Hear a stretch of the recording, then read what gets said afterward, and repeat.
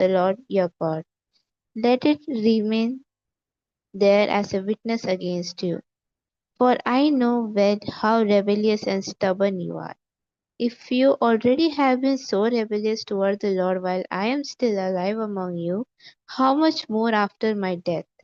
Assemble to me all the elders of your tribes and your officials, so that I may recite these words in their hearing and call heaven and earth to witness against them.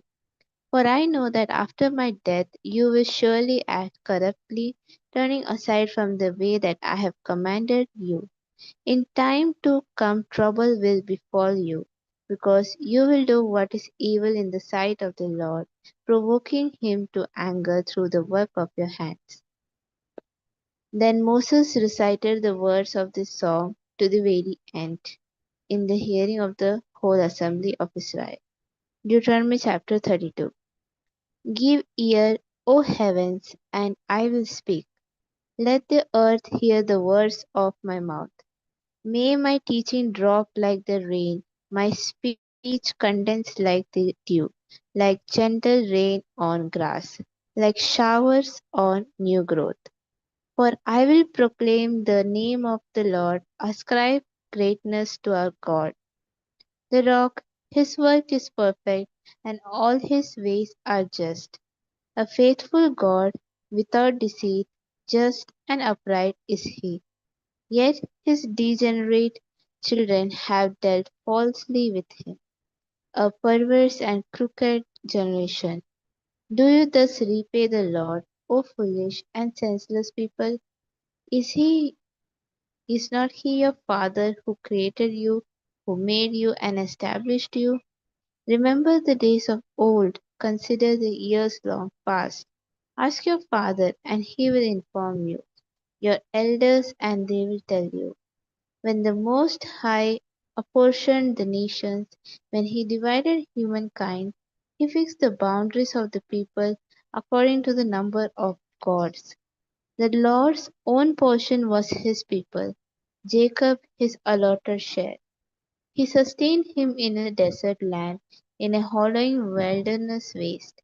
He shielded him, cared for him, guarded him as the apple of his eye. As an eagle stirs up its nest and hovers over its young, as it spreads its wings, takes them up, and bears them aloft on its pinions, the Lord alone guided him. No foreign god was with him. He set him atop the heights of the land and fed him with the produce of the field. He nursed him with honey from the cracks, with oil from filthy rock, curds from the herd, and milk from the flock, with fat of lambs and rams, Bashan bulls and goats, together with the choicest wheat. You drank fine wine from the blood of grapes. Jacob ate his fill. Jeshurun grew fat and kicked. You grew fat, bolted, and galled.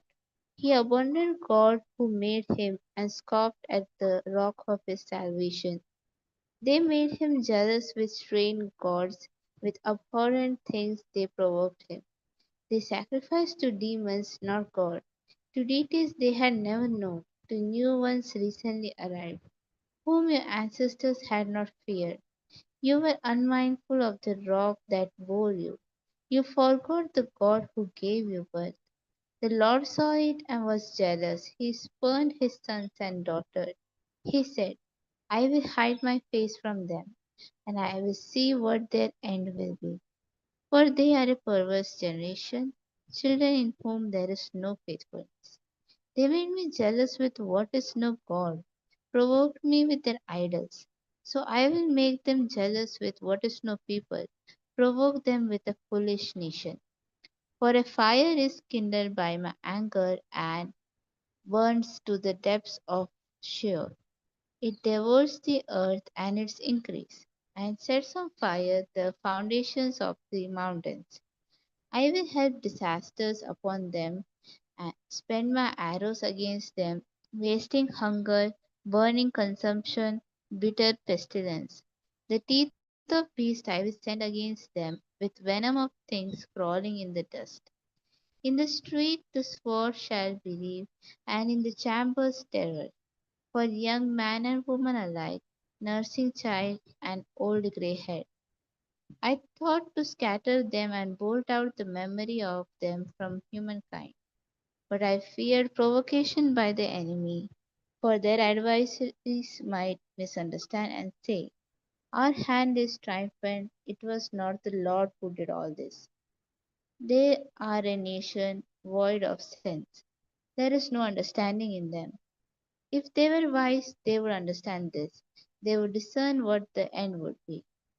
How could one have rooted 1,002 put a mile to flight, unless the rock had sold them?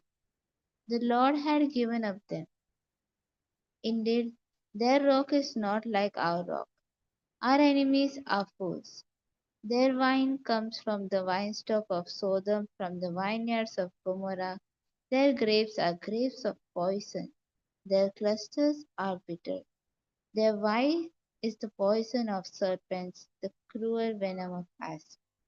Is not this laid up in store with me, sealed up in my treasuries? Vengeance is mine, and recompense for the time when their foot shall slip, because the day of their calamity is at hand. Their doom comes swiftly. Indeed, the Lord will vindicate his people, have compassion on his servants. When he sees that their power is gone, neither bond nor free remaining, then he will say, where are their gods, the rock in which they took refuge, who ate the fat of their sacrifices and drank the wine of their libations? Let them rise up and help you, let them be your protection. See now that I, even I, am He. There is no God beside me. I kill and I make alive. I wound and I heal. And no one can deliver from my hand. For I lift up my hand to heaven and swear, as I live forever, when I wet my flashing sword and my hand takes hold on judgment, I will take vengeance on my adversaries and will repay them those who hate me.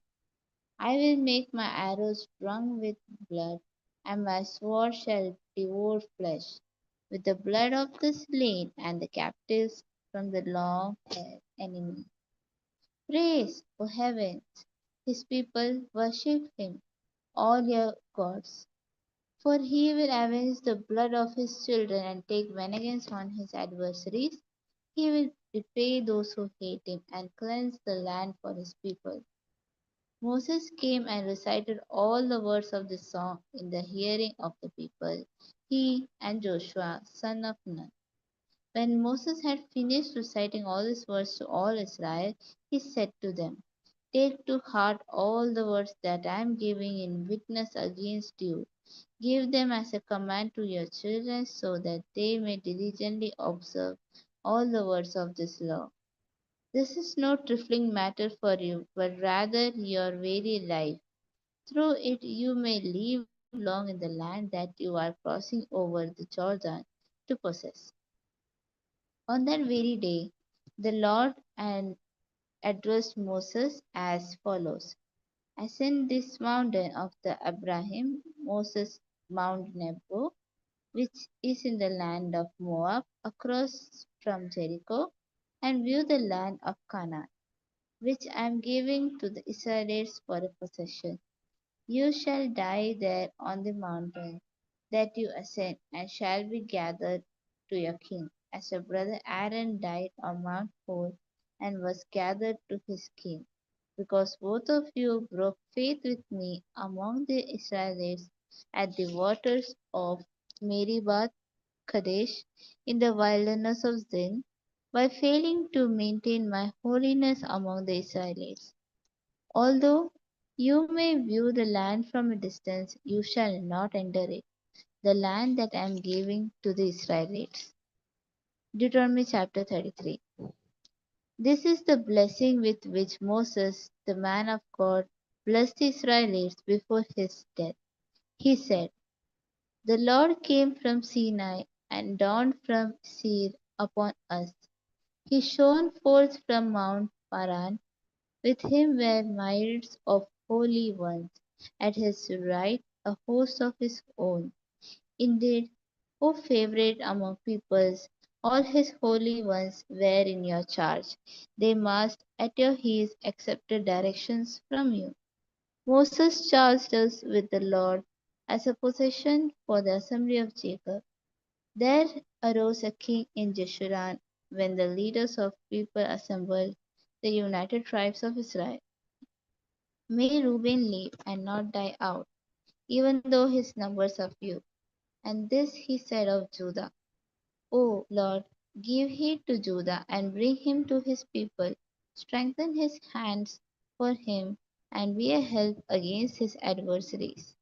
And of Levi he said, give to Levi your Thummim and your Urim to your loyal one, whom you tested at Massa, with whom you contended at the waters of Meribah, who said of his father and mother, I regard them not. He ignored his kin and did not acknowledge his children, for they observed your word and kept your covenant. They teach Jacob your ordinances, Israel your law. They place incense before you and hold burnt offerings on your altar. Bless, O Lord, his substance, and accept the work of his hands. Crush the loins of his adversaries and of those that hate him, so that they do not rise again. Of Benjamin he said, the beloved of the Lord rests in safety. The high God surrounds him all day long. The beloved rests between his shoulders. And of Joseph he said, blessed by the Lord be his land with the choice gifts of heaven above and of the deep that lies beneath, with the choice fruits of the sun and the rich yield of the mountains, with the finest produce of the Asian mountains and the abundance of the everlasting hills, with the choice gifts of the earth and its fulfillment, and the favor of the one who dwells on Sinai. Let those come on head of Joseph, on the brow of the prince among his brothers. A firstborn bull, majesty is his. His horns are the horns of a wild ox. With them he courts the people, driving them to the ends of the earth. Such are the myriads of Ephraim, such the thousands of Manasseh. And of Zebulun he said, rejoice, Zebulun, in your going, and Issachar in your tents. They call people to the mountains. There they offer the right sacrifices, for they suck the affluence of the seas and the hidden treasures of the sand.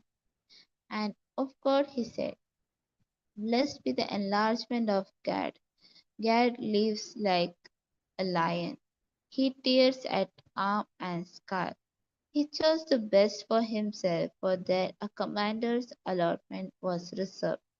He came at the head of the people.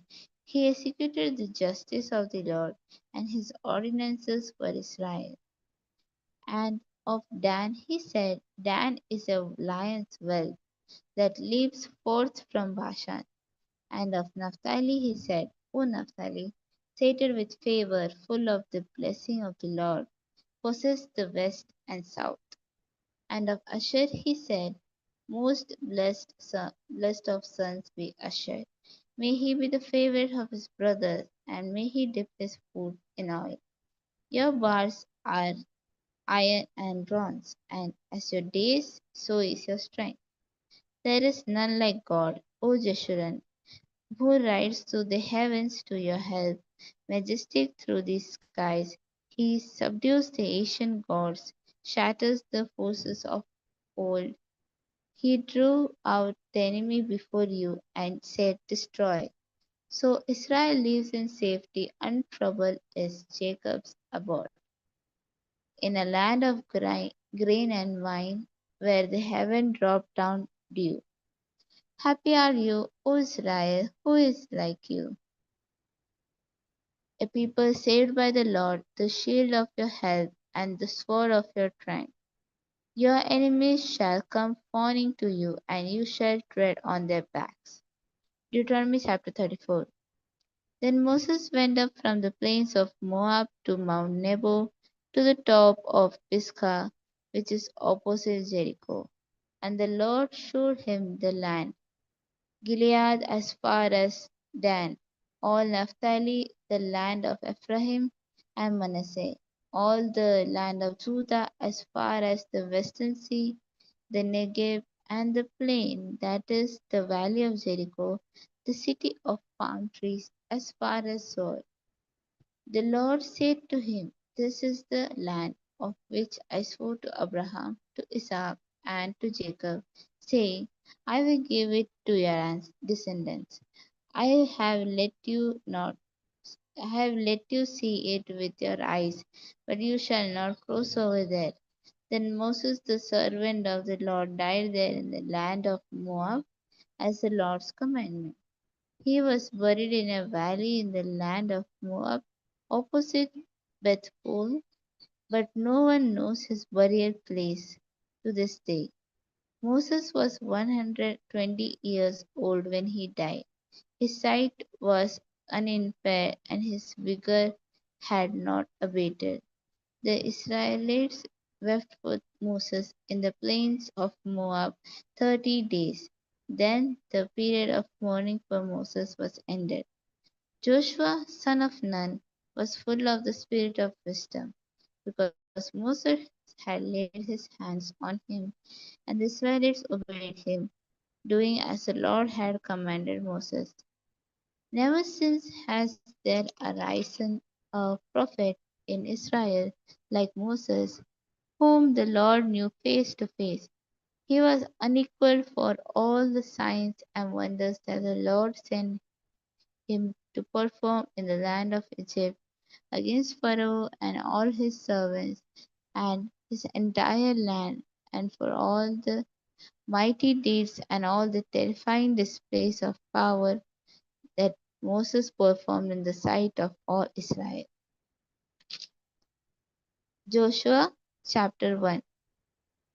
After the death of Moses, the servant of the Lord spoke to Joshua, son of Nun, Moses' assistant, saying, My servant Moses is dead. Now proceed to cross the Jordan, you and all his people, into the land that I am giving to them, to the Israelites. Every place that the sole of your foot will tread upon I have given to you, as I promised to Moses. From the wilderness and the Lebanon as far as the great river and the river Euphrates, all the land of the Hittites to the great sea in the west shall be your territory. No one shall be able to stand against you all the days of your life. As I was with Moses, so I will be with you. I will not fail you or forsake you. Be strong and courageous, for you shall put this people in possession of the land that I swore to their ancestors to give them. Only be strong and very courageous, being careful to act in accordance with all the law that my servant Moses commanded you. Do not turn from it to the right hand or to the left, so that you may be successful wherever you go. This book of the law shall not be depart out of your mouth. You shall meditate on it day and night, so that you may be careful to act in accordance with all that is written in it. For then you shall make your way prosperous, and then you shall be successful. I hereby command you, be strong and courageous. Do not be frightened or dismayed, for the Lord your God is with you wherever you go. Then Joshua commanded the officers of the people, pass through the camp and command the people, prepare your provisions, for in 3 days you are to cross over the Jordan to go in to take possession of the land that the Lord your God gives you to possess. To the Reubenites, the Gadites, and the half tribe of Manasseh, Joshua said, Remember the word that Moses, the servant of the Lord, commanded you, saying, Lord your God is providing you a place of rest and will give you this land. Your wives, your little ones, and your livestock shall remain in the land that Moses gave you beyond Jordan. But all the warriors among you shall cross over armed before you, kindred, and shall help them, until the Lord gives rest to your kindred as well as to you. And they took to possession of the land that the Lord your God is giving them. Then you shall re- return to your own land and take possession of it, the land that Moses the servant of the Lord gave you beyond Jordan to the east. They answered Joshua, all that you have commanded us we will do, and wherever you send us we will go. Just as we obeyed Moses in all things, so we will obey you. Only may the Lord your God be with you as he was with the Moses. Whoever rebels against your orders and disobeys your words, whatever you command shall be put to death. Only be strong and courageous. Joshua chapter 2. Then Joshua son of Nun sent two men secretly from Shittim as spies, saying, go view the land, especially Jericho.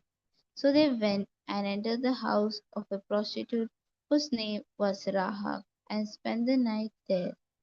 The king of Jericho was told, some Israelites have come here tonight to search out the land. Then the king of Jericho sent orders to Rahab, bring out the men who have come to you, who entered your house, for they have come only to search out the whole land. But the woman took the two men and hid them. Then she said, true, the men came to me, but I did not know where they came from. And when it was time to close the gate at dark, the men went out. Where the men went, I don't know. Pursue them quickly, for you can overtake them. She had, however, brought them up to the roof and hidden them with the stalks of flax that she had laid out on the roof. So the men pursued them on the way to Jordan as far as the fords, and as soon as the pursuers had gone out, the gate was shut. Before they went to sleep, she came up to them on the roof and said to the men, I know that the Lord has given you the land, and the dread of you has fallen on us, and that all the inhabitants of the land melt in fear before you. For we have heard how the Lord dried up the water of the Red Sea before you when you came out of Egypt, and what you did to the two kings of the Amorites that were beyond the Jordan, to Sihon and Og, whom you utterly destroyed.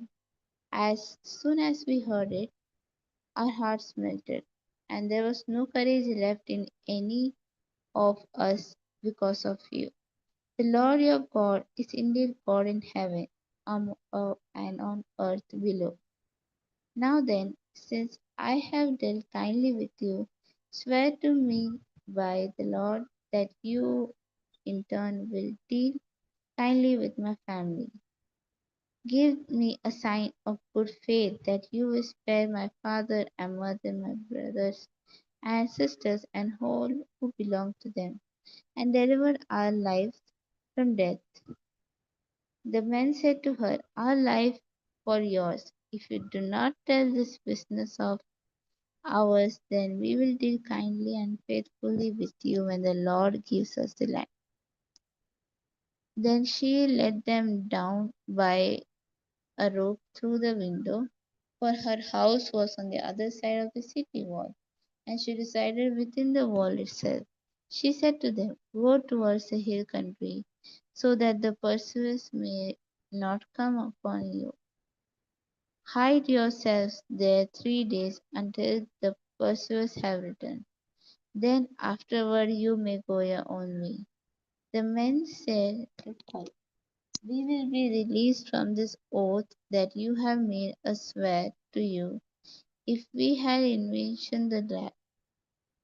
invade the land, and you do not tie this crimson cord in the window through which you let us down, and you do not gather into your house your father and mother, your brothers, and all your family, if any of you go out of the doors of your house into the street, they shall be responsible for their own death, and we shall be innocent. But if a hand is laid upon any who are with you in the house, we shall bear the responsibility for their death. But if you tell this business of ours, then we shall be released from this oath that you made us swear to you. She said, according to your words, so be it. She sent them away, and they departed. They tied the crimson cord in the window. They departed and went into the hill country, stayed there 3 days until the pursuers returned. The pursuers had searched all along the way and found nothing. Then the two men came down again from the hill country. They crossed over, came to Joshua, son of Nun, and told him all that happened to them. They said to Joshua, truly the Lord has given all the land into our hands. Moreover, all the inhabitants of the land melt in fear because before us.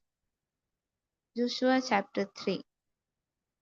Early in the morning, Joshua rose and set out from Shittim with all the Israelites, and they came to Jordan. They camped there before crossing over. At the end of 3 days, the officers went through the camp and commanded the people, when you see the ark of covenant of the Lord your God being carried by the Levitical priest, then you shall set out from your place. Follow it, so that you may know the way you should go, for you have not passed this way before. Yet there shall be a space between you and it, a distance of about 2,000 cubits. Do not come any nearer of it. Joshua then Joshua said to the people, sanctify yourselves for tomorrow. The Lord will do wonders among you. To the priest Joshua said, take up the ark of covenant and pass it on in front of the people. So they took up the ark of the covenant and went in front of the people. The Lord said to Joshua, this day I will begin to exalt you in the sight of all Israel, so that they may know that I will be with you and as I was with Moses. You are the one who shall command the priests who bear the ark of the covenant.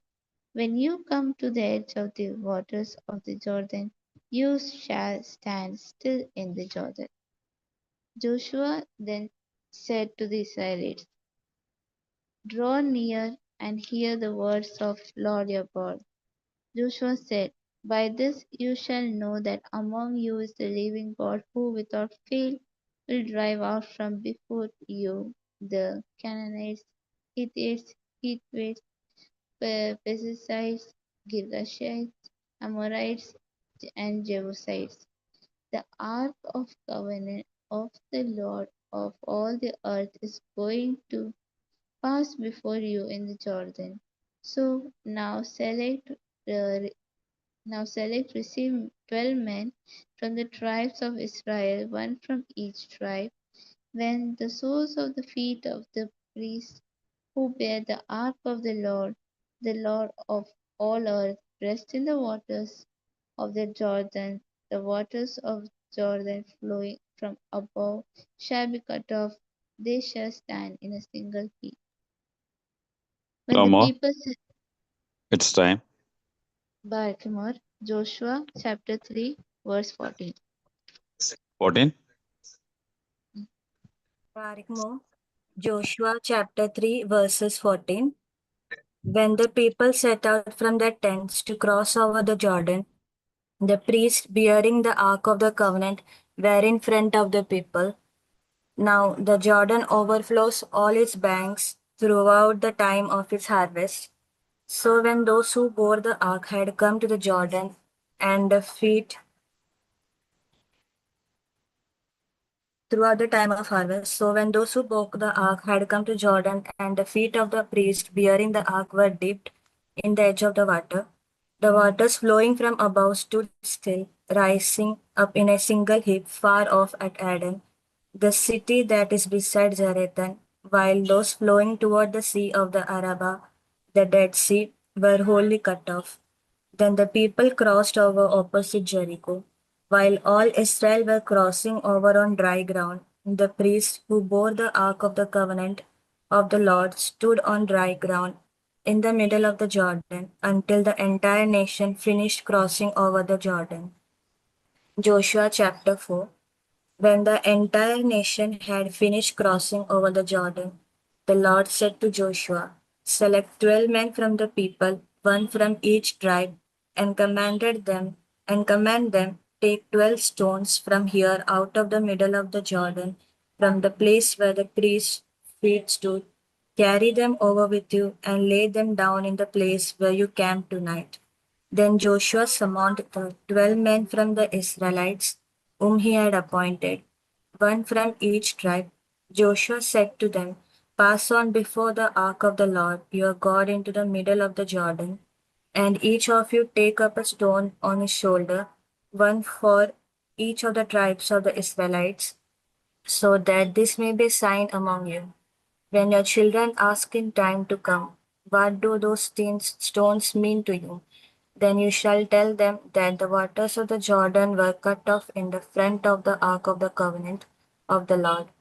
When it crossed over the Jordan, the waters of the Jordan were cut off. So these stones shall be to the Israelites a memorial forever." The Israelites did as Joshua commanded. They took up 12 stones out of the middle of the Jordan, according to the number of the tribes of the Israelites, as the Lord told Joshua, carried them over with them to the place where they camped, and laid them down there. Joshua set up 12 stones in the middle of the Jordan, in the place where the feet of the priest bearing the ark of the covenant had stood, and they are there to this day. The priest who bore the ark remained standing in the middle of the Jordan until everything was finished, that the Lord commanded Joshua to tell the people, according to all that Moses had commanded Joshua. The people crossed over in haste. As soon as all the people had finished crossing over the ark of the Lord, and the priest crossed over in front of the people, the Reubenites, the Gadites, and the half tribe of Manasseh crossed over armed before the Israelites, as Moses had ordered them. About 40,000 armed for war crossed over before the Lord to the plains of Jericho for battle. On that day the Lord exalted Joshua in the sight of all Israel, and they stood in awe of them, as they had stood in awe of Moses all the days of his life. The Lord said to Joshua, "Command the priest who bear the ark of the covenant to come up out of the Jordan." Joshua therefore commanded the priest, "Come up out of the Jordan." When the priest bearing the ark of the covenant of the Lord came up from the middle of the Jordan, and the soles of the priest's feet touched dry ground, the waters of the Jordan returned to their place and overflowed all its banks as before. The people came up out of the Jordan on the 10th day of the first month, and they camped in Gilgal on the east border of Jericho. Those 12 stones which they had taken out of the Jordan, Joshua set up in Gilgal, saying to the Israelites, "When your children ask their parents in time to come, 'What do those stones mean?' then you shall let your children know, Israel crossed over the Jordan here on dry ground. For the Lord your God dried up the waters of the Jordan for you until you crossed over, as the Lord your God did to the Red Sea, which he dried up for us until we crossed over, so that all the peoples of the earth may know that the hand of the Lord is mighty, and so that you may fear the Lord your God forever." Joshua chapter 5.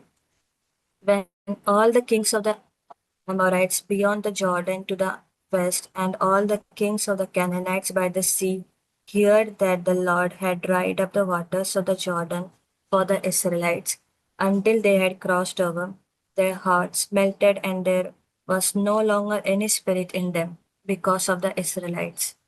At that time, the Lord said to Joshua, make flint knives and circumcise the Israelites a second time. So Joshua made flint knives and circumcised the Israelites at Gibeath Haraloth. This is the reason why Joshua circumcised them. All the males of the people who came out of the Egypt, all the warriors, had died during the journey through the wilderness after they had come out of Egypt. Although all the people who came out had been circumcised, yet all the people born on the journey through the wilderness after they had come out of the Egypt had not been circumcised. For the Israelites traveled 40 years in the wilderness until all the nation, the warriors who came out of Egypt, perished, not having listened to the voice of the Lord. To them the Lord swore that he would not let them see the land that he had sworn to the ancestors to give us, a land flowing with milk and honey. So it was their children whom he raised up in the place that Joshua circumcised, for they were uncircumcised because they had not been circumcised on the way. When the circumcising of all the nations was done, they remained in their places in the camp until they were healed. The Lord said to Joshua, today I have rolled away from you the disgrace of Egypt, and so that place is called Gilgal to this day. While the Israelites were camped in Gilgal, they kept the Passover in the evening on the 14th day of the month in the plains of Jericho. On the day after the Passover, on that very day, they ate the produce of the land, unleavened cakes and parched grain. The manna ceased on the day they ate the produce of the land, and the Israelites no longer had manna.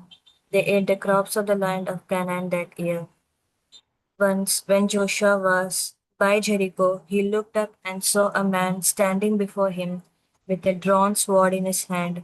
Joshua went to him and said to him, are you one of us or one of our adversaries? He replied, neither, but as a commander of the army of the Lord I have now come. And Joshua fell on his face to the earth and worshipped, and he said to him, what do you command your servant, my Lord? The commander of the army of the Lord said to Joshua, remove the sandals from your feet, for the place where you stand is holy. And Joshua did so. Now Jericho was shut up inside and out because of the Israelites. No one came out and no one went in. The Lord said to Joshua, see, I have handed Jericho over to you, along with its kings and soldiers. You shall march around the city, all your warriors circling the city once. Thus you shall do for 6 days, with 7 priests bearing 7 trumpets of ram's horns before the ark. On the seventh day you shall march around the city 7 times, the priests blowing their trumpets. When they make a long blast with the ram's horn, as soon as you hear the sound of the trumpet, then all the people shall shout with great shout, and the wall of the city will fall down flat, and the and all the people shall charge straight ahead. So Joshua son of Nun summoned the priest and said to them, take up the ark of the covenant and have 7 priests carry 7 trumpets of ram's horns in front of the ark of the Lord. To the people he said, go forward and march around the city. Have the armed men pass on before the ark of the Lord. As Joshua had commanded the people, the 7 priests carrying the 7 trumpets of ram's horns before the Lord went forward, blowing the trumpets with the ark of the covenant of the Lord following them. And the armed men went before the priest who blew the trumpets. The rear guard came up to the ark while the trumpets blew continually. To the people, Joshua gave this command, you shall not shout or let your voice be heard, nor shall you utter a word until the day I tell you to shout. Then you shall shout. So the ark of the Lord went around the city, circling it once, and they came into the camp and spent the night in the camp. Then Joshua rose early in the morning, and the priests took up the ark of the Lord.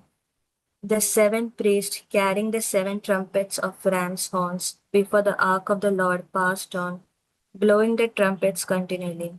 The armed men went before them, and the rear guard came after the ark of the Lord, while the trumpets blew continually.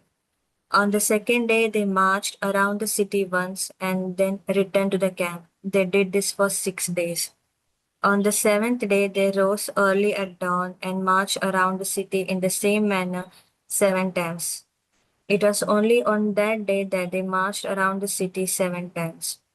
And at the seventh time, when the priest had blown the trumpets, Joshua said to the people, "Shout, for the Lord has given you the city and all that is in it shall be devoted to the Lord for destruction. Only Rahab the prostitute and all who are with her in her house shall live, because she hid the messengers we sent. As for you, keep away from the things devoted to destruction, so as not to covet and take any of the devoted things, and make the camp of Israel an object for destruction, bringing trouble upon it.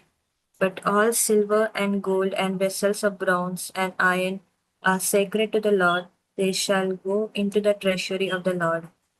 So the people shouted, and the trumpets were blown. As soon as the people heard the sound of the trumpets, they raised a great shout, and the wall fell down flat. So the people charged straight ahead into the city and captured it. Then they devoted to destruction by the edge of the sword all in the city, both men and women, young and old oxen, sheep and donkeys. Joshua said to the 2 men who had spied out the land, "Go into the prostitute's house and bring the woman out of it and all who belong to her, as we swore to her." So the young men who had been spies went in and brought Rahab out along with her father, her mother, her brothers, and all who belonged to her. They brought all her kindred out and set them outside the camp of Israel. They burned down the city and everything in it. Only the silver and gold and the vessels of bronze and iron they put into the treasury of the house of the Lord. But Rahab the prostitute, with her family and all who belonged to her, Joshua spared. Her family has lived in Israel ever since. For she hid the messengers whom Joshua sent to spy out Jericho. Joshua then pronounced this oath, saying, "Cursed before the Lord be anyone who tries to build this city, this Jericho. At the cost of his firstborn he shall lay its foundation, and at the cost of his youngest he shall set up its gates." So the Lord was with Joshua, and his fame was in all the land. Joshua chapter 7.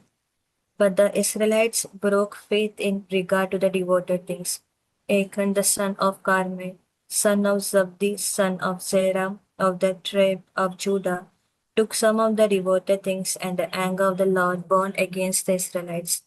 Joshua sent men from Jericho to Ai, which is near Bethaven, east of Bethel, and said to them, "Go up and spy out the land." And the men went up and spied out Ai. Then they returned to Joshua and said to him, "Not all the people need go up. About 2 or 3 thousand men should go up and attack Ai. Since they are so few, do not make the whole people toil up them." So about 3,000 of the people went up there, and they fled before the men of Ai. The men of Ai killed about 36 of them, chasing them from outside the gate as far as Shebarim, and killing them on the slope. The hearts of the people melted and turned to water.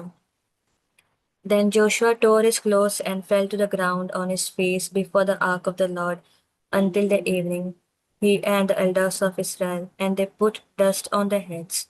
Joshua said, "Ah, Lord God, why have you brought these people across the Jordan at all, to hand us over to the Amorites so as to destroy us? Would that we had been content to settle beyond the Jordan. O Lord, what can I say now that Israel has turned their backs to their enemies? The Canaanites and all the inhabitants of the Lord of the land will hear of it, and surround us, and cut off our name from the earth. Then what will you do for your great name?" The Lord said to Joshua, "Stand up, why have you fallen upon your face? Israel has sinned, they have transgressed my covenant that I imposed on them." They have taken some of the devoted things, they have stolen, they have acted deceitfully, and they have put them among their own belongings. Therefore, the Israelites are unable to stand before the enemies. They turn their backs to the enemies because they have become a thing devoted for destruction themselves. I will be with you no more unless you destroy the devoted things from among you. Proceed to sanctify the people and say, sanctify yourselves for,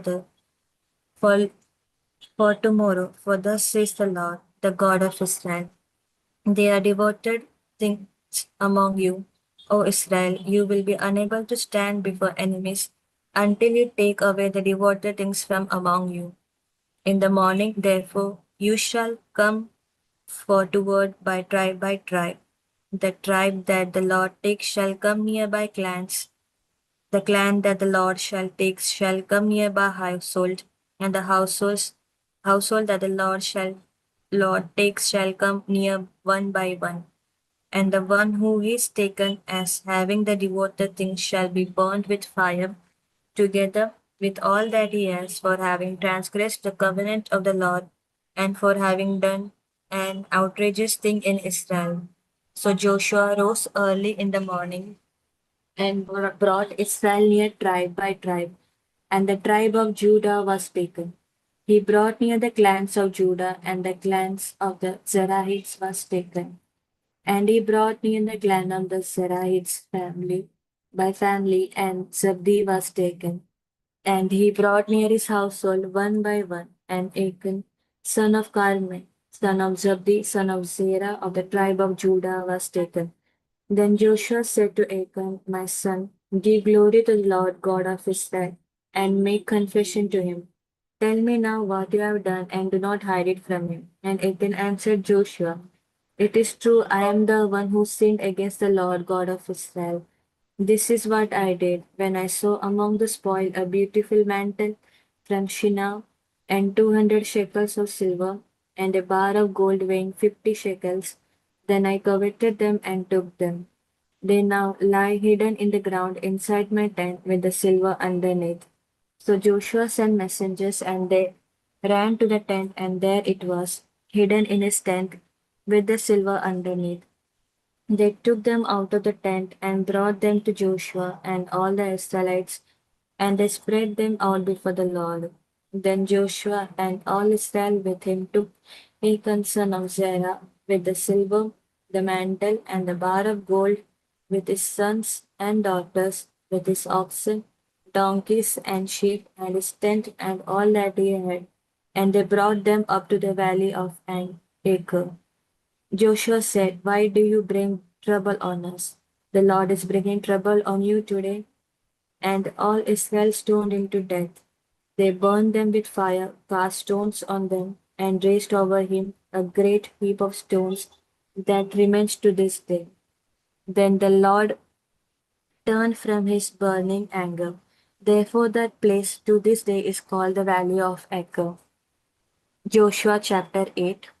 Then the Lord said to Joshua, do not fear or be dismayed. Take all the fighting men with you and go up now to Ai. See, I have handed over to you the king of Ai and with his people, his city and his land. You shall do to Ai and its king as you did to Jericho and its kings, only its spoils and its livestock, so you may take as booty for yourselves. Set an ambush against the city behind it. So Joshua and all the fighting men set out to go up against Ai. Joshua chose 30,000 warriors and sent them out by night with the command, you shall lie in ambush against the city behind it. Do not go very far from the city, but all of you stay alert. I and all the people who are with me will approach the city. When they come out against us, as before, we shall flee from them. They will come out after us until we have drawn them away from the city, for they will say, they are fleeing from us as before. While we flee from them, you shall rise up from the ambush and seize the city, for the Lord your God will give it into your hand. And when we have taken the city, you shall set the city on fire, doing as the Lord has ordered. See, I have commanded you. So Joshua sent them out, and they went to the place of ambush, and lay between Bethel and Ai, to the west of Ai. But Joshua spent that night in the camp. In the morning, Joshua rose early and mustered the people, and went up with the elders of Israel before the people to Ai. All the fighting men who were with him went up and drew near before the city, and camped on the north side of Ai, with a ravine between them and Ai. Taking about 5,000 men, he sent them in ambush between Bethel and Ai, to the west of the city. So they stationed the forces, the main encampment that was north of the city, and its rear guard west of the city. But Joshua spent that night in the valley. When the king of Ai saw this, he and all his people, the inhabitants of the city, hurried out early in the morning to the meeting place facing the Arabah to meet Israel in battle. But he did not know that there was an ambush against him behind the city. And Joshua and all Israel made a pretense of being beaten before them, and fled in the direction of the wilderness. So all the people who were in the city were called together to pursue them. And as they pursued Joshua, they were drawn away from the city. There was not a man left in Ai or Bethel who did not go out after Israel. They left the city open and pursued Israel. Then the Lord said to Joshua, stretch out the sword that is in your hand toward Ai, for I will give it into your hand. And Joshua stretched out the sword that was in his hand towards the city. As soon as he stretched out his hand, the troops in ambush rose quickly out of their place and rushed forward. They entered the city, took it, and at once set the city on fire. So when the men of Ai looked back, the smoke of the city was rising to the sky. They had no power to flee this way or that, for the people who fled to the wilderness turned back against the pursuers. When Joshua and all Israel saw that the ambush had taken the city, and that the smoke of the city was rising, then they turned back and struck down the men of Ai. And the others came out from the city against them. So they were surrounded by Israelites, some on one side and some on the other. And Israel struck them down until no one was left who survived or escaped. But the king of Ai was taken alive and brought to Joshua. When Israel had finished slaughtering all the inhabitants of Ai in the open wilderness, where they pursued them, and when all of them to the very last had fallen by the edge of the sword, all Israel returned to Ai and attacked it with the edge of the sword. The total of those who fell that day, both men and women, was 12,000, all the people of Ai. For Joshua did not draw back his hand with which he had stretched out the sword until he had utterly destroyed all the inhabitants of Ai. Only the livestock and the spoil of that city Israel took as their booty, according to the word of the Lord that he had issued to Joshua.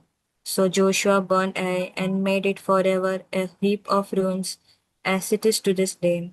And he hanged the king of Ai on a tree until evening, and at sunset Joshua commanded, and they took his body down from the tree, threw it down at the entrance of the gate of the city, and raised over it a great heap of stones, which stands there to this day.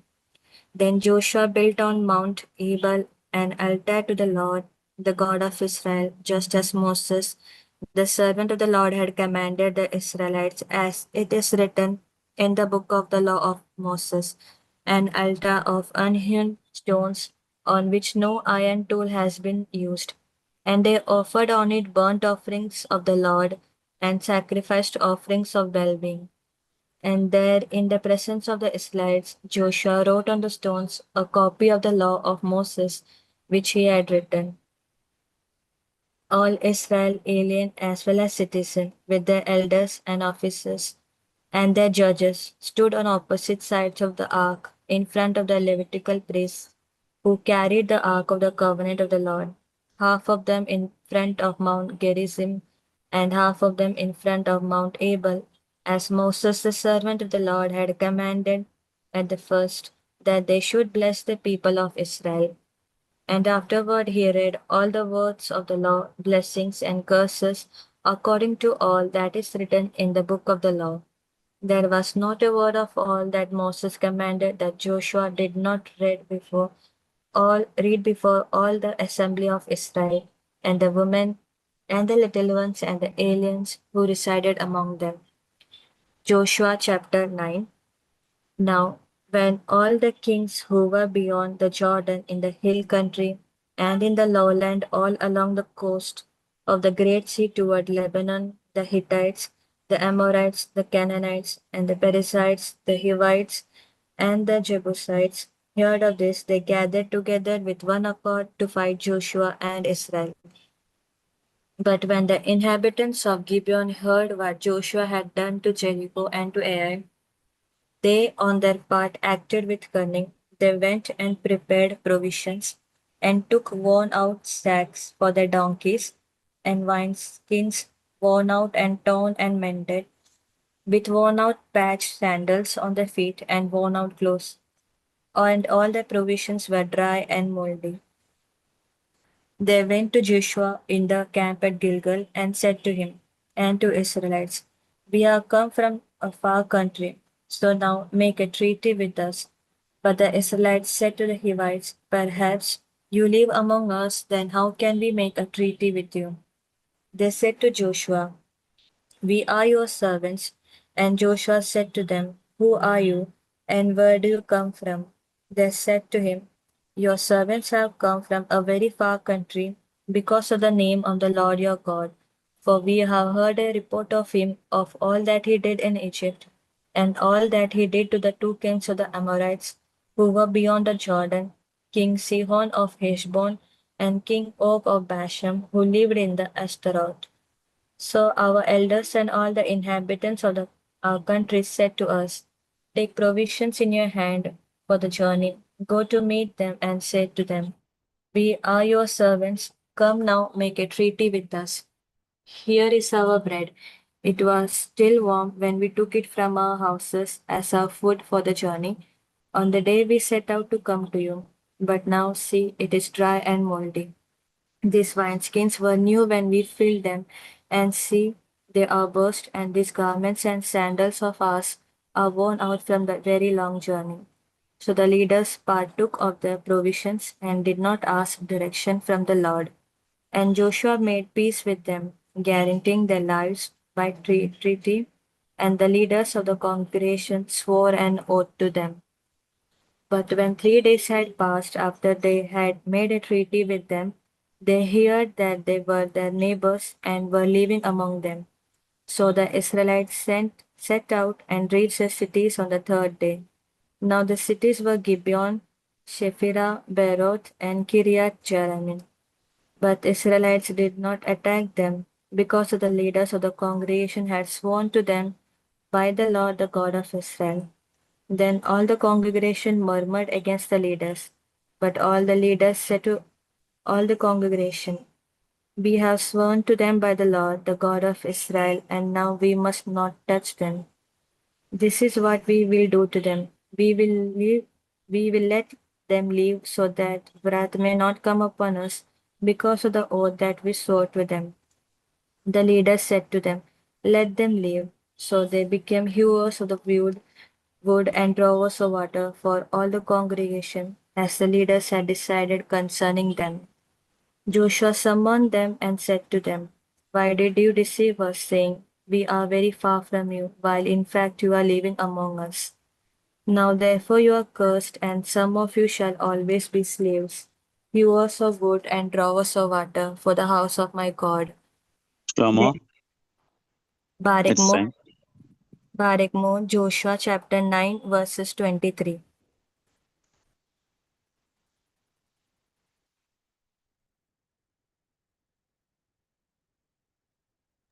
Next reader can start reading. Joshua chapter 9, verse 24. They answered Joshua, "Because it was told to your servants for a certainty that the Lord your God had commanded his servant Moses to give you all the land, and to destroy all the inhabitants of the land before you. So we were in great fear for our lives because of you, and did this thing. And now we are in your hand. Do as it seems good and right in your sight to do to us. This is what he did for them. He saved them from the Israelites, and they did not kill them. But on that day Joshua made them hewers of wood and drawers of water for the congregation and for the altar of the Lord, to continue to this day, in the place that he should choose. Joshua chapter 10. The sun stands still. When King Adoni-Zedek of Jerusalem heard how Joshua had taken Ai and had utterly destroyed it, doing to Ai and its king as he had done to Jericho and its king, and how the inhabitants of Gibeon had made peace with Israel and were among them, he became greatly frightened, because Gibeon was a large city, like one of the royal cities, and was larger than Ai, and all its men were warriors. So King Adoni-Zedek of Jerusalem sent a message to King Hoham of Hebron, to King Piram of Jarmuth, to King Japhia of Lachish, and to King Debir of Eglon, saying, Come up and help me, and let us attack Gibeon, for it has made peace with Joshua and with the Israelites. Then the 5 kings of the Amorites, the king of Jerusalem, the king of Hebron, the king of Jarmuth, the king of Lachish, and the king of Eglon, gathered their forces and went up with all their armies and camped against Gibeon and made war against it. And the Gibeonites sent to Joshua at the camp in Gilgal, saying, Do not abandon your servants. Come up to us quickly and save us and help us. For all the kings of the Amorites who live in the hill country are gathered against us. So Joshua went up from Gilgal, he and all the fighting force with him, all the mighty warriors. The Lord said to Joshua, Do not fear them, for I have handed them over to you. Not one of them shall stand before you. So Joshua came upon them suddenly having marched up all night from Gilgal. And the Lord threw them into a panic before Israel, who inflicted a great slaughter on them at Gibeon, chased them by the way of the ascent of Beth Horon, and struck them down as far as Azekah and Makkedah. As they fled from Israel, while they were going down from the slope of Beth Horon, the Lord threw down huge stones from heaven on them as far as Azekah, and they died. There were more who died because of the hailstones than the Israelites killed with the sword. On the day when the Lord gave the Amorites over to the Israelites, Joshua spoke to the Lord, and he said in the sight of Israel, Sun, stand still at Gibeon, and moon in the valley of Ajalon. And the sun stood still, and the moon stopped, until the nation took vengeance on their enemies. Is this not written in the book of Jasher? The sun stopped in mid-heaven, and did not hurry to set for about a whole day. There has been no day like it before or since, when the Lord heeded a human voice, for the Lord fought for Israel. Then Joshua returned, and all Israel with him, to the camp of Gilgal. 5 kings defeated. Meanwhile, these 5 kings fled and hid themselves in the cave at Makkedah.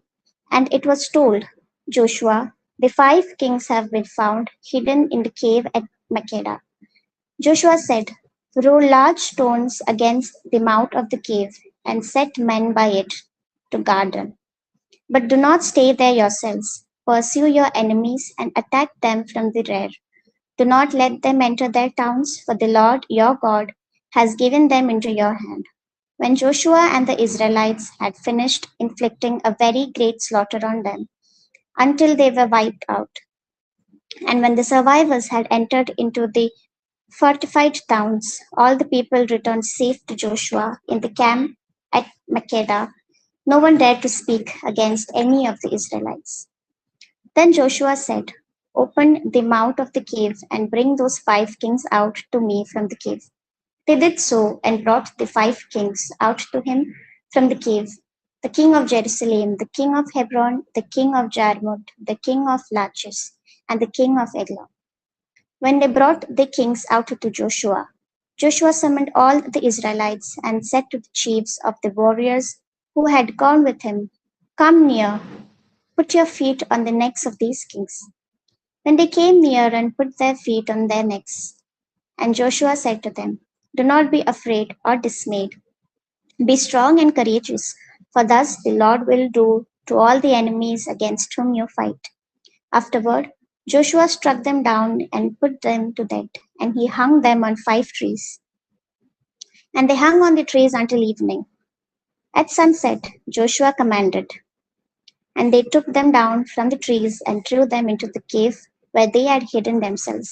They set large stones against the mouth of the cave, which remain to this very day. Joshua took Makkedah on that day and struck it and its king with the edge of the sword. He utterly destroyed every person in it. He left no one remaining. And he did to the king of Makkedah as he had done to the king of Jericho. Then Joshua passed on from Makkedah, and all Israel with him, to Libnah, and fought against Libnah. The Lord gave it also and its king into the hand of Israel, and he struck it with the edge of the sword, and every person in it. He left no one remaining in it. And he did to its king as he had done to the king of Jericho. Next Joshua passed on from Libnah, and all Israel with him, to Lachish, and laid siege to it, and assaulted it. The Lord gave Lachish into the hand of Israel, and he took it on the second day, and struck it with the edge of the sword, and every person in it, as he had done to Libnah. Then King Horam of Gezer came up to help Lachish, and Joshua struck him and his people, leaving him no survivors. From Lachish, Joshua passed on with all Israel to Eglon, and they laid siege to it and assaulted it. And they took it that day and struck it with the edge of the sword, and every person in it he utterly destroyed that day, as he had done to Lachish. Then Joshua went up with all Israel from Eglon to Hebron. They assaulted it and took it, and struck it with the edge of the sword, and its king and its towns, and every person in it. He left no one remaining, just as he had done to Eglon, and utterly destroyed it with every person in it. Then Joshua with all Israel turned back to Debir and assaulted it, and they took it with its king and all its towns. They struck them with the edge of the sword, and utterly destroyed every person in it. He left no one remaining, just as he had done to Hebron, and as he had done to Libnah and its king, so he did to Debir and its king. So Joshua defeated the whole land, the hill country and the Negev, and the lowland and the slopes and all their kings. He left no one remaining, but utterly destroyed all that breathed, as the Lord God of Israel commanded. And Joshua defeated them from Kadesh Barnea of Gaza, and all the country of Goshen, as far as Gibeon. Joshua took all these kings and their land at one time, because the Lord God of Israel fought for Israel. Then Joshua returned, and all Israel with him, to the camp at Gilgal. Joshua chapter 11. The united kings of northern Canaan defeated. When King Jabin of Hazor heard of this, he sent to King Jobab of Madon, to the king of Shimron, to the king of Ashchab, and to the kings who were in the northern hill country, and in the Arabah south of Chinnerot, and in the lowland, and in Naphtodor on the west, to the Canaanites in the east and the west, the Amorites, the Hittites, the Perizzites, and the Jebusites in the hill country, and the Hivites under Hermon in the land of Mizpah. They came out with all the troops, a great army, in number like the sand on the seashore, with very many horses and chariots. All these kings joined their forces and came and camped together at the waters of Merom to fight with Israel. And the Lord said to Joshua, "Do not be afraid of them, for tomorrow at this time I will hand over all of them slain to Israel. You shall hamstring their horses and burn their chariots with fire." So Joshua came suddenly upon them with all his fighting force by the waters of Merom and fell upon them. And the Lord handed them over to Israel, who attacked them and chased them as far as Great Sidon and Misrephoth-maim, and eastward as far as the valley of Mizpeh. They struck them down until they had left no one remaining. And Joshua did to them as the Lord commanded him. He hamstringed their horses and burned their chariots with fire. Joshua turned back at that time and took Hazor and struck its king down with the sword. Before that time, Hazor was the head of all those kingdoms, and they put to the sword who, all who were in it, utterly destroying them. There was no one left who breathed, and he burned Hazor with fire. And all the towns of those kings and all their kings Joshua took, and struck them with the edge of the sword, utterly destroying them, as Moses, the servant of the Lord, had commanded. But Israel burned none of the towns that stood on mounds except Hazor, which Joshua did burn. All the spoil of these towns and the livestock the Israelites took for their booty, but all the people they struck down with the edge of the sword until they had destroyed them, and they did not leave any who breathed. As the Lord had commanded his servant Moses, so Moses commanded Joshua, and so Joshua did. He left nothing undone of all that the Lord had commanded Moses. Summary of Joshua's conquests. So Joshua took all that land, the hill country, and all the Negev, and all the land of Joshen, and the lowland, and the Arabah, and the hill country of Israel and its lowland, to Mount Halak, which rises towards Seir, as far as Baalgad, in the valley of Lebanon, below Mount Hermon. He took all their kings, struck them down, and put them to death. Joshua made war a long time with all those kings. There was not a town that made peace with the Israelites, except the Hivites, the inhabitants of Gibeon. All were taken in battle. For it was the Lord's doing to harden their hearts, so that they would come against Israel in battle, in order that they might be utterly destroyed, and might receive no mercy, but be exterminated, just as the Lord had commanded Moses. At that time Joshua came and wiped out the Anakim from the hill country, from Hebron, from Debir, from Anab, and from all the hill country of Judah, and from all the hill country of Israel. Joshua utterly destroyed them with their towns. None of the Anakim was left in the land of the Israelites. Some remained only in Gaza, in Gath, and in Ashdod.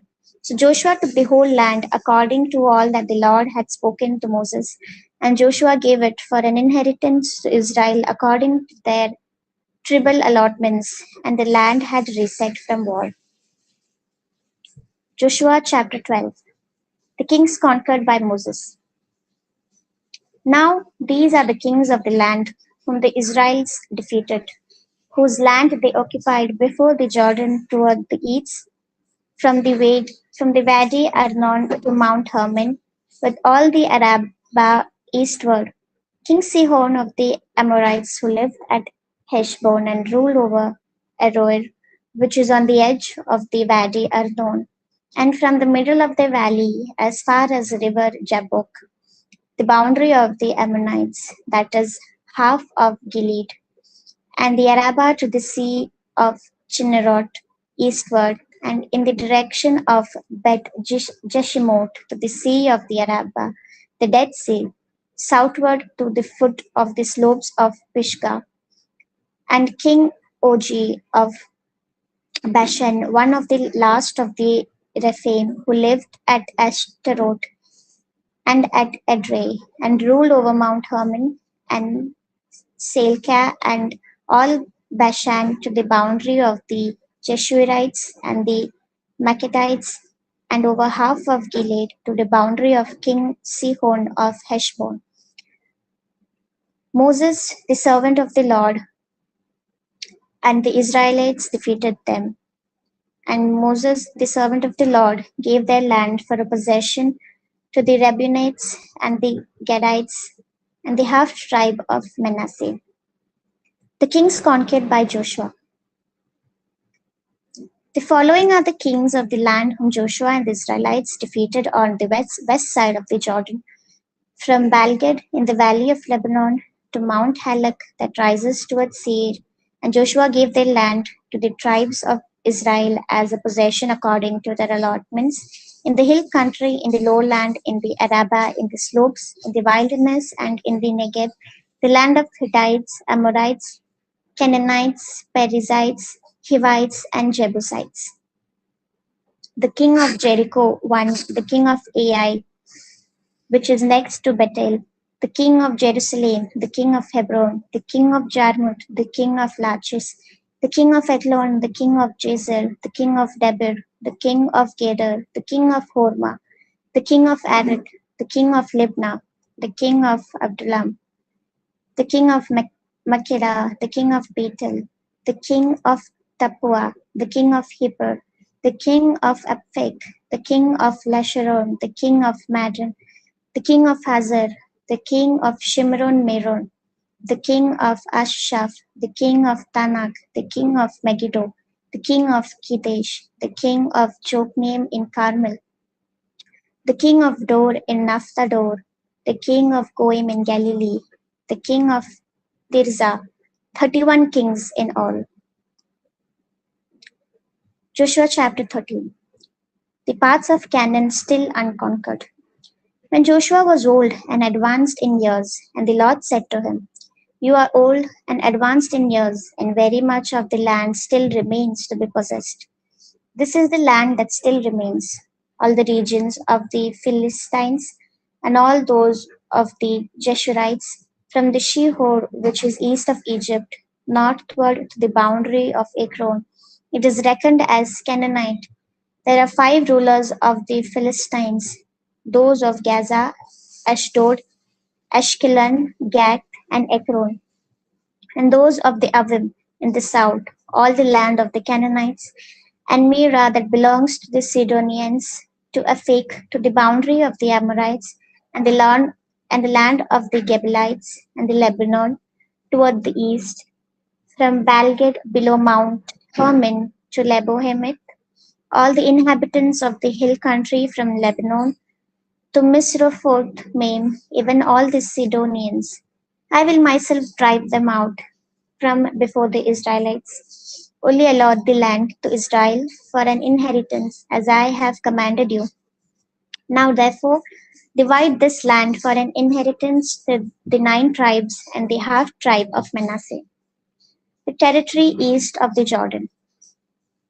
But the other half tribe of Manasseh, the Reubenites and the Gadites, received their inheritance which Moses gave them beyond the Jordan eastward, as Moses, the servant of the Lord, gave them from Aroer, which is on the edge of the Wadi Arnon, and the town that is in the middle of the valley, and all the tableland from Medeba as far as Dibon, and all the cities of King Sihon of the Amorites, who reigned in Heshbon, as far as the boundary of the Ammonites, and Gilead, and the region of the Jeshurites and Maccathites, and all Mount Hermon, and all Bashan to Salekah, and all the kingdom of Og in Bashan, who reigned in Ashtaroth in the Edrei.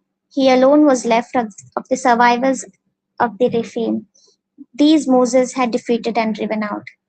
Yet the Israelites did not drive out the Jeshurites or the Maccathites, but Jasher and Maccat live within Israel to this day. To the tribe of Levi alone Moses gave no inheritance. The offerings by fire to the Lord God of Israel are their inheritance, as he said to them. The territory of Reuben. Moses gave an inheritance to the tribe of the Reubenites according to their clans. The territory was from Aroer, which is on the edge of the Wadi Arnon, and the town that is in the middle of the valley, and all the tableland by Medeba, with Heshbon and all its towns that are in the tableland, Dibon and Baal, and Bet-Baal-meon, and Jeza, and Kedemoth, and Mephath, and Kiriathaim, and Sibmah, and Zered Sahar on the hill of the valley, and Bet Peor, and the slopes of Pisgah, and Bet Jeshimoth, that is, all the towns of the tableland, and all the kingdom of King Sihon of the Amorites, who reigned in Heshbon, whom Moses defeated with the leaders of Midian, Evi and Rechem, and Zur and Hur and Reba, as princes of Shihon who lived in the land. Along with the rest of those they put to death, the Israelites also put to the sword Balaam, son of Beor, who practiced divination, and the border of the Reubenites was the Jordan and its banks. This was the inheritance of the Reubenites according to their family with their towns and villages. The territory of Gad. Moses gave an inheritance also to the tribe of the Gadites according to their families. Their territory was Jazer and all the towns of Gilead, and half the land of the Ammonites to Aroer which is east of Rabbah, and from Heshbon to Ramat Mizpeh, and Betonim, and from Mahanaim to the territory of Debir, and in the valley Bet Haram, Bet Nimrah, Sukkot, and Zaphon, and the rest of the kingdom of King Sihon of Heshbon, the Jordan and its banks, as far as the lower end of the sea of Chinneret, eastward beyond the Jordan. This is the inheritance of the Gadites according to their clans with their towns and villages. The territory of the half tribe of Manasseh east. Moses gave an inheritance to the half tribe of Manasseh. It was allotted to the half tribe of the Manassites according to their families. Their territory extended from Manahem through all Bashan, the whole kingdom of King Og of Bashan, and all the settlements of Jair, which are in Bashan, 60 towns, and half of Gilead, and Ashtaroth, and Edrei, the towns of the kingdom of Og in Bashan. These were allotted to the people of Machir, son of Manasseh, according to their clans, for half the Machirites. These are the inheritances that Moses distributed in the plains of Moab, beyond the Jordan east of Jericho. But to the tribe of Levi Moses gave no inheritance. The Lord God of Israel is their inheritance, as he said to them. Joshua chapter 14. The distribution of territory west of the Jordan. These are the inheritance that the Israelites received in the land of Canaan, which the priest Eleazar and Joshua son of Nun, and the heads of the families of the tribes of the Israelites distributed to them. Their inheritance was by lot, as the Lord had commanded Moses for the 9½ tribes. For Moses had given an inheritance to the 2½ tribes beyond the Jordan, but to the Levites he gave no inheritance among them. For the people of Joseph were 2 tribes, Manasseh and Ephraim, and no portion was given to the Levites in the land, but only towns to live in, with their pasture lands for their flocks and herds. The Israelites did as the Lord commanded Moses, they allotted the land. Hebron allotted to Caleb.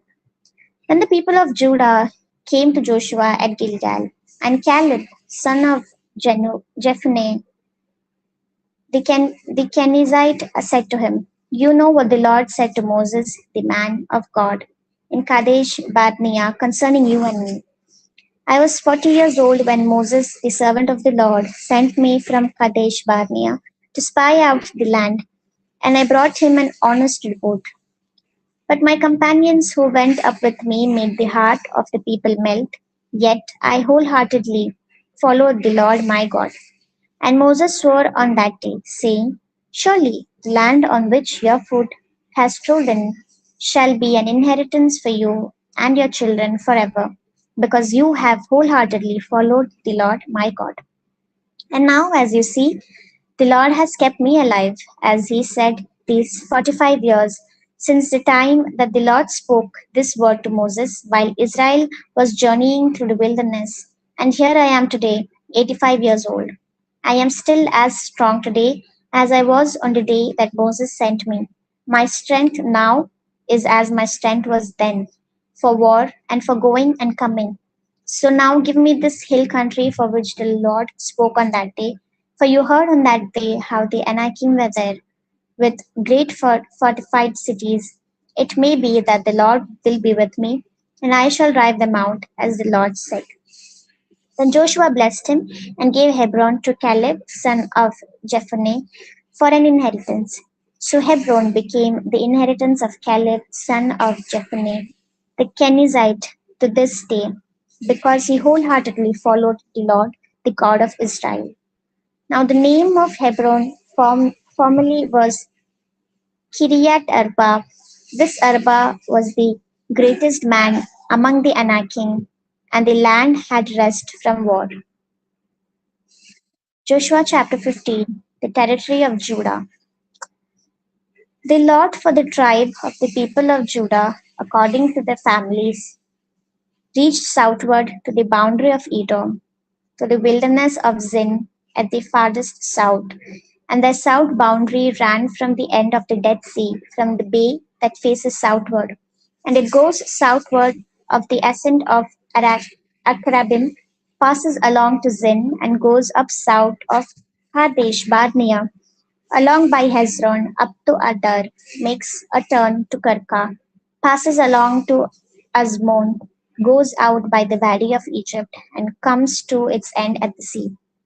This shall be your south boundary, and the east boundary is the Dead Sea to the mouth of the Jordan, and the boundary of the north side runs from the bay of the sea at the mouth of the Jordan, and the boundary goes up to the Bet Hogla and passes along north of Bet Araba, and the boundary goes up to the stone of Bohan, Reuben's son, and the boundary goes up to Debir from the valley of Acre, and so northward, returning towards Gilgal, which is opposite the ascent of Adumim, which is on the south side of the valley, and the boundary passes along to the waters of Enchemesh and ends at Enrogel. Then the boundary goes up by the valley of the son of Hinnom at the southern slope of the Jebusites, that is Jerusalem. And the boundary goes up to the top of the mountain that lies over against the valley of Hinnom on the west, at the northern end of the valley of Rephaim. Then the boundary extends from the top of the mountain to the spring of the waters of Nephtoah, and from there to the towns of Mount Ephron. And the boundary bends around the Bala, that is Kiriath Jearim, and the boundary circles west of Bala to Mount Seir, passes along to the northern slope of Mount Jearim, that is Chesalon, and goes down to Bet Shemesh and passes along by Timnah. The boundary goes out to the slope of the hill north of Ekron, and the boundary bends around to Shikkeron and passes along to Mount Bala and goes out to Jabneel. Then the boundary comes to an end at the sea, and the west boundary was the Mediterranean with its coast. Then this is the boundary surrounding the people of Judah according to their families. Caleb occupies his portion.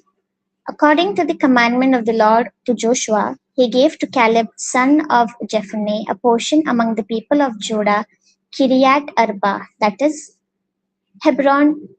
Arba was the father of Enoch.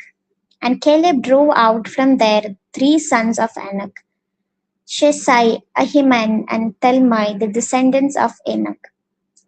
From there he went up against the inhabitants of Debir. Now the name of Debir formerly was Kiriath Sefer, and Caleb said, whoever attacks Kiriath Sefer and takes it, to him I will give my daughter Aschah as wife. Othniel son of Kenaz, the brother of Caleb, took it, and he gave him his daughter Aschah as wife. When she came to him, she urged him to ask her father for a field. As she dismounted from her donkey, Caleb said to her, what do you wish? She said to him, give me a present. Since you have set me in the land of Geneb, give me the springs of water as well. So Caleb gave her the upper springs and the lower springs. Barak.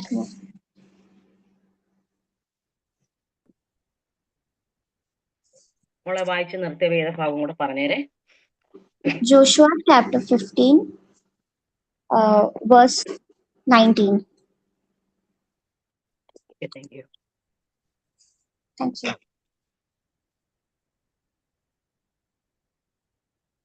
Next reader, വായിക്കാം. Okay, Joshua chapter 15, verse 20 onwards. This is the inheritance of the tribe of the people of Judah according to their families.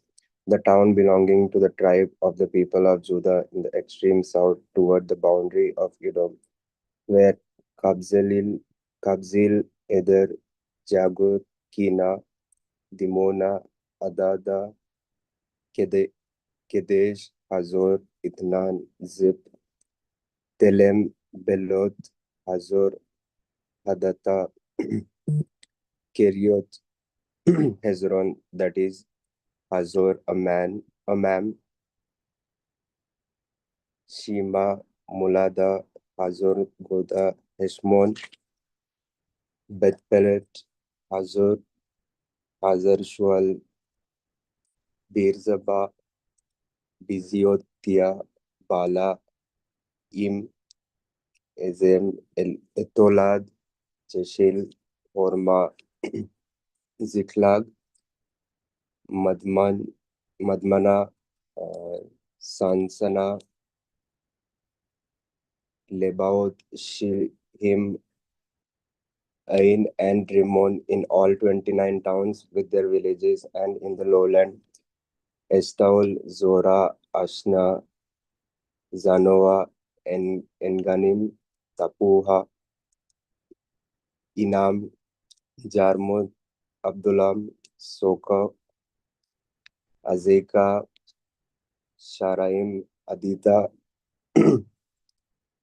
Gedera, Gederothaim, 14 towns with their villages, Zenan, Hadesha, Migdalgad, Dilam, Mispe, Jokdel, Lachish, Boskat, Egyon, Kabon, Laman, Chitlish, Gedoroth, Bedagon, Naaman, and Maggedath, 16 towns with their villages, Libna, Ether, Ashan, Iftar, Ashna, Nezib, Keila, Azib, and Marash, 9 towns with their villages, Ekron with their dependencies and its villages, from Ekron to the sea, and that were near Asdod with their villages, Asdod, its town and its villages, Gaza, its towns and its villages, to the Wadi of Egypt and the Great Sea with its coast, and in the hill country, Shamir, Jatir, Soko, Dana, Kiryat Sana, that is Debir, Anab, Estemo, Anim, Goshen, Holon, and Gilo, 11 towns with their villages, Arab, Duma, Eshan, Janim, Betapua, Apeka, Hamta, Kiryat Arba, that is Hebron, and Zior, 9 towns with their villages, Maun, Carmel, Zip, Judah, Jezreel, Jokdeam, Zanoah, Cain, Gibeah, and Timnah, 10 towns with their villages, Ahul, Betzur, Gedor, Marath, Bethanoth, and El Tekon, 6 towns with their villages, Kiryat Baal, that is Kiryat Jairim, and Rabbah, 2 towns with the villages. In the wilderness, Betharba, Midda, Sekaka, Nibshan, the city of salt, and Engedi, 6 towns with their villages. But the people of Judah could not drive out the Jebusites, the inhabitants of Jerusalem. So the Jebusites lived with the people of Judah in Jerusalem to this day. Joshua chapter 16. The allotment of the Josephites went from Jordan by Jericho, east of the waters of Jericho into the wilderness, going up from Jericho into the hill country to Bethel, then going from Bethel to Luz. It passes along to at Aroth, the territory of the Archites. Then it goes down westward to the territory of the Japhites, as far as the territory of Lower Bethhoron, then to Gezer, and it ends at the sea. The Josephites, Manasseh, and Ephraim received their inheritance. The territory of the Ephraimites by their families was as follows. The boundary of the inheritance of the east on the east was at Arath, Arathadar as far as Upper Bethhoron, and the boundary was from there to the sea. On the north is the Michmitath. Then on the east, the boundary makes a turn toward Tanat Shiloh and passes along beyond it on the east to Janoah. Then it goes down from Janoah to at Atharoth to the Nara and touches Jericho, ending at the Jordan from Tapua. The boundary goes westward to the Wadi Kana, and it and ends at the sea. Such is the inheritance of the tribe of the Ephraimites by their families, together with the towns that were set apart for the Ephraimites within the inheritance of the Manassites, all those towns with their villages. They did not, however, drive out the Canaanites who lived in Gezer, so the Canaanites who lived within Ephraim to this day, but have been made to do forced labor. Joshua chapter 17. The allotment was made to the tribe of Manasseh for the firstborn of Joseph. To Machir, the firstborn of Manasseh, the father of Gilead, were allotted Gilead and Bashan because he was a warrior, and allotments were made to the rest of the tribe of Manasseh by the families Abiezer, Helek, Azriel, Shechem, Hefer, and Shemida. These were the male descendants of Manasseh, son of Joseph, by the families. Now Zelophehad had son of Hefer, son of Gilead, son of Machir, son of Manasseh, and had no sons, but only daughters. And these are the names of his daughters: Mala, Noah, Hogla, Milcah, and Tirzah. They came before the priest Eleazar and Joshua, son of Nun, and the leaders, and said, The Lord commanded Moses to give us an inheritance along with a male kin. So, according to the commandment of the Lord, he gave them an inheritance among the kinsmen of their father. Thus there fell to Manasseh 10 portions besides the land of Gilead and Bashan, which is on the other side of Jordan, because the daughters of Manasseh received an inheritance along with his sons. The land of Gilead was allotted to the rest of the Manasseh. The territory of Manasseh reached from Asher to Mikmetath, which is the east of Shechem. The boundary goes along southward to the inhabitants of Entapua. The land of Tapua belonged to Manasseh, but the town of Tapua on the boundary of Manasseh belonged to the Ephraimites. Then the boundary went down to Wadik, Wadikna. The towns here to the south of the Wadi, among the towns of Manasseh, belonged to Ephraim. Then the boundary of Manasseh goes along the north sea of the Wadi and ends at the sea. The land to the south is Ephraim's, and that to the north is Manasseh's, with the sea forming the boundary. On the north, Asher is reached, and on the east, Issachar. Within Issachar and Asher, Manasseh and Bethseh and its village, Ibeham, and its villages, the inhabitants of Dor and its villages, the inhabitants of Endor and its villages, the inhabitants of Tanak and its villages, and the inhabitants of Megodo and its villages. The third is Naphat. Yet the Manassites could not take possession of those towns, but the Canaanites continued to live in that land. But when the Israelites grew strong, they put the Canaanites to forced labor, but did not utterly drive them out. The tribe of Joseph spoke to Joshua, saying, "Why have you given me but one lot and one portion as an inheritance, since we are a numerous people, whom all along the Lord has blessed?" And Joshua said to them, "If you are a numerous people, go up to the forest and clear ground there for yourself in the land of the Perizzites and Rephaim, since the hill country of Ephraim is too narrow for you." The tribe of Joseph said, "The hill country is not enough for us, yet all the Canaanites who live in the plain have chariots of iron, both those in Bethsean and its villages, and those in the valley of Jezreel." Then Joshua said to the house of Joseph, to Ephraim and Manasseh, "You are indeed a numerous people and have great power. You shall not have one lot only, but the hill country shall be yours. For though it is a forest, for you shall clear it and possess it to its farthest borders, for you shall drive out Canaanites, though they have chariots of iron, have and they are strong." Joshua chapter 18. The whole Then the whole congregation of the Israelites assembled at Shiloh and set up the tent of meeting there. The land lay subdued before them. There remained among the Israelites 7 tribes whose inheritance had not yet been apportioned.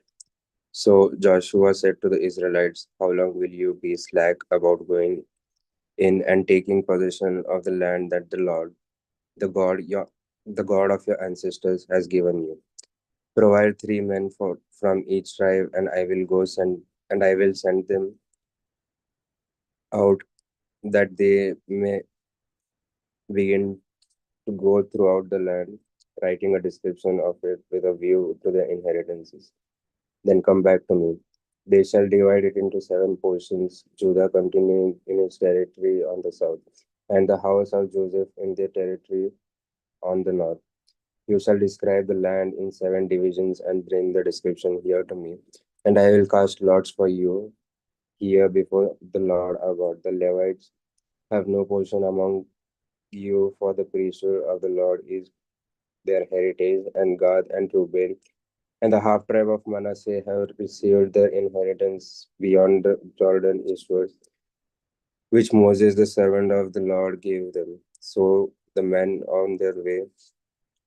started on their way, and Joshua charged those who went to write the description of the land, saying, "Go throughout the land and write a description of it, and come back to me, and I will cast lots for you here before the Lord in Shiloh." So the men went and transferred the land and set down in a book a description of it by towns in 7 divisions. Then they came back to Joshua in the camp at Shiloh, and Joshua cast lots for them in Shiloh before the Lord, and there Joshua apportioned the land to the Israelites, to each a portion. The lot of the tribe of Benjamin, according to its families, came up, and the territory allotted to it fell between the tribe of Judah and the tribe of Joseph.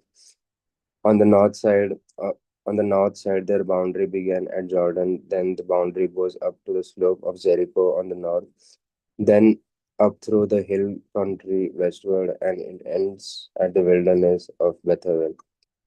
From there, the boundary passes along southward in the direction of Luz to the slope of Luz, that is Bethel. Then the boundary goes down to at, at Rothadar on the mountain that lies south of the lower Bethel. Then the boundary goes in another direction, turning on the western side, southward from the mountain that lies to the south, opposite Bethhoron, and It ends at Kiryat-Bel, that is Jearim, a town belonging to the tribe of Judah. This forms the western side. The southern side begins at the outskirts of Kiryat Jearim, and the boundary goes from there to Ephron to the spring of the waters of Nephtoah. Then the boundary goes down to the border of the mountain that overlooks the valley of the son of Hinnom, which is at the north end of the valley of Rephaim, and it then goes down the valley of Hinnom, south of the slope of the Jebusites, and downward to Enrogel. Then it bends in a northerly direction, going on to Enshemesh, and from there goes to Geliloth, which is opposite the ascent of Adumim. Then it goes down to the stone of Bohar, Reuben's son, and passing on to the north of the slope of Betharba, it goes down to Araba. Then the boundary passes on to the north of the slope of Beth Hogla, and the boundary ends at the northern bay of the Dead Sea. At the south end of the Jordan, this is the southern border. The Jordan forms its boundary on the eastern side. This is the inheritance of the tribe of Benjamin according to its families, boundary by boundary, all around. Now the towns of the tribe of Benjamin according to the families were Jericho, Bethalogla, Bethogla, Emexis, Betharba, Zemarim, Bethel, Avim, Farah, Ophrah, Shepharam, Moni, Ophni, and Geba, 12 towns with their villages, Gibeon, Ramah, Beeroth, Mizpeh, Sephira, Moza, Reken, Irpel, Tarala, Zela, Aleph, Jebus, that is Jerusalem, Gibeah, and Kiryat Jearim, 14 towns with the villages. This is the inheritance of the tribe of Benjamin according to its families. Joshua chapter 19. The second lot came out for Simeon for the tribe of Simeon according to its families. Its inheritance lay within the inheritance of the tribe of Judah. It had for its inheritance Beersheba, Sheba, Molada, Hazar Shual, Bala, Ezem, Eltolad, Bethul, Horma, Ziklag, Bethmarsa, both, Hazar Susa, Bethlebaoth, and Sharuhen, 13 towns with their villages, Ain, Rimon, Ether, and Ashan, 4 towns with their villages, together with all the villages all around these towns as far as Bala, Tyre, and Ramah of the Negev. This was the inheritance of the tribe of Simeon according to its families. The inheritance of the tribe of Simeon formed part of the territory of Judah. Because the portion of the tribe of Judah was too large for them, the tribe of Simeon obtained an inheritance within the inheritance. The third lot came up for the tribe of Zebulun. According to its families, the boundary of its inheritance reached as far as Sarid, then its boundaries goes upwards westward and onto Marala and touches the base side, Darshit. Then the valley that is east of Jokneam from Sarid, it goes in the other direction eastward toward the sunrise to the boundary of Kisloth Tabor. From there, it goes to Daberaz, then up to Japhia. From there, it passes along on the east toward the sunrise to Gathifur to Ethkazin and going on to the rim Rimmon. It bends towards Nia. Then on the north, the boundary makes a turn to Hanuntoa, Hanton, and it ends at the valley of Iftael and Katat, Nahlal, Shimron, Idha, and Bethlehem, 12 towns for the villages. This is the inheritance of the tribe of Zebulun. According to its families, these towns were their villages. The fourth lot came out for Issachar, for the tribe of Issachar. According to its families, its territory included Jezreel, Chelseloth, Shunem, Haphraim, Shio, Anahrath, Rabbith, Kishion, Ebez, Remeth, En-Ganim, and Hada, Beth-Pazez. The boundary also touches Tabor, Shazuma, and Beth-Shemesh, and its boundaries end at the Jordan, 16 towns with the villages. This is the inheritance of the tribe of Issachar according to its families.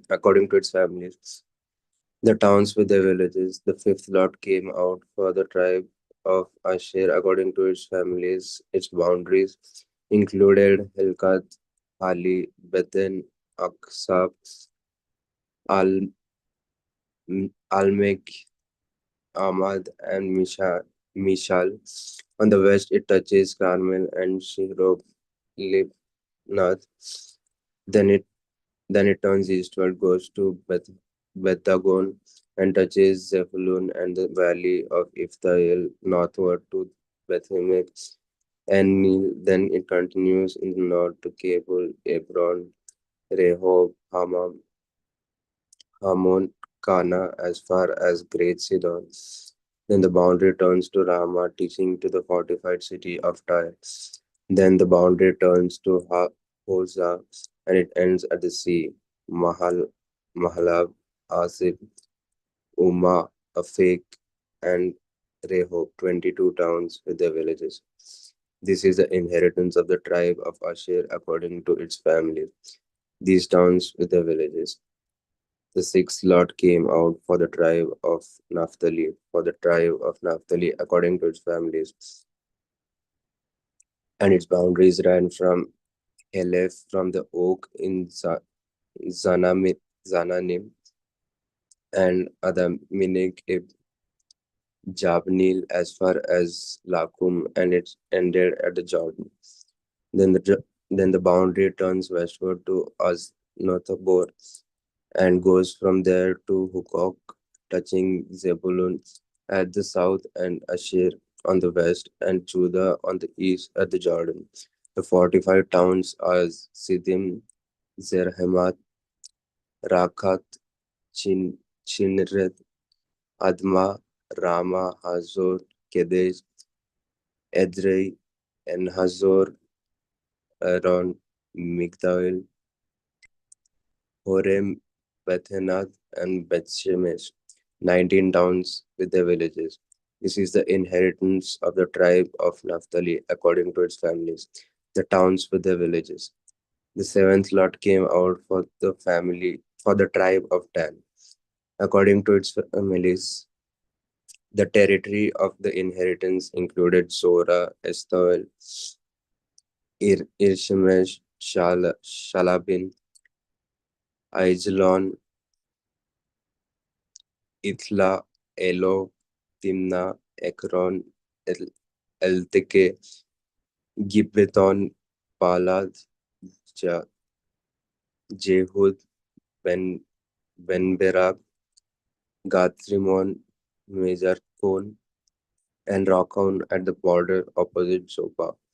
When the territory of the Danites was lost to them, the Danites went up and fought against Leshem, and after capturing it and putting it to the sword, they took possession of it and settled in it, calling Leshem Dan after their ancestor Dan.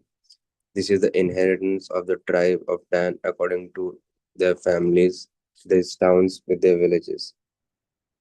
When they had finished distributing the several territories of the land as inheritances, the Israelites gave an inheritance among them to Joshua, son of Nun. By command of the Lord, they gave him the town that he asked for, Timnath Serah, in the hill country of Ephraim. He rebuilt the town and settled in it.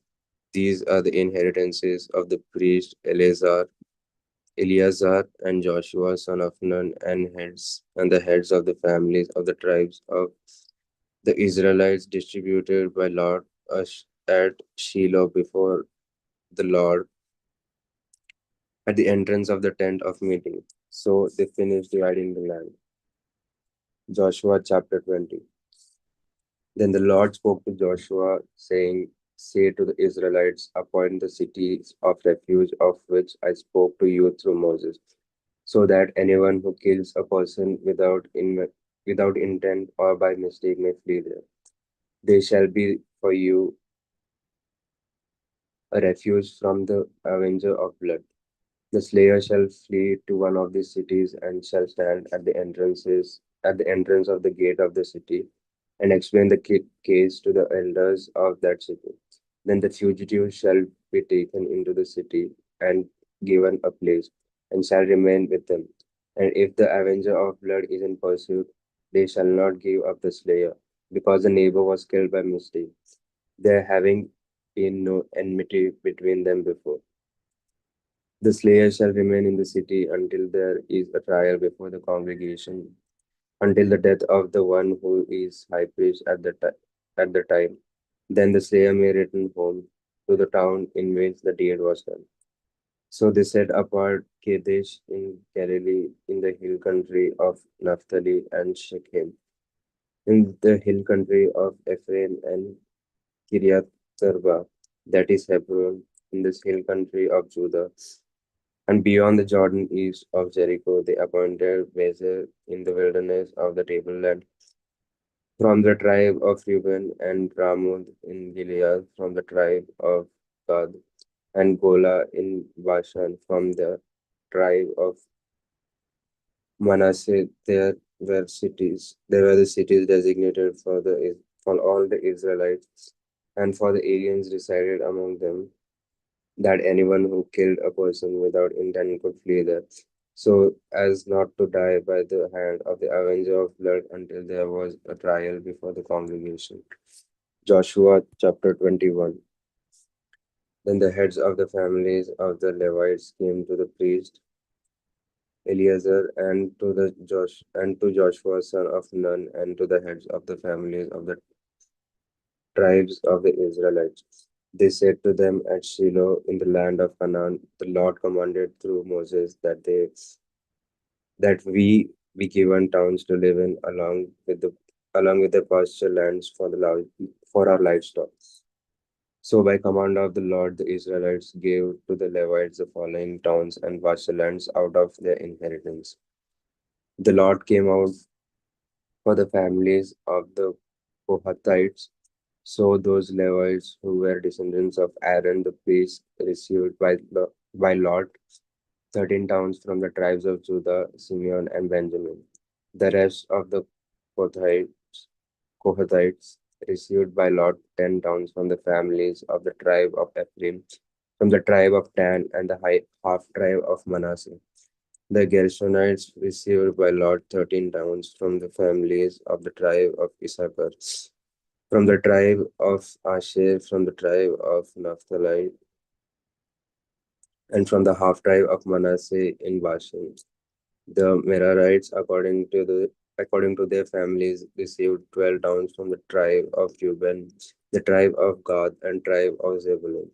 These towns and their pasture lands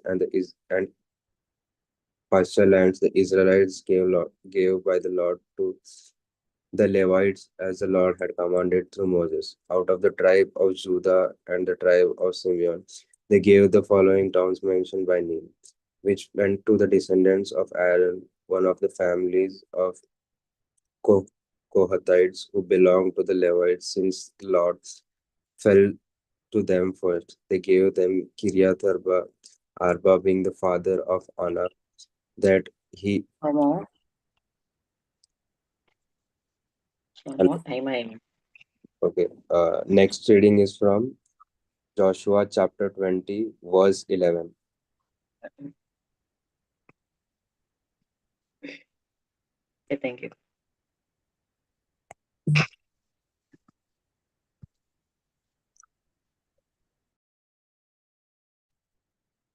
Arikimor, Joshua chapter 21, verse 11 onwards. They gave them Kiriathaba, Arba being the father of Anak, that is Hebron in the hill country of Judah, along with the pasture lands around it. But the fields of the town and its villages had been given to Caleb, son of Zephuneh, as his holding. To the descendants of Aaron, the priest, they gave Hebron, the city of refuge for the slayer, with its pasture lands, Libnah with its pasture lands, Jatir with its pasture lands, Eshtemoa with its pasture lands, Holon with its pasture lands, Debir with its pasture lands, Ain with its pasture lands, Juttah with its pasture lands, Bethshemesh with its pasture lands, 9 towns out of these 2 tribes. Out of the tribe of Benjamin, Gibeon with its pasture lands, Geba with its pasture lands, Anathoth with its pasture lands, Almon with its pasture lands, 4 towns. The towns of the descendants of Aaron, the priest, were 13 in all, and their pasture lands. As to the rest of Kohathites, belonged to the Kohathites family. To the Levites, the towns allotted to them were out of the tribe of Ephraim. To them were given Shechem, the city of refuge for the slayer, with its pasture land in the hill country of Ephraim, Gezer with its pasture land, Gibzaim with its pasture land, Beth Horon with its pasture land, 4 towns. Out of the tribe of Dan, Elteke with its pasture lands, Gibeton with its pasture lands, Gathrimon with its pasture lands, 4 towns. Out of the half tribe of Manasseh, Tanak with its pasture lands, Gathrimon with its pasture lands, 2 towns. The towns of Kohathites were 10 in all with their pasture land. To the Gershonites, one of the families of Levites were given out of the half tribe of Manasseh, Golan in Bashan and its pasture lands, the city of refuge for the slayer, and Beshtera with its pasture lands, 2 towns. Out of the tribe of Issachar, Kishion and its pasture lands, Deberath and its pasture lands, Jarmuth with its pasture lands, Gengenim with its pasture lands, 4 towns. Out of the tribe of Asher, Mishal and its pasture lands, Abdon with its pasture lands, Helkath with its pasture lands, and Rehob with its pasture lands, 4 towns. Out of the tribe of Naphtali, Kedesh in Galilee with its pasture lands, the city of refuge for the slayer, Hamathor with its pasture land, and Kartan with its pasture lands, 3 towns. The towns of the several families of Gershonites were in all 13 with their pasture land. To the rest of the Levites and the Merite families were given out of the tribe of Zebulun, Jokneam with its pasture lands, Karta with its pasture lands, Dimna with its pasture lands, Nahalal with its pasture lands, 4 towns. After the tribes of Reuben, Bezer with its pasture lands, Jaza with its pasture lands, Kedemoth with its pasture lands, Nephath with its pasture lands, 4 towns. Out of the tribes of Gad, Ramoth in Gilead with its pasture lands, the city of refuge for the slayer, Nahanaim with its pasture lands, Heshbon with its pasture lands, Jezer with its pasture lands, 4 towns in all. And for the towns of several Merarite families, that is the remainder of the families of Levites, those allotted to them were 12 in all. The towns of the Levites within the holding of Israelites were in all 48 towns with their pasture lands. Each of these towns had its pasture lands around it, so it was with all these towns. Thus the Lord gave to Israel all the land that he swore to their ancestors that he would give them. And having taken possession of it, they settled there. And the Lord gave them rest on every side, just as he had sworn to their ancestors. Not one of all these enemies had withstand them, for the Lord had given all their enemies into their hands. Not one of all the good promises that the Lord has made to the house of Israel had failed. All came to pass. Joshua chapter 22. Then Joshua summoned the Reubenites, the Gadites, and the half tribe of Manasseh, and said to them, "You have observed all that Moses, the servant of the Lord, commanded you, and have obeyed me in all that I have commanded you.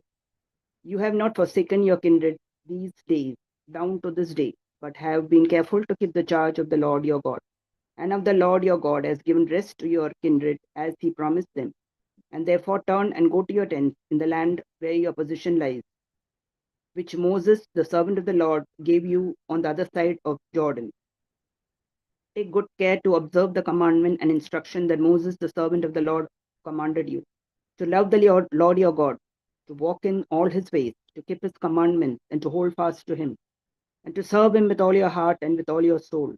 So Joshua blessed them and gave them away, and they went to their tents. Now to the one half of the tribe of Manasseh, Moses had given a position in Bashan, but the other half Joshua had given a position besides these fellow Israelites in the land west of the Jordan. And when Joshua Joshua sent them away to their tents and blessed them, he said to them, "Go back to your towns, go back to your tents in much wealth and with very much livestock, with silver, gold, bronze, iron, and with great quantity of clothing. Divide the spoil of your enemies with your kindred." So the Reubenites and Gadites and the half tribe of Manasseh returned home, parting from the Israelites at Shiloh, which is the land of Canaan, to go to the land of Gilead, their own land, of which they had taken possession by the command of the Lord through Moses. When they came to the region near the Jordan that lies in the land of Canaan, the Reubenites and the Gadites and the half tribe of Manasseh built there an altar by the Jordan, an altar of great size. The Israelites heard that the Reubenites and the Gadites and the half tribe of Manasseh had built an altar at the frontier of the land of Canaan in the region near the Jordan, on the side that belongs to Israelites. And when the people of Israel heard of it, the whole assembly of the Israelites gathered at Shiloh to make war against them. Then the Israelites sent the priest Phinehas, son of Eleazar, to the Reubenites and Gadites and the half tribe of Manasseh in the land of Gilead. With him 10 chiefs, one each of the tribal families of Israel, every one of them the head of the family among the clans of Israel. They came to Reubenites, the Gilites, and the half tribe of Manasseh in the land of Gilead, and they said to them, "Thus says the whole congregation of the Lord, what is this treachery that you have committed against against the God of Israel, in turning away today from the following the Lord by building yourself an altar today in rebellion against the Lord? Have we not had enough of sin at Peor, for which even yet we have not cleansed ourselves, and for which a plague came upon the congregation of the Lord, that you have turned away today from following the Lord? If you rebel against the Lord today, he will be angry with the whole congregation of Israel tomorrow. But now, if your land is unclean, cross over into the Lord's land, where the Lord's tabernacle now stands, and take for yourselves a position among you. Only do not rebel against the Lord, or rebel against us, by building yourselves an altar other than the altar of the Lord of our God. Did not Achan, son of Zerah, build faith in the matter of devoted things, and wrath fell upon all the congregation of Israel, and he did not perish alone for his iniquity? Then the Reubenites and Gadites and the half tribe of Manasseh said in answer to the heads of the families of Israel, "The Lord God of gods, the Lord God of gods, he knows let Israel itself know. If it was in rebellion or in breach of faith toward the Lord, do not spare us today for building an altar to turn away from your following the Lord. For if we did so to offer burnt offering or grain offering or offering of well-being on it, may the Lord himself take vengeance. No, we did it from the fear that in time to come your children might say to our children, what have you to do with the Lord, the God of Israel? For the Lord has made the Jordan a boundary between us and you. And you Reubenites and Gadites, you have no portion in the Lord. So your children might make our children cease to worship the Lord. Therefore we said, let us now build an altar, not for burnt offering, nor for the sacrifice, but to be a witness between us and you, between the generation after us, that we do perform the service of the Lord in his presence with our burnt offering and the sacrifices and offering of the well-being, so that your children may never say to our children in time to come, you have no portion of the Lord. And we thought, if this should have been said to us or to our descendants in time to come, we could say, look at this copy of the altar of the Lord with our ancestors, which our ancestors made, not for burnt offering, not for sacrifice, but to be a witness between us and you. Far be it from us that we should rebel against the Lord and turn away this day from following the Lord by building an altar for burnt offering, grain offering, or sacrifice other than the altar of the Lord our God that stands before his tabernacle. When the priest Phinehas and the chiefs of the congregation, the heads of the families of Israel who were with him, heard the words that the Reubenites and Gadites and Manasseh spoke, they were satisfied. The priest Phinehas, son of Eleazar, said to the Reubenites and the Gadites and the Manassites, today we know that the Lord is among us, because you have not committed this treachery against the Lord. Now you have saved the Israelites from the hand of the Lord. Then the priest Phinehas, son of Eleazar, and the chiefs returned from the Reubenites and the Gadites in the land of Gilead, the land of Canaan, to the Israelites, and brought back word to them. The report pleased the Israelites, and the Israelites blessed God and spoke no more of making war against them to destroy the land when the Reubenites and the Gadites were settled. The Reubenites and Gadites called the altar witness, for they said, it is a witness between us that the Lord is God. Joshua chapter 23. A long time afterward, when the Lord had given rest to Israel from all their enemies all around, and Joshua was old and well advanced in years, Joshua summoned all the Israel, their elders and heads, their judges and officers, and said to them, I am now old and well advanced in age, and you have seen all that the Lord your God has done in all these nations for your sake, for it is the Lord your God who has fought for you. I have allotted to you and as an inheritance for your tribe those nations that remain, along with all the nations that have already cut off from the Jordan to the great sea in the west. The Lord your God will push them back before you and drive them out of your sight, and you shall possess their land as the Lord your God has promised you. Therefore, be very steadfast to observe and do all that is written in the book of law of Moses, turning aside from it neither to the right nor to the left, so that you may not be mixed with these nations left here among you, or make mention of the names of their lords, or swear by them, or serve them, or bow yourselves down to them. But hold fast to the Lord your God, as you have done to this day. For the Lord has driven out before you great and strong nations. As for you, no one has been able to withstand you to this day. One of you put to flight 1,000, since it is the Lord your God who fights for you, as he promised you.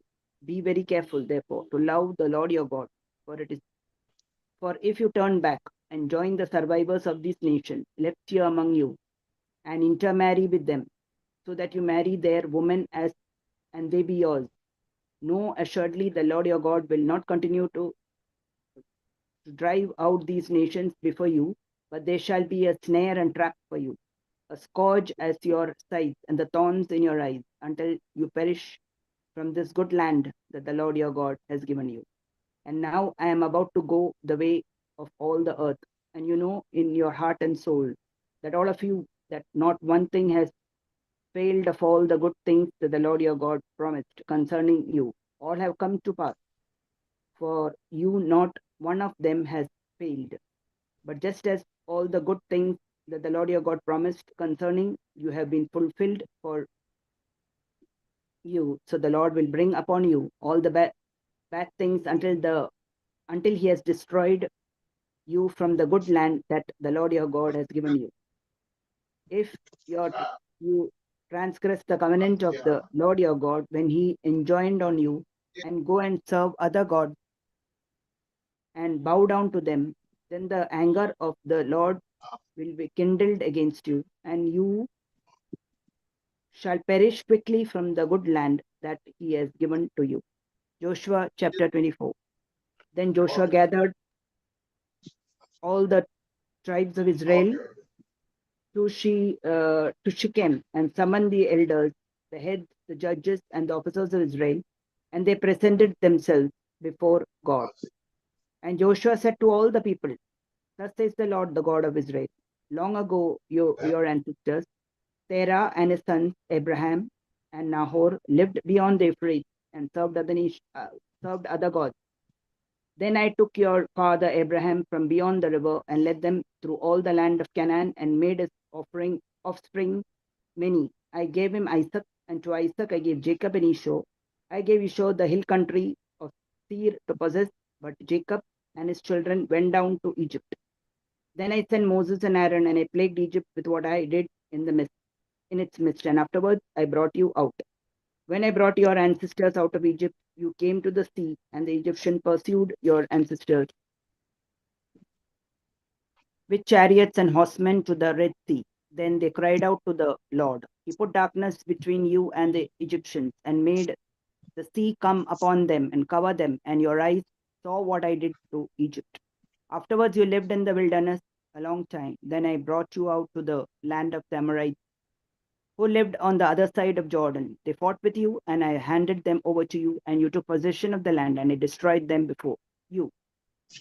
Then King Balak, son of Zippor of Moab, set out to fight against Israel. He sent and invited Balaam, son of Beor, to curse you, but I would not listen to Balaam. Therefore, he blessed you, so I rescued you out of his hand.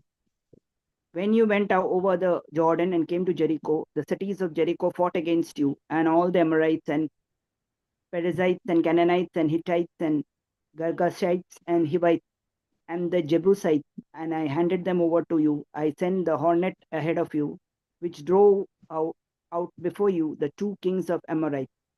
It was not by the sword or by your bow. I gave you a land on which you had not labored, and towns that you have not built, and you live in them. You eat the fruit of vineyards and olive yards that you did not plant. Therefore, revere the Lord and serve him in sincerity and in faithfulness. Put away the gods that your ancestors served beyond the river in Egypt, and serve the Lord. Now, if you are unwilling to serve the Lord, choose this day whom you will serve, whether the gods of your ancestors served in the region beyond river or the gods of the Amorites in whose land you are living. But as for me and my household, we will serve the Lord. Then the people answered, far be it from us that we should forsake the Lord to serve other gods. For it is the Lord our God who brought us and our ancestors up from the land of Egypt, out of the house of slavery, and who did those great signs in our sight. He protected us along all the way that he went, and among all the people through whom we passed. And the Lord drove out before us all the people, the Amorites, who lived in the land. Therefore we also will serve the Lord, for he is our God. But Joshua said to the people, you cannot serve the Lord, for he is a holy God. He is a jealous God. He will not forgive you your transgressions or your sins if you forsake the Lord and serve other gods. Then he will turn and do you harm and consume you after having done you good. And the people said to Joshua, no, we will serve the Lord. Then Joshua said to the people, you are witness against yourself that you have chosen the Lord to serve him. And then they said, we are witness. And he said, then put away the foreign gods that are among you and incline your hearts to the Lord, the God of Israel. The people said to Joshua, the Lord our God we will serve, and him we will obey.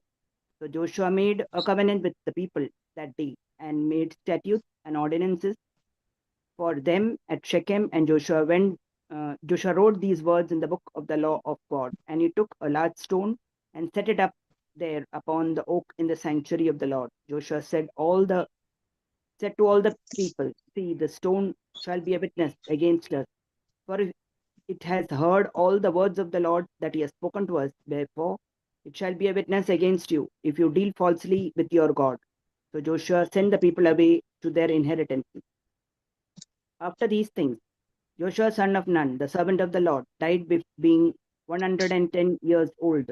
They buried him in his own inheritance at Timnath Serah, which is the hill of the country of Ephraim north of Mount Gash. Israel served the Lord all the days of Joshua and all the days of the elders who outlived Joshua and had known all the work that the Lord did for Israel. The bones of Joseph, which the Israelites had brought up from Egypt, were buried at Shechem in the portion of the ground that Jacob had brought from the children of Hamor, the father of Shechem, for 100 pieces of money. It became an inheritance of the descendants of Joseph. Eleazar, son of Aaron, died, and they buried him at Gibeah, the town of his son Phinehas, which had been given him in the hill country of Ephraim. Judges chapter 1. After the death of Joshua, the Israelites inquired of the Lord, who shall go up first for us against the Canaanites to fight against them? The Lord said, Judah shall go up. I hereby give the land into his hand. Judah said to his brother Shimeon, come up with me into the territory allotted to me, that we may fight against the Canaanites. Then I too will go with you into the territory allotted to you. So Shimeon went with him. Then Judah went. Then Judah went up, and the Lord gave Canaanites and Perizzites into their hands, and they defeated 10,000 of them at Bezek. They came upon Adoni-Bezek at Bezek and fought against him and defeated the Canaanites and Perizzites, and Adoni-Bezek fled. They pursued him and caught him and cut off his thumbs and big toes. Adoni-Bezek said, 70 kings with their thumbs and big toes cut off used to pick up scraps under my table. As I have done, so God has put me back. They brought him to Jerusalem, and he died there. Then the people of Judah fought against Jerusalem and took it. They put it to the sword and set the city on fire. Afterward, the people of Judah went down to fight against the Canaanites who lived in the hill country, the Negem, and in the low land. Judah went against the Canaanites who lived in Hebron. The name of Hebron was formerly Kiriath-Arba, and they defeated Sheshai and Ahiman and Talmai. From there, they went against the inhabitants of Debir. The name of Debir was formerly Kiriath-Sefer. Then Caleb said, whoever attacks Kiriath-Sefer and takes it, I will give him my daughter Aksha as wife. And Odiniel, son of Kenizeh, Caleb's younger brother, took it, and he gave him his daughter Akshia as his wife. When he came to him, she urged him to ask her father for a field. As she mounted from her donkey, Caleb said to her, what do you wish? And she said to him, give me a present, since you have kept me of the Negeb. Give me also Gulothmi. Caleb gave her upper Guloth and lower Guloth. The descendants of Hobab the Kenite, Moses' father-in-law, went up to the people of Judah from the city of palms into the wilderness of Judah, which lies in Negeb near Arad. Then they went and settled with the Amalekites. Judah went with his brother Shimeon, and they defeated the Canaanites who inhabited Zaphat and devoted it to destruction. The city was called Hormah. Judah took Gaza with its territory, Ashkelon with its territory, Ekron with its territory. The Lord was with Judah. He took possession of the hill country, but could not drive out the inhabitants of the plain, because they had chariots of iron. Hebron was given to Caleb, as Moses had said, and he drove out from it the 3 sons of Anak.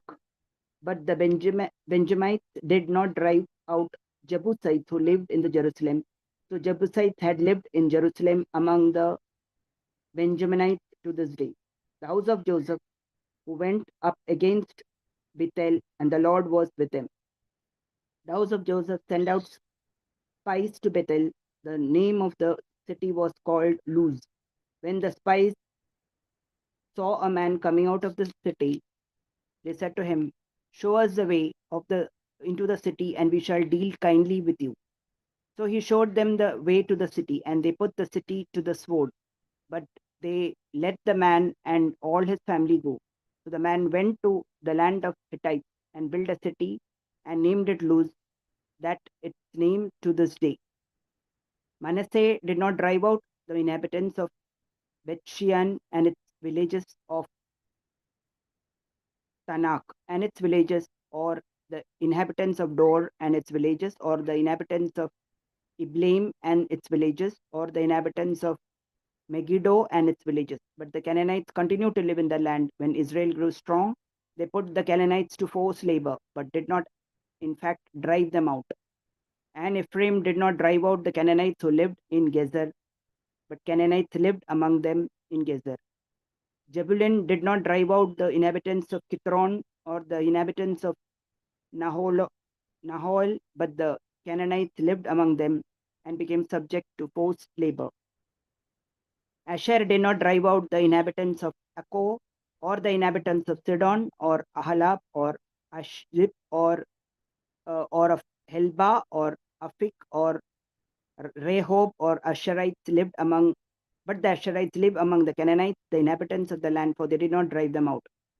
Naphtali did not drive out the inhabitants of Bethshemesh or the inhabitants of Bethana, but lived among the Canaanites, the inhabitants of the land. Nevertheless, the inhabitants of Bethshemesh and of the Bethanath became subject to forced labor for them. The Amorites pressed the Danites back into the hill of country. They did not allow them to come down to the plain.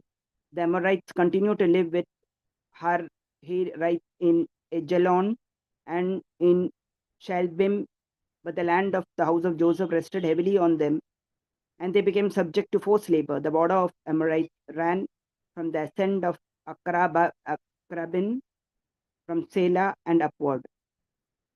Judges chapter 2. Now the angel of the Lord went up from Gilgal to Bochim and said, "I brought you up from Egypt and brought you from the land that I have promised to your ancestors. And I said, I will never break my covenant with you. For your part, do not make a covenant with the inhabitants of this land. Tear down their altars, but you have not obeyed my command. See what you have done now. So now I say, I will not drive them out before you, but they shall become adversaries to you, and their gods shall be a snare to you." When the angel of the Lord spoke these words to all the Israelites, the people lifted up their voices and wept. So they named this place Bochim, and there they sacrificed to the Lord. When Joshua dismissed the people, the Israelites all went to their own inheritance to take possession of the land. The people worshipped the Lord all the days of Joshua and all the days of the elders who outlived Joshua, who had seen all the great work that the Lord has done for Israel. Joshua, son of Nun, the servant of the Lord, died at the age of 110 years. So they buried him within the bounds of the inheritance of Timnath-Heres in the hill country of Ephraim, north of Mount Gash. Moreover, the whole generation was gathered to their ancestors, and another generation grew up after them, who did not know the Lord or the work that he has done for Israel. Then the Israelites did what was evil in the sight of the Lord and worshipped the Baals, and they abandoned the Lord, the God of their ancestors, who had brought them out of the land of Egypt. They followed other gods, for among the gods of the people who were all among them, and bowed down to them. And they provoked the Lord to anger. They abandoned the Lord and worshipped Baal and the Ashtoreth. So the anger of the Lord was kindled against Israel, and he gave them over to the plunderers who plundered them.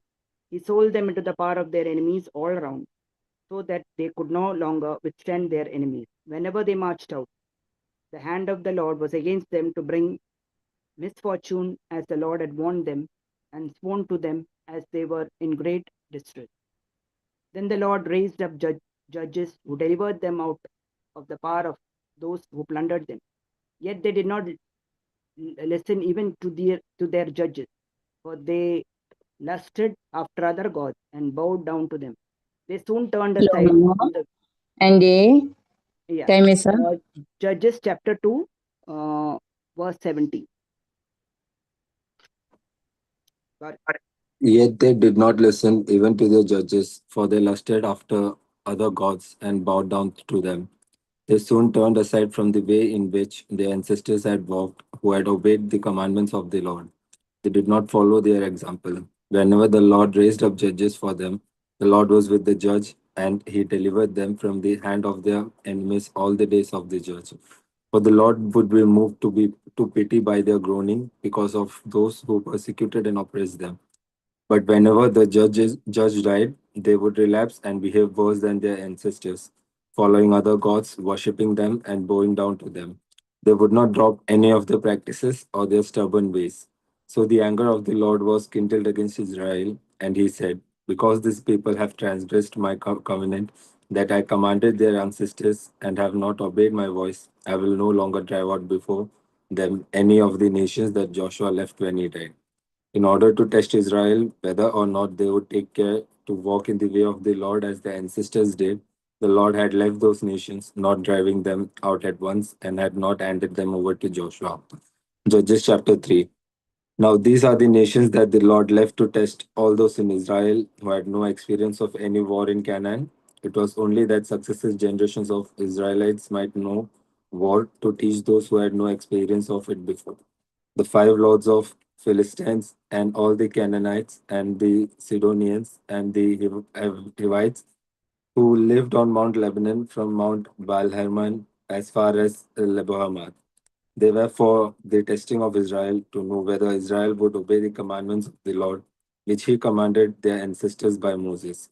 So the Israelites live among the Canaanites, the Hittites, the Amorites, the Perizzites, the Hivites, and the Jebusites.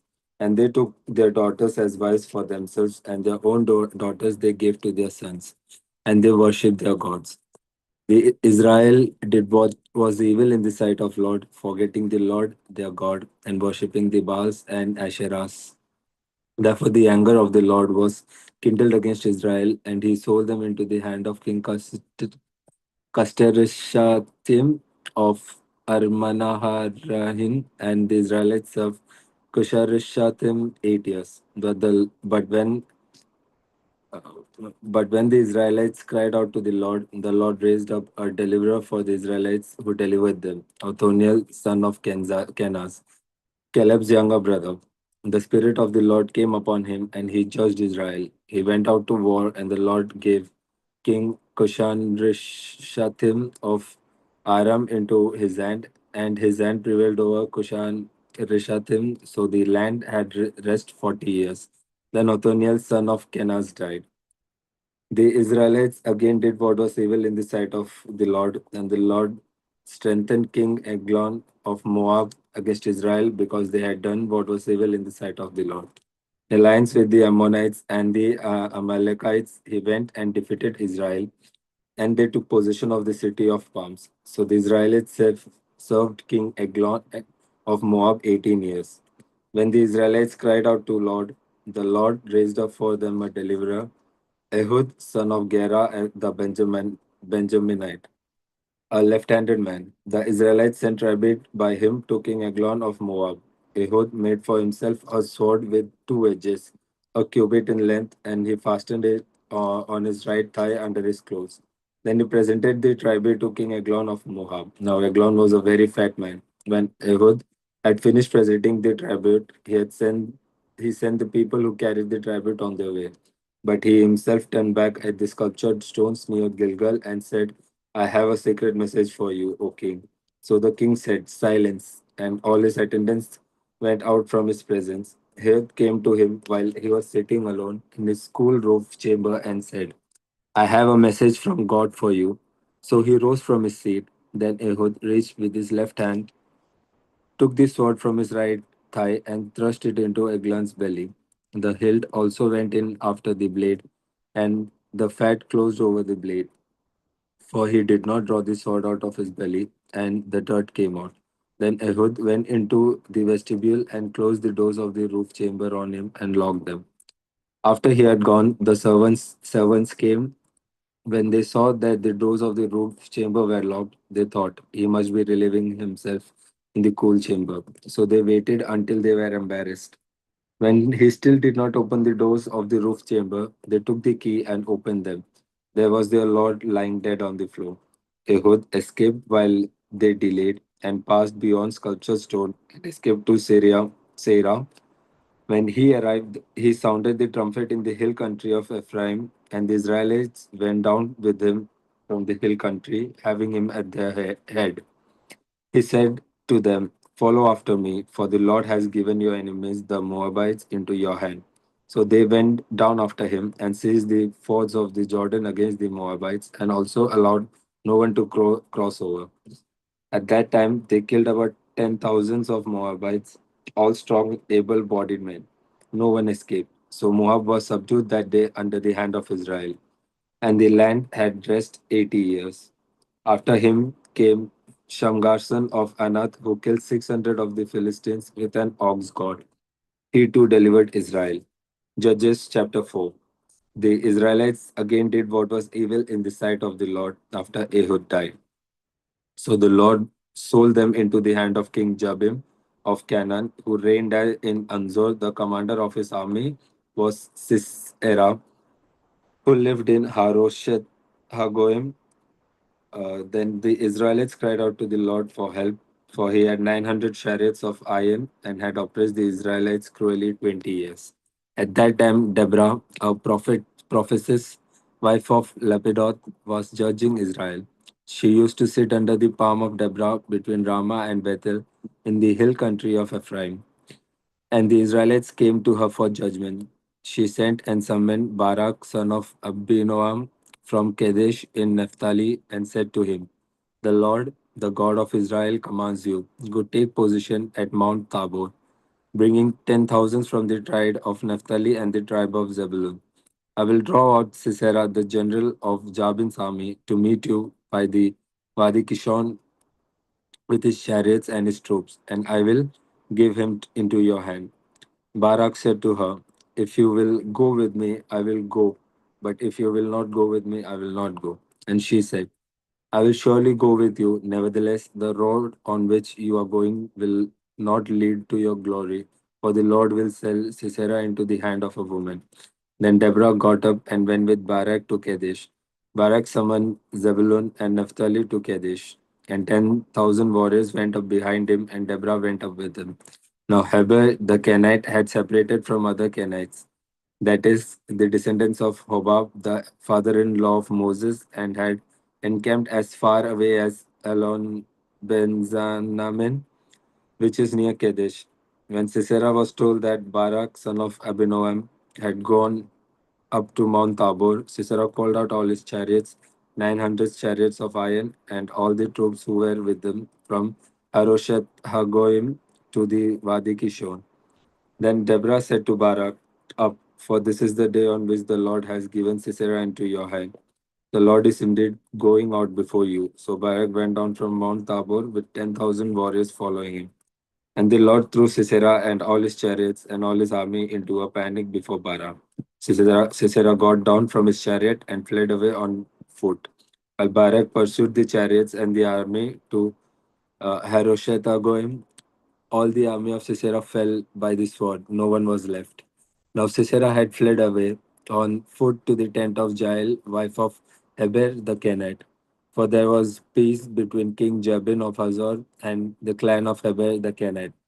Jael came out to meet Sisera and said to him, "Turn aside, my lord, turn aside to me. Have no fear." So he turned aside to her into the tent, and she covered him with a rug. Then he said to her, "Please give me a little water to drink, for I am thirsty." So she opened a skin of milk and gave him a drink and covered him. He said to her, "Stand at the entrance of the tent, and if anybody comes and asks you, 'Is anyone here?' say no."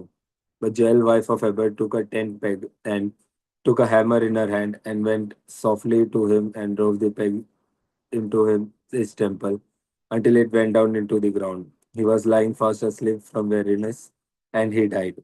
Then, as Barak came in pursuit of Sisera, Jael went out to meet him and said to him, "Come, and I will show you the man whom you are seeking." So he went into a tent, and there was Sisera lying dead with a tent peg in his temple. So on that day, God subdued King Jabin of Canaan before Israelites.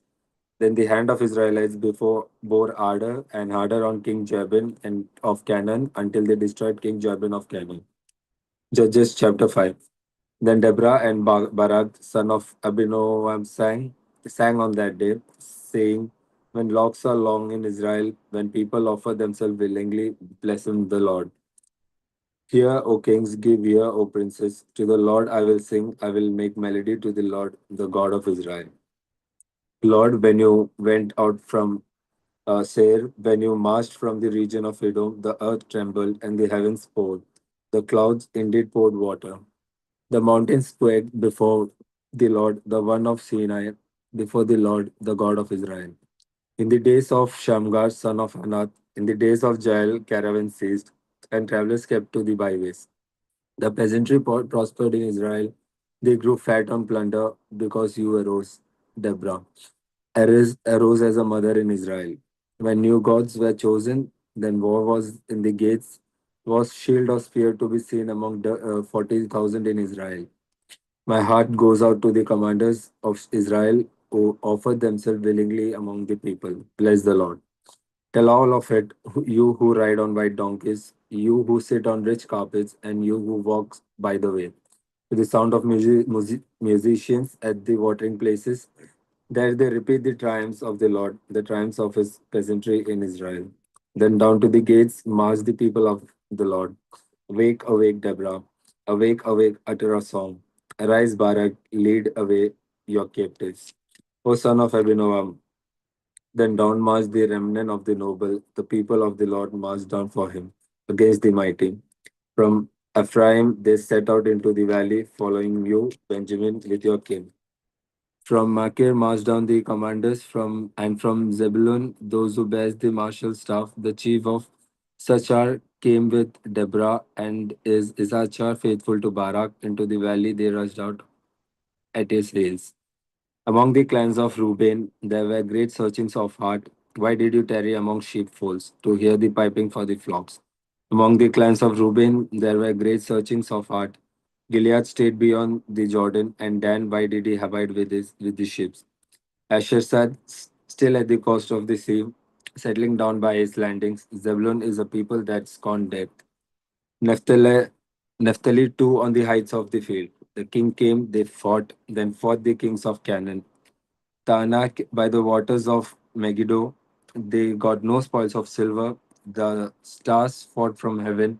From their courses they fought against Sisera. The torrent Kishon swept them away. The onrushing torrent, the torrent Kishon, marched on my soul with might.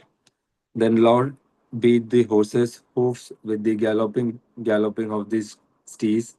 Curse Meroz, says the angel of the Lord. Curse bitterly its inhabitants, because they did not come to the help of the Lord, to the help of the Lord against the mighty. Most blessed of women be Jael, the wife of Heber the Kenite, of tent dwelling women, most blessed. He asked water, and she gave him milk. She brought him curds in a lordly bowl. She put her hand into the tent peg and her right hand to the workman's mallet. She struck Sisera a blow, she crushed his head, she shattered and pierced his temple. He sank, he fell. He lay still at her feet. At her feet he sank, he fell.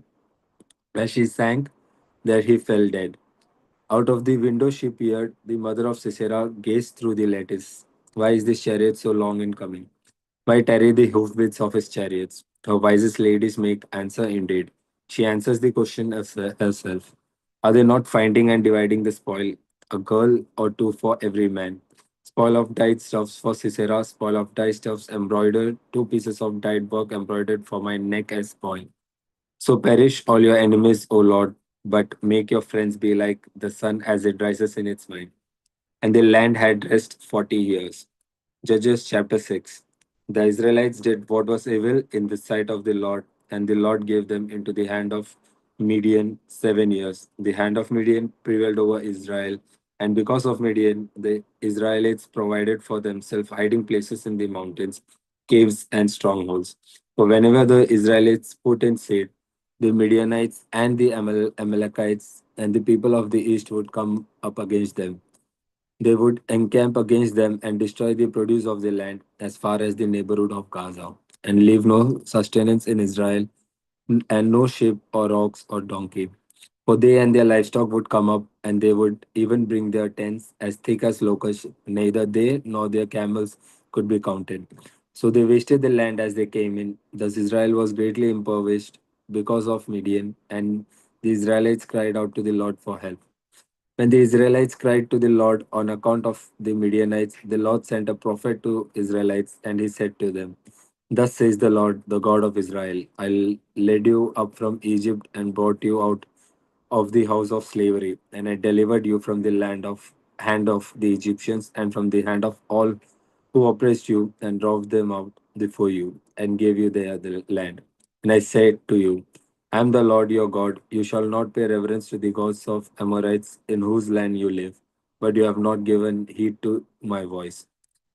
Now the angel of the Lord came and sat under the oak at Ophrah, which belonged to Joash the Abiezrite, as his son Gideon was beating out wheat in the winepress to hide it from the Midianites. The angel of the Lord appeared to him and said to him, "The Lord is with you, you mighty warrior." Gideon answered him, "But sir, if the Lord is with us, why then has all this happened to us? And where are all his wonderful deeds that our ancestors recounted to us, saying, did not the Lord bring us up from Egypt? But now the Lord has cast us off and given us into the hand of Midian." Then the Lord turned to him and said, "Go in this might of yours and deliver Israel from the hand of Midian. I hereby commission you." He responded, "But sir, how can I deliver Israel? My clan is the weakest in Manasseh, and I am the least in my family." The Lord said to him, "But I will be with you, and you shall strike down the Midianites, every one of them." Then he said to him, "If now I have found favor with you, then show me a sign that it is you who speak with me. Do not depart from here until I come to you and bring out my present and set it before you." And he said, "I will stay until your return." So Gideon went into his house and prepared a kid and unleavened cakes from the ephah of flour. The meat he put in a basket, and the broth he put in a pot, and brought them to him under the oak and presented them. The angel of God said to him, "Take the meat and the unleavened cakes, and put them on this rock, and pour out the broth." He did so. Then the angel of the Lord reached out the tip of the staff that was in his hand and touched the meat and the unleavened cakes, and fire sprang up from the rock and consumed the meat and the unleavened cakes. And the angel of the Lord vanished from his sight. Then Gideon perceived that it was the angel of the Lord, and Gideon said, "Help me, Lord God, for I have seen the angel of the Lord face to face." But the Lord said to him, "Peace be to you. Do not fear, you shall not die." Then Gideon built an altar there to the Lord and called it "The Lord is Peace." To this day, it still stands at Ophrah, which belongs to the Abiezrites. That night, the Lord said to him, "Take your father's bull, the second bull 7 years old, and pull down the altar of Baal that belongs to your father, and cut down the sacred pole that is beside it, and build an altar to the Lord your God on top of the stronghold here in proper order. Then they take the second bull and offer it as a burnt offering with the wood of the sacred pole that you shall cut down." So Gideon took 10 of his servants and did as the Lord has told him. But because he was too afraid of his family and the townspeople to do it by day, he did it by night. When the townspeople rose early in the morning, the altar of Baal was broken down, and the sacred pole beside it was cut down, and the second bull was offered on the altar that had been built. So they said to one another, "Who has done this?" After searching and inquiring, they were told, "Gideon, son of Joash, did it." Then the townspeople said to Joash, "Bring out your son, so that he may die, for he has pulled down the altar of Baal and cut down the sacred pole beside it." But Joash said to all who were arrayed against him, "Will you contend for Baal, or will you defend his cause? Whoever contends for him shall be put to death by morning. If he is a god, let him contend for himself, because his altar has been pulled down." Therefore, on that day, Gideon was called J- Jerubbaal, that is to say, let Baal contend against him, because he pulled down his altar. Then all the Midianites and the Amalekites and the people of East came together, and crossing the Jordan, they encamped in the valley of Jezreel. But the Spirit of the Lord took possession of Gideon, and he sounded the trumpet, and the Abiezrites were called out to follow him. He sent messengers throughout all Manasseh, and they too were called out to follow him. He also sent messengers to Asher, Zebulun, and the Naphtali, and they went up to meet them. The Gideon said to God, in order to see whether you will deliver Israel by my hand, as you have said, I am going to lay a fleece of wool on the threshing floor. If there is dew on the fleece alone, and it is dry on all the ground, then I shall know that you will deliver Israel by my hand, as you have said. And it was so. When he rose early next morning and squeezed the fleece, he wrung enough dew from the fleece to fill a bowl of water. Then Gideon said to God, do not let your anger burn against me. Let me speak one more time. Let me please make a trial with the fleece just once more. Let it be dry only on the fleece, and on all the ground let there be dew. And God did so that night. It was dry on the fleece only, and on all the grounds there was dew. Judges chapter 7. Then Jerubbaal, that is Gideon, and all the troops that were with him rose early and encamped beside the spring of Harod. And camp of Midian was north of them, below the hill of Moreh in the valley. The Lord said to Gideon, the troops with you are too many for me to give the Midianites into their hand. Israel would only take the credit away from me, saying, my own hand has delivered me. Now, therefore, proclaim this in the hearing of the troops. Whoever is fearful and trembling, let him return home. Thus Gideon sifted them out. 22,000 returned, and 10,000 remained. Then the Lord said to Gideon, the troops are still too many. Take them down to the water, and I will sift them out for you there. When I say, this one shall go with you, he shall go with you. And when I say, this one shall not go with you, he shall not go. So he brought the troops down to the water, and the Lord said to Gideon, all those who lap the water with their tongues as a dog laps, you shall put to one side, and all those who kneel down to drink, putting their hands to their mouths, you shall put to the other side. The number of those that lapped was 300, but all the rest of the troops knelt down to drink water. Then the Lord said to Gideon, with the 300 that lapped, I will deliver you and give the Midianites into your hand. Let all the others go to their homes. So he took the jars of the troops from their hands and their trumpets, and he sent all the rest of Israel back to their own tents, but retained the 300.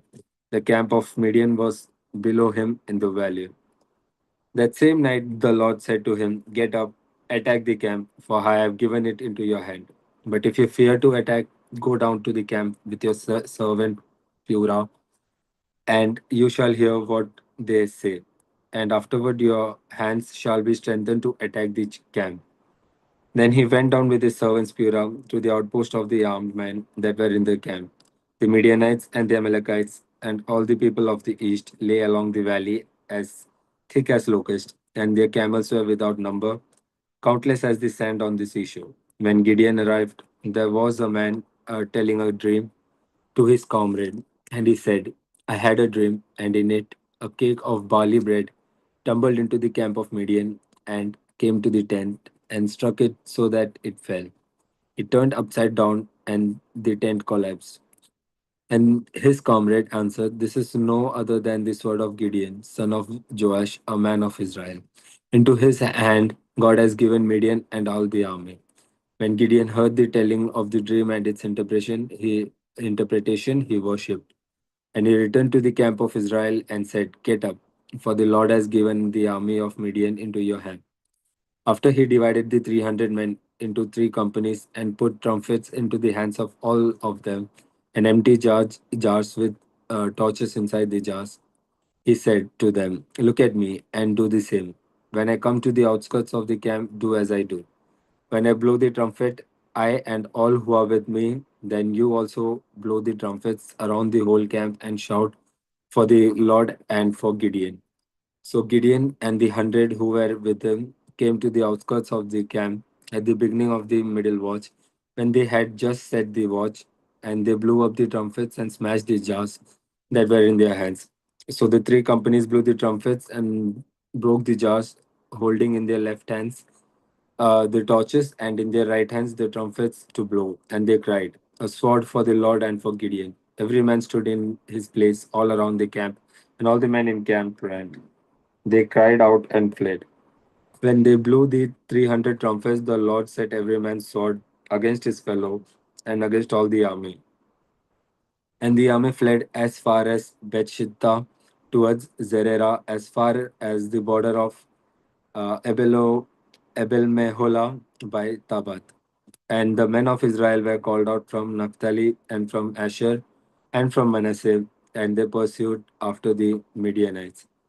Then Gideon sent messengers throughout all the hill country of Ephraim, saying, "Come down against the Midianites and seize the waters against them, as far as Bethbara and also the Jordan."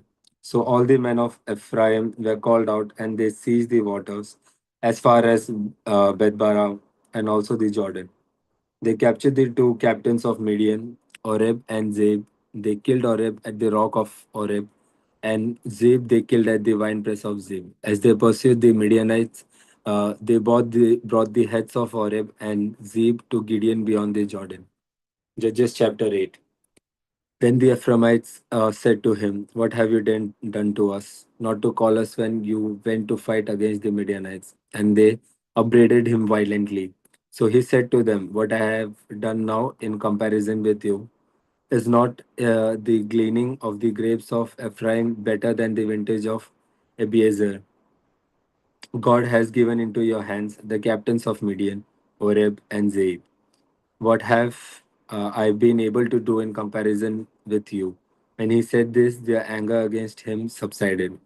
Then Gideon came to the Jordan and crossed over, he and the 300 who were with him, exhausted and famished. So he said to the people of Succoth, "Please give some loaves of bread to my followers, for they are exhausted, and I'm pursuing Zebah and Zalmunna, the king of Midian."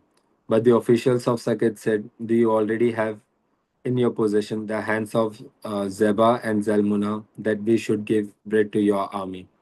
Gideon replied, "Well then, when the Lord has given Zebah and Zalmunna into my hand, I will trample your flesh on the thorns of the wilderness and on briars."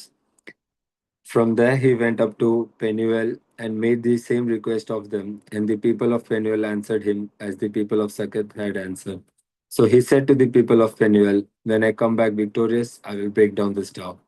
Now Zebah and Zalmunna were in Karkor with their army, about 15,000 men, all who were left of all the army of the people of the east. For 120,000 men bearing arms had fallen. So Gideon went up by the caravan route east of Nobah and Jogbehah and attacked the army, for the army was off its guard. Zebah and Zalmunna fled, and he pursued them and took the two kings of Midian, Zebah and Zalmunna, and threw all the army into a panic. When Gideon, son of Joash, returned from the battle by the accent of Heres, he caught a young man, one of the people of Succoth, and questioned him. And he listed for him the officials and elders of Succoth, 77 people. Then he came to the people of Succoth and said, "Here are Zebah and Zalmunna, about whom you taunted me, saying, 'Do you already have in your possession the hands of Zebah and Zalmunna, that we should give bread to your troops who are exhausted?'" So he took the elders of the city, and he took thorns of the wilderness and briars, and with them he trampled the people of Succoth.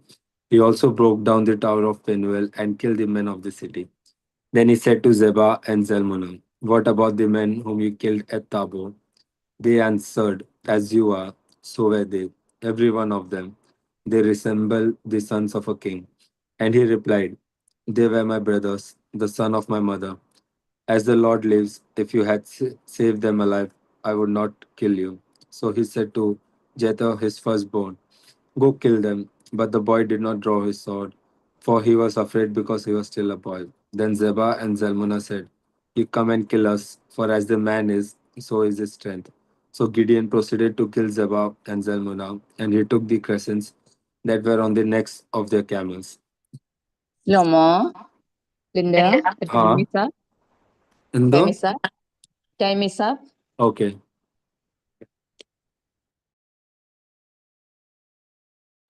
Judges chapter 8, verse 22. ഞാൻ വായിക്കട്ടെ Eliyamma Sunny. Yes വായിച്ചോളൂ കേട്ടോ. Video of ചെയ്തോളൂ കേട്ടോ. Video on ആണോ? ഒരു minute. ആ ഇപ്പൊ ഓക്കെ ആണോ? Okay okay. Judges chapter 8 to 22.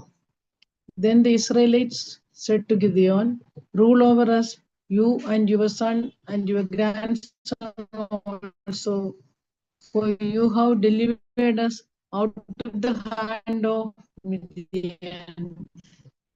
Gideon said to them, I will not rule over you, and my son will not rule over you. The Lord will rule over you. The Gideon said to them, let me make a request of you. Each of you give me an earring he has taken as booty. For the enemy had golden earrings because they were Ishmaelites. We will willingly give them, they answered. So they spread a garment, and each threw into it an earring he had taken as booty. The weight of the golden earrings that he requested was 1,700 shekels of gold. Apart from the crescents and the pendants and the purple garments worn by the kings of Midian and the collars that were on the ephod of it, and put it in his town, in Ophrah, and all Israel prostituted themselves to it there, and it became a snare to Gideon and to his family. So Midian, the Israelites, and they lifted up their hearts no more. So the land had rest 40 years in the days of Gideon. Zerubbabel, son of Joash, went to live in his own house. Now Gideon had 70 sons, his own offspring, for he had many wives. His concubine who was in Shechem also bore him a son, and he named him Abimelech. Then Gideon, son of Joash, died at a good old age, and was buried in the tomb of his father Joash at Ophrah of the Abiezrites. As soon as Gideon died, the Israelites relapsed and prostituted themselves with the Baals, making Baal bury their God. The Israelites did not remember the Lord their God, who had rescued them from the hand of all their enemies on every side, and they did not exhibit loyalty to the house of Jerubbaal, that's Gideon, in return for all the good that he had done to Israel. Judges chapter 9. Now Abimelech, son of Jerubbaal, went to Shechem to his mother's kinsfolk, and said to them and to the whole clan of his mother's family, say in the hearing of all the Lord Shechem, which is better for you, that all 70 of the sons of Zerubbabel rule over you, or that one rule over you. Remember also that I am your bone and your flesh. So his mother's kinsfolk spoke all these words on his behalf in the hearing of all the lords of Shechem, and their hearts inclined to follow Abimelech, for they said, he is our brother. They gave him 70 pieces of silver out of the temple Baal buried with, which Abimelech hired worthless and reckless fellows who followed him. He went to his father's house at Ophrah and killed his brothers, the sons of Zerubbabel, 70 men on one stone. But Jotham, the youngest son of Zerubbabel, survived, for he did himself. Then all the lords of Shechem and all Beth Milo came together, and they went and made Abimelech king by the oak of the pillar at Shechem. When it was told to Jotham, he went and stood on the top Mount Gerizim and cried aloud and said to them, "Listen to me, you lords of Shechem, so that God may listen to you. The trees once went out to anoint a king over themselves. So they said to the olive tree, reign over us. The olive tree answered them, shall I stop producing all my rich oil by which gods and mortals are honored, and go to sway over the trees? Then the trees said to the fig tree, you come and reign over us. But the fig tree answered them, shall I stop producing my sweetness and my delicious fruit, and go to sway over the trees? Then the trees said to the vine, you come and reign over us. But the vine said to them, shall I stop producing my wine that chase goats and mortals, and go to sway over the trees?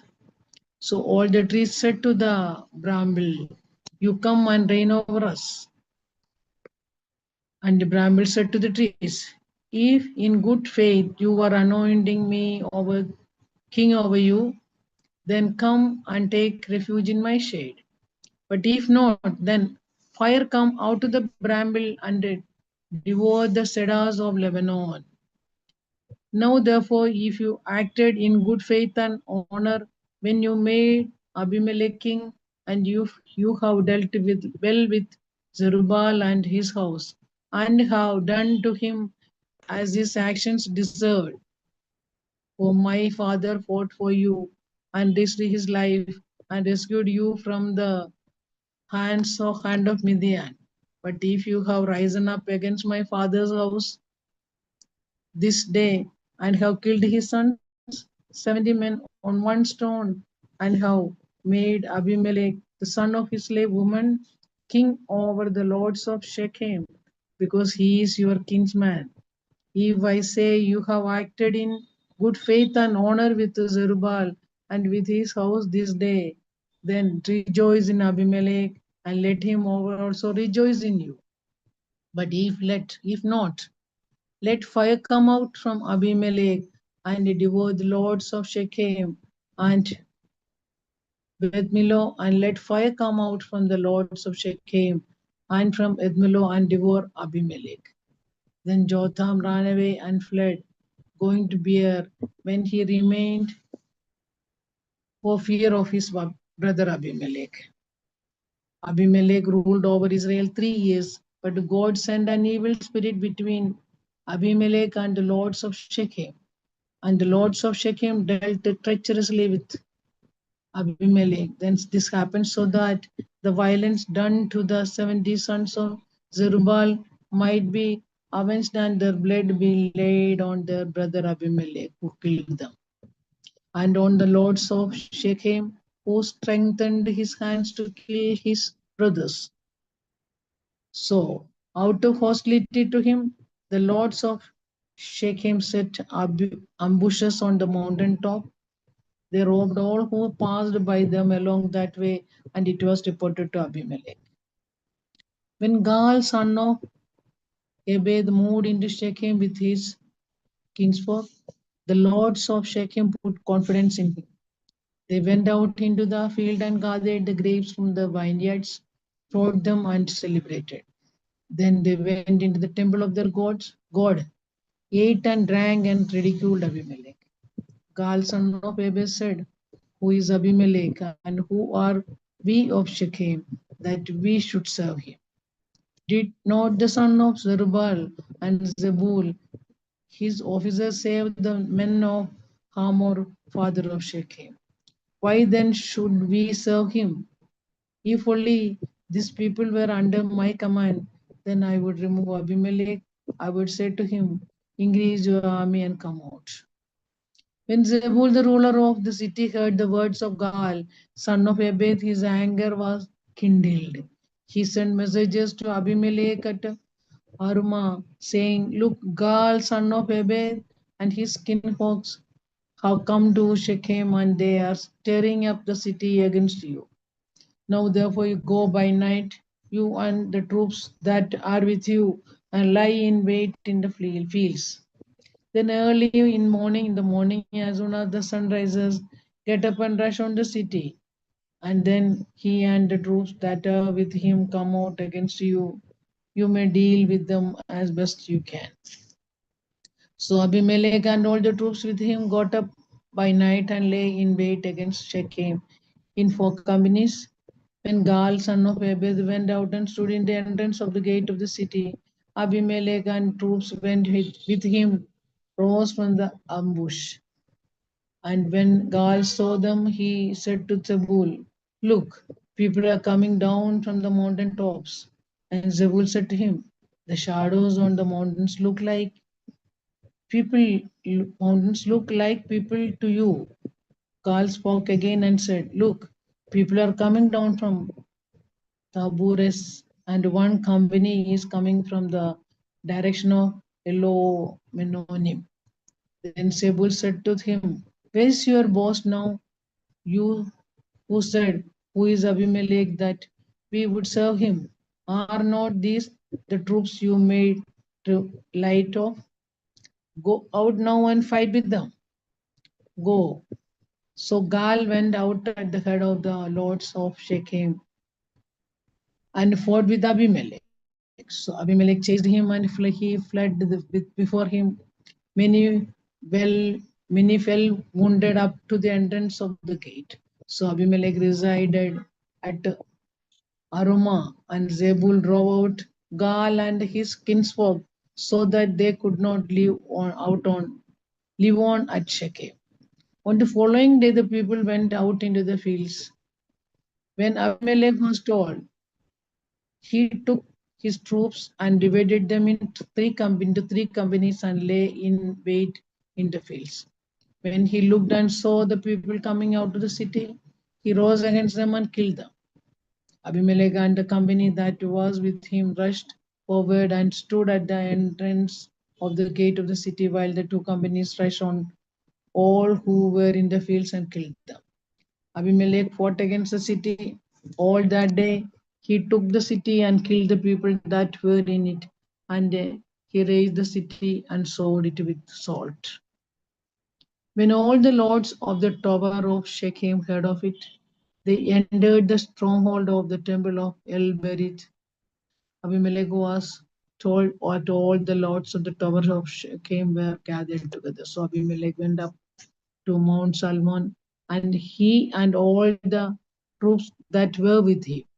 Abimelech took an axe in his hand, cut down a bundle of brushwood, and took it up and laid it on his shoulder. Then he said to the troops with him, "What you have seen me do quickly as I have done." So every one of the troops cut down a bundle, and following Abimelech put it in against the stronghold, and they set the stronghold on fire over them, so that all the people of the tower of Shechem also died, about 1,000 men and women. Then Abimelech went to Thebes and encamped against Thebes and took it.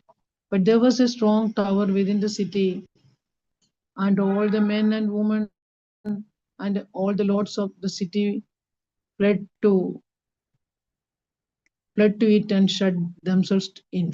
And they went to the roof of the tower. Abimelech came to the tower and fought against it, and came near to the entrance of the tower to burn it with fire.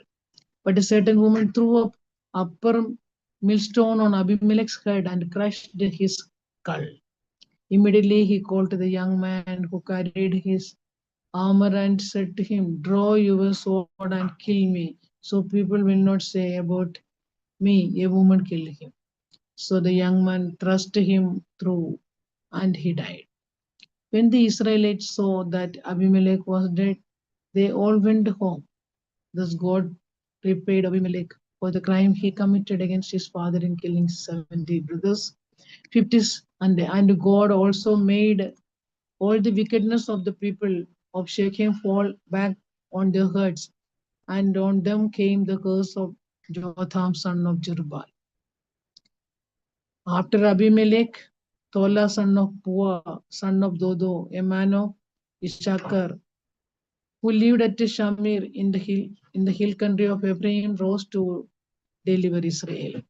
He judged Israel 23 years. Then he died and was buried at Shamir. After him came Jair the Gileadite, who judged Israel 22 years. He had 30 sons who rode on 30 donkeys, and they had 30 towns which are in the land of Gilead and are called Havoth Jair to this day. Jair died and was buried in Carmel. The Israelites again did what was evil in the sight of the Lord, worshipping the Baals and the Ashtaras, the gods of Aram, the gods of Sidon, the gods of Moab, the gods of Ammonites, and the gods of the Philistines. Thus they abandoned the Lord and did not worship him. So the anger of the Lord was kindled against Israel, and he sold them into the hand of Philistines and into the hand of the Ammonites. And they crushed and oppressed the Israelites that year.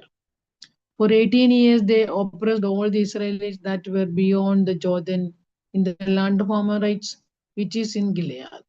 The Ammonites also crossed the Jordan to fight against Judah and against Benjamin and against the house of Ephraim, so that Israel was greatly distressed. So the Israelites cried to the Lord, saying, "We have sinned against you because we have abandoned our God and have worshipped the Baals." And the Lord said to the Israelites, "Did I not deliver you from the Egyptians and from the Amorites, from the Ammonites and the Philistines, the Sidonians also, and the Amalekites, and the Maonites oppressed you? And you cried to me, and I delivered you out of their hand. Yet you have abandoned me and worshipped other gods. Therefore I will deliver you no more. Go and cry to the gods whom you have chosen. Let them deliver you in the time of your distress." And the Israelites said to the Lord, "We have sinned. Do to us whatever seems good to you, but deliver us this day." So they put away the foreign gods from among them and worshipped. The Lord said that he could no longer bear to see Israel suffer. Then the Ammonites were called to arms, and they encamped in Gilead, and the Israelites came together and they encamped at Mizpah. The commanders of the people of Gilead said to one another, "Who will begin the fight against Ammonites? He shall be head over all the inhabitants of Gilead." Judges chapter 11. Now, Jephthah the Gileadite, the son of prostitute, just the son of a prostitute, was a mighty warrior. Gilead was the father of Jephthah. Gilead's wife also bore him sons, and when his wife's son grew up, they drove Jephthah away, and saying to him, "You shall not inherit anything in our father's house, for you are the son of another woman." Then Jephthah fled from his brothers and lived in the land of Tob. Outlaws collected around Jephthah and went raiding with him. After a time, the Ammonites made war against Israel. And when the Ammonites made war against Israel, the elders of Gilead went to bring Jephthah from the land of Tob. They said to Jephthah, "Come and be our commander, so that we may fight with the Ammonites." But Jephthah said to the elders of Gilead, "Are you not the very ones who rejected me and drove me out of my father's house? So why do you come to me now when you are in trouble?" The elders of Gilead said to Jephthah, "Nevertheless, we have now turned back to you so that you may go with us and fight with the Ammonites and become head over us, over all the inhabitants of Gilead." Jephthah said to the elders of Gilead, "If you bring me home again to fight with the Ammonites, and the Lord gives them over to me, I will be your head." And the elders of Gilead said to Jephthah, "The Lord will be witness between us we will surely do as you say. So Jephthah went with the elders of Gilead, and the people made him heard and commander over them. And Jephthah spoke all his words. Jephthah sent messengers to the king of Ammonites and said, "What is there between you and me, that you have come to me to fight against my land?" The king of the Ammonites answered the messengers of Jephthah, "Because Israel, on coming from Egypt, took away my land from the Arnon to the Jabbok and the Jordan. Now therefore restore it peaceably." Once again Jephthah sent messengers to the king of Ammonites and said to them, "Thus say Jephthah, Israel did not take away the land of Moab or the land of Ammonites, but when they came up from Egypt, Israel went through the wilderness to the Red Sea and came to Kadesh. Israel then sent messengers to the king of Edom, saying, "Let us pass through your land." But the king of Edom would not listen. They also sent to the king of Moab, but he would not consent. So Israel remained at Kadesh. So when they then they journeyed through the wilderness, went around the land of Edom and the land of Moab, arrived on the east side of the land of Moab, and camped on the other side of the Arnon. They did not enter the territory of Moab, for the Arnon was the boundary of Moab.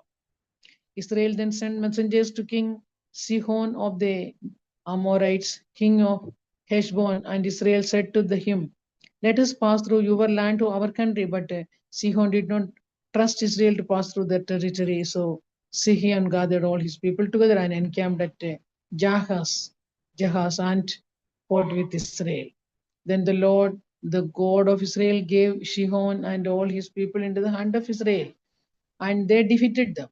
So Israel occupied all the land of the Amorites who inhabited that country. They occupied all the territory of the Amorites from the Arnon to the Jabbok and from the wilderness to the Jordan. So now the Lord, the God of Israel, has conquered the Amorites for the benefit of his people Israel. Do you intend to take their place? Should you not possess what your God Chemosh gives you to possess? What should we not be the ones to possess everything that the Lord our God has conquered for our benefit? Now are you any better than King Balak, son of Zippor or Moab? Did he ever enter into conflict with Israel, or did he ever go to the war with them? While Israel lived in Heshbon and its villages, and in Aroer and its villages, and in all the towns that are along the Arnon, 300 years, why did you not recover them within that time? It is not I who have sinned against you, but you are the one who does me wrong by making war on me. Let the God who is judge decide today for the Israelites or for the Ammonites. But the king of the Ammonites did not heed the message that Jephthah sent him. Then the spirit of Lord came upon Jephthah, and he passed through Gilead and Manasseh. He passed on to Mizpah of Gilead, and from Mizpah of Gilead he passed on to the Ammonites. And Jephthah made a vow to the Lord and said, If you will give the Ammonites into my hand, then whoever comes out of the doors of my house to meet me when I return victorious from the Ammonites, shall be the Lord's, to be offered up by me as a burnt offering." So Jephthah crossed over the Ammonites to fight against them, and the Lord gave them into his hand. He inflicted a massive defeat on them from Arover to the neighborhood of Minnith, 20 towns, and Saf as well as Abel Keramim. So the Ammonites were subdued before the people of Israel. Then Jephthah came to his home at Mizpah, and there was his daughter coming out to meet him with timbrels and with dancing. She was his only child. He had no son or daughter except her. When he saw her, He tore his clothes and said, Alas, my daughter, you have brought me very low. You have become the cause of great trouble to me. For I have opened my mouth to the Lord, and I cannot take back my bow. She said to him, My father, if you have opened your mouth to the Lord, do to me according to what he has gone out of your mouth. Now that the Lord has given you vengeance against your enemies, the Ammonites. And she said to her father, Let this thing be done for me. Grant me 2 months, so that I may go and wander on the mountains and bewail my virginity, my companions, and I. Go, he said, and sent her away for 2 months. So she departed, she and her companions, and bewailed her virginity on the mountains. At the end of 2 months, she returned to her father, who did with her according to the vow he had made. She had never slept with a man. So there arose as Israelite custom that 40 of sorry. So there arose an Israelite custom that for 4 days every year the daughters of Israel would go out to lament the daughter of Jephthah, the Gileadite. Judges chapter 12. The men of Ephraim were called to arms, and they crossed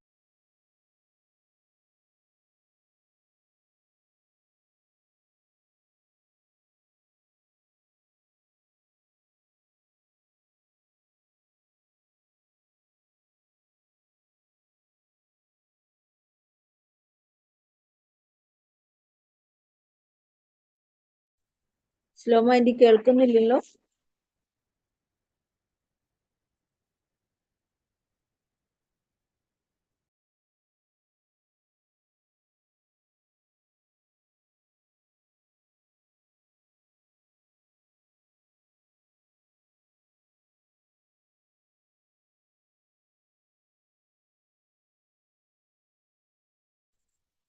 എലിയമ്മന്റെ വായിക്കുന്ന കേൾക്കുന്നില്ല കേട്ടോ. Mic മ്യൂട്ടാണ്. Anti കേൾക്കാമോ? എലിയമ്മന്റെ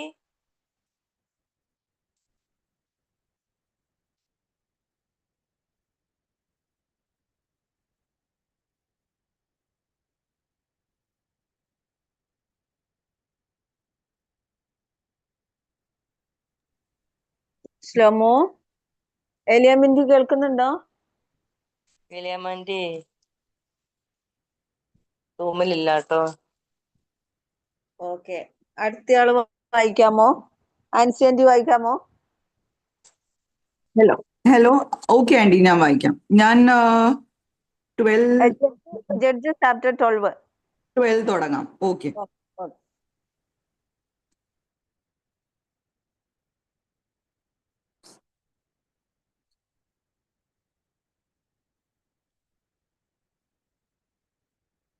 hello, എന്റെ ശബ്ദം കേൾക്കാമോ? കേൾക്കുന്നുണ്ട്, വായിച്ചു. Okay, ശരി. The men of Ephraim were called to arms, and they crossed to Zephon and said to Jephthah, Why did you cross over the fight against the Ammonites and did not call us to go with you? We will burn your house down over you. Jephthah said to them, My people and I were engaged in conflict with the Ammonites, who oppressed us severely. But when I called you, you did not deliver me from their hand. When I saw that you would not deliver me, I took my life in my hand and crossed over against the Ammonites, and the Lord gave them into my hand. Why then have you come up to me this day to fight against me? Then Jephthah gathered all the men of Gilead and fought with Ephraim. And the men of Gilead defeated Ephraim, because they said, You are fugitives from Ephraim, you Gileadites, in the heart of Ephraim and Manasseh. Then the Gileadites took the ford of the Jordan against the Ephraimites. Whenever one of the fugitives of Ephraim said, Let me go over, the men of Gilead would say to them, Are you an Ephraimite? When he said, No, they said to him, Then say Shibboleth, And he said Shibboleth, for he could not pronounce it right. Then they seized him and killed him at the fords of the Jordan. 42,000 of the Ephraimites fell at that time. Jephthah judged Israel 6 years. Then Jephthah the Gileadite died and was buried in his own town in Gilead. After him, Ibzan of Bethlehem judged Israel. He had 30 sons. He gave his 30 daughters in marriage outside his clan and brought in 30 young women from outside for his sons. He judged Israel 7 years. Then Ibzan died and was buried at Bethlehem. After him, Elon the Zebulunite judged Israel, and he judged Israel 10 years. Then Elon the Zebulunite died and was buried at Aijalon in the land of Zebulun. After him, Abdon son of Hillel the Piratonite judged Israel. He had 40 sons and 30 grandsons who rode on 70 donkeys. He judged Israel 8 years. Then Abdon, son of Hillel, the Piratonite, died and was buried at Pirathon in the land of Ephraim, in the hill country of the Amalekites.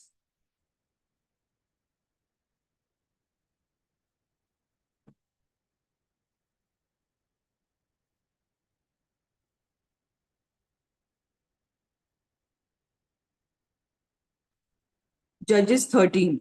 The Israelite again did what was evil in the sight of the Lord, and the Lord gave them into the hand of the Philistines 40 years. There was a certain man of Zorah, of the tribe of the Danite, whose name was Manoah.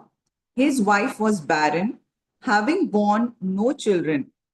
And the angel of the Lord appeared to the woman and said to her, although you are barren, having borne no children, you should conceive and bear a son. Now be careful, do not drink wine or strong drink, or to eat anything unclean, for you shall conceive and bear a son.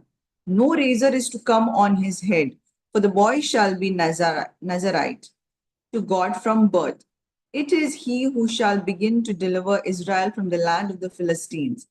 Then the woman came and told her husband, a man of God came to me, and his appearance was like that of an angel, of God, most awe-inspiring.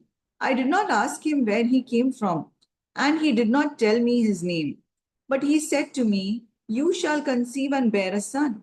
So then, drink no wine or strong drink, and eat nothing unclean, for the boy shall be a Nazarite to God from birth to the day of his death.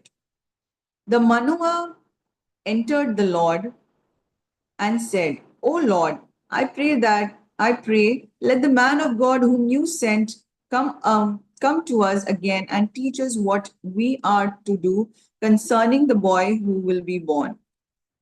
God listened to Manoah, and the angel of God came again to the woman as she sat in the field. But her husband Manoah was not with her. So the woman quickly ran and told her husband, the man who came to me the other day has appeared to me. Manoah got up and followed his wife and came to the man and said to him, are you the man who spoke to this woman? And he said, I am. Then Manoah said, now when your words come true, what is to be the boy's rule of life? What is he to do? The angel of the Lord said to Manoah, let the woman give heed to all that I said to her. She may not eat of anything that comes from the wine. She is not to drink wine or strong drink or eat anything unclean. She is to observe everything that I commanded her. Manoah said to the angel of the Lord, allow us to detain you and prepare a kid for you. The angel of the Lord said to Manoah, if you detain me, I will not eat your food. But if you want to prepare a burnt offering, then offer it to the Lord. For Manoah did not know that he was the angel of the Lord. Then Manoah said to the angel of the Lord, what is your name, so that we may honor you when your words come true? But the angel of the Lord said to him, why do you ask my name? It is too wonderful. So Manoah took the kid with the grain offering and offered it on the rock to the Lord, to him who works wonders. When the flame went up toward heaven from the altar, the angel of the Lord ascended in the flame of the altar, while Manoah and his wife looked on, and they fell on their faces to the ground. The angel of the Lord did not appear again to Manoah and his wife. Then Manoah realized that it was the angel of the Lord. And Manoah said to his wife, "We shall surely die, for we have seen God." But his wife said to him, "If the Lord had meant to kill us, he would not have accepted a burnt offering and a grain offering at our hands, or shown us all these things, or now announced to us such things." The women bore a son and named him Samson. The boy grew and the Lord blessed him. The Spirit of the Lord began to stir him in Mahanidan between Zorah and Eshtaol. Judges chapter 14. Once Samson went down to Timnah, and at Timnah he saw a Philistine woman. Then he came up and told his father and mother, "I saw a Philistine woman at Timnah. Now get her for me as my wife." But his father and mother said to him, "Is there not a woman among your kin or among all our people that you must go to take a wife from the uncircumcised Philistines?" But Samson said to his father, "Get her for me, because she pleases me." His father and mother did not know that this was from the Lord, for he was seeking a pretext to act against the Philistines. At that time, the Philistines had dominion over Israel. Then Samson went down with his father and mother to Timnah. When he came to the vineyards of Timnah, suddenly a young lion roared at him. The Spirit of the Lord rushed on him, and he tore the lion apart, barehanded, as the one might tear apart a kid. But he did not tell his father or mother what he had done. Then he went down and talked with the woman, and she pleased Samson. After a while, he returned to marry her, and he turned aside to see the carcass of the lion. And there was a swarm of bees in the body of the lion and honey. He scraped it out into his hands and went on, eating as he went. When he came to his father and mother, he gave some to them, and they ate it. But he did not tell them that he had taken the honey from the carcass of the lion. His father went down to the women, and Samson made a feast there as the young men were accustomed to do. When the people saw him, they brought 30 companions to be with him. Samson said to them, "Let me now put a riddle to you. If you can explain it to me within the 7 days of the feast and find it out, then I will give you 30 linen garments and 30 festal garments. But if you cannot explain it to me, then you shall give me 30 linen garments and 30 festal garments." So they said to him, "Ask your riddle, let us hear it." He said to them, "Out of the eater came something to eat. Out of the strong came something sweet." But for 3 days they could not explain the riddle. On the fourth day, they said to Samson's wife, "Coax your husband to explain the riddle to us, or we will burn you and your father's house with fire. Have you invited us to impoverish us?" So Samson's wife wept before him, saying, "You hate me. You do not really love me. You have asked a riddle of my people, but you have not explained it to me." He said to her, "Look, I have not told my father or my mother. Why should I tell you?" She wept before him the 7 days that their feast lasted. And because she nagged him, on the seventh day he told her. Then she explained the riddle to the people. The men of the town said to him on the seventh day, before the sun went down, "What is sweeter than honey? What is stronger than lion?" And he said to them, "If you had not plowed it with my heifer, you would not have found out my riddle. Then the Spirit of the Lord rushed on him, and he went down to Ashkelon. He killed 30 men of the town, took their spoil, and gave the festal garments to those who had explained the riddle. In hot anger, he went back to his father's house, and Samson's wife was given to his companion, who had been his best man. Judges chapter 15. After a while, at the time of the wheat harvest, Samson went to visit his wife, bringing along a kid. He said, I want to go into my wife's room. But her father would not allow him to go in. Her father said, I was sure that you had rejected her, so I gave her to your companion. Is not her younger sister prettier than she? Why not take her instead? Samson said to them, this time when I do mischief to the Philistines, I will be without blame. So Samson went and caught 300 foxes and took some torches, and he turned the foxes tail to tail and put a torch between each pair of tails. When he had set fire to the torches, he let the foxes go into the standing grain of the Philistines and burned up the shocks and the standing grains as well as the vineyards and olive groves. Then the Philistines asked, who has done this? And they said, Samson, the son-in-law of the Timnite, because he has taken Samson's wife and given her to his companion.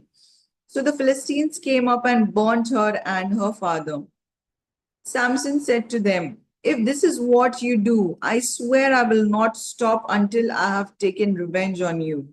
He struck them down hip and thigh with great slaughter, and he went down and stayed in the cleft on the rock of Etam. Then the Philistines came up and encamped in Judah and made a raid on Lehi.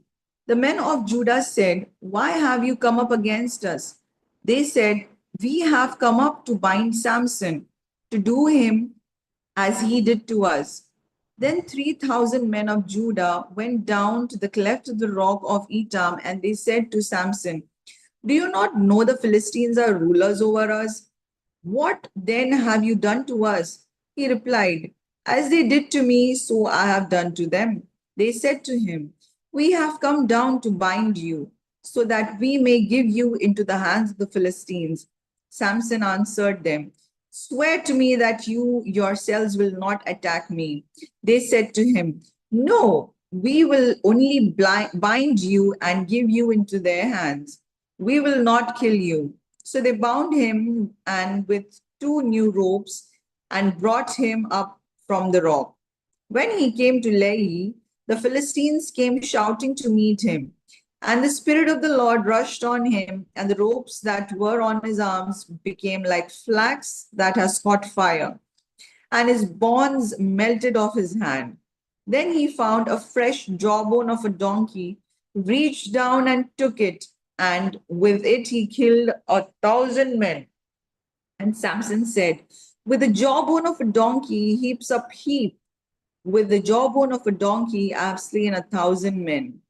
When he had finished speaking, he threw away the jawbone, and that place was called Ramnath Lehi. By then he was very thirsty, and he called on the Lord, saying, you have granted his great victory by the hand of your servant. Am I now to die of thirst and fall into the hands of the uncircumcised? So God split open the hollow place that is at Lehi, and water came from it. When he drank, his spirit returned, and he revived. Therefore it was named En-Hakkore, which is at Lehi to this day. And he judged Israel in the day of the Philistines 20 years. Judges chapter 16. Once Samson went to Gaza, where he saw a prostitute and went into her. The Gazites were told, Samson has come here. So they circled around and lay in wait for him all night as a city gate. They kept quiet all night, thinking, let us wait until the light of the morning, then we will kill him. But Samson lay only until midnight. Then at midnight he rose up, took hold of the doors of the city gate and the two posts, pulled them up, bar and all, put them on his shoulders, and carried them to the top of the hill that is in the front of Hebron. After this, he fell in love with a woman in the valley of Sorek, whose name was Delilah. The lords of the Philistines came to her and said to her, "Coax him and find out what makes his strength so great, and how we may overpower him, so that we may bind him in order to subdue him. And we will each give you 1,100 pieces of silver." So Delilah said to Samson, "Please tell me what makes your strength so great and how you could be bound so that one could subdue you." Samson said to her, "If they bind me and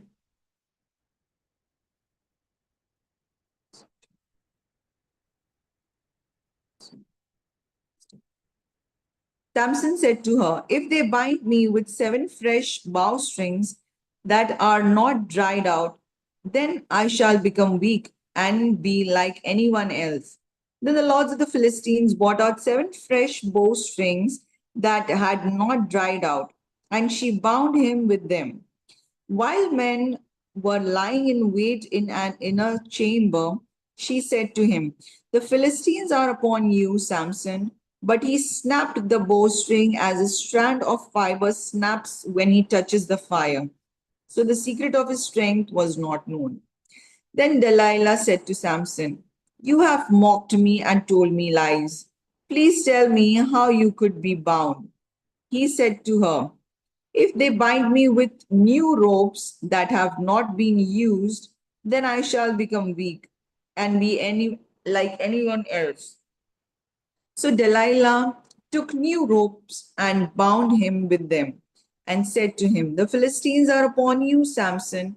Then the men lying in wait were in an inner chamber, but he snapped the ropes of his arms like a thread. Then Delilah said to Samson, "Until now you have mocked me and told me lies. Tell me how you could be bound." He said to her, "If you weave 7 locks of my head with a web and make it tight with a pin, then I shall become weak and I'll be like anyone else."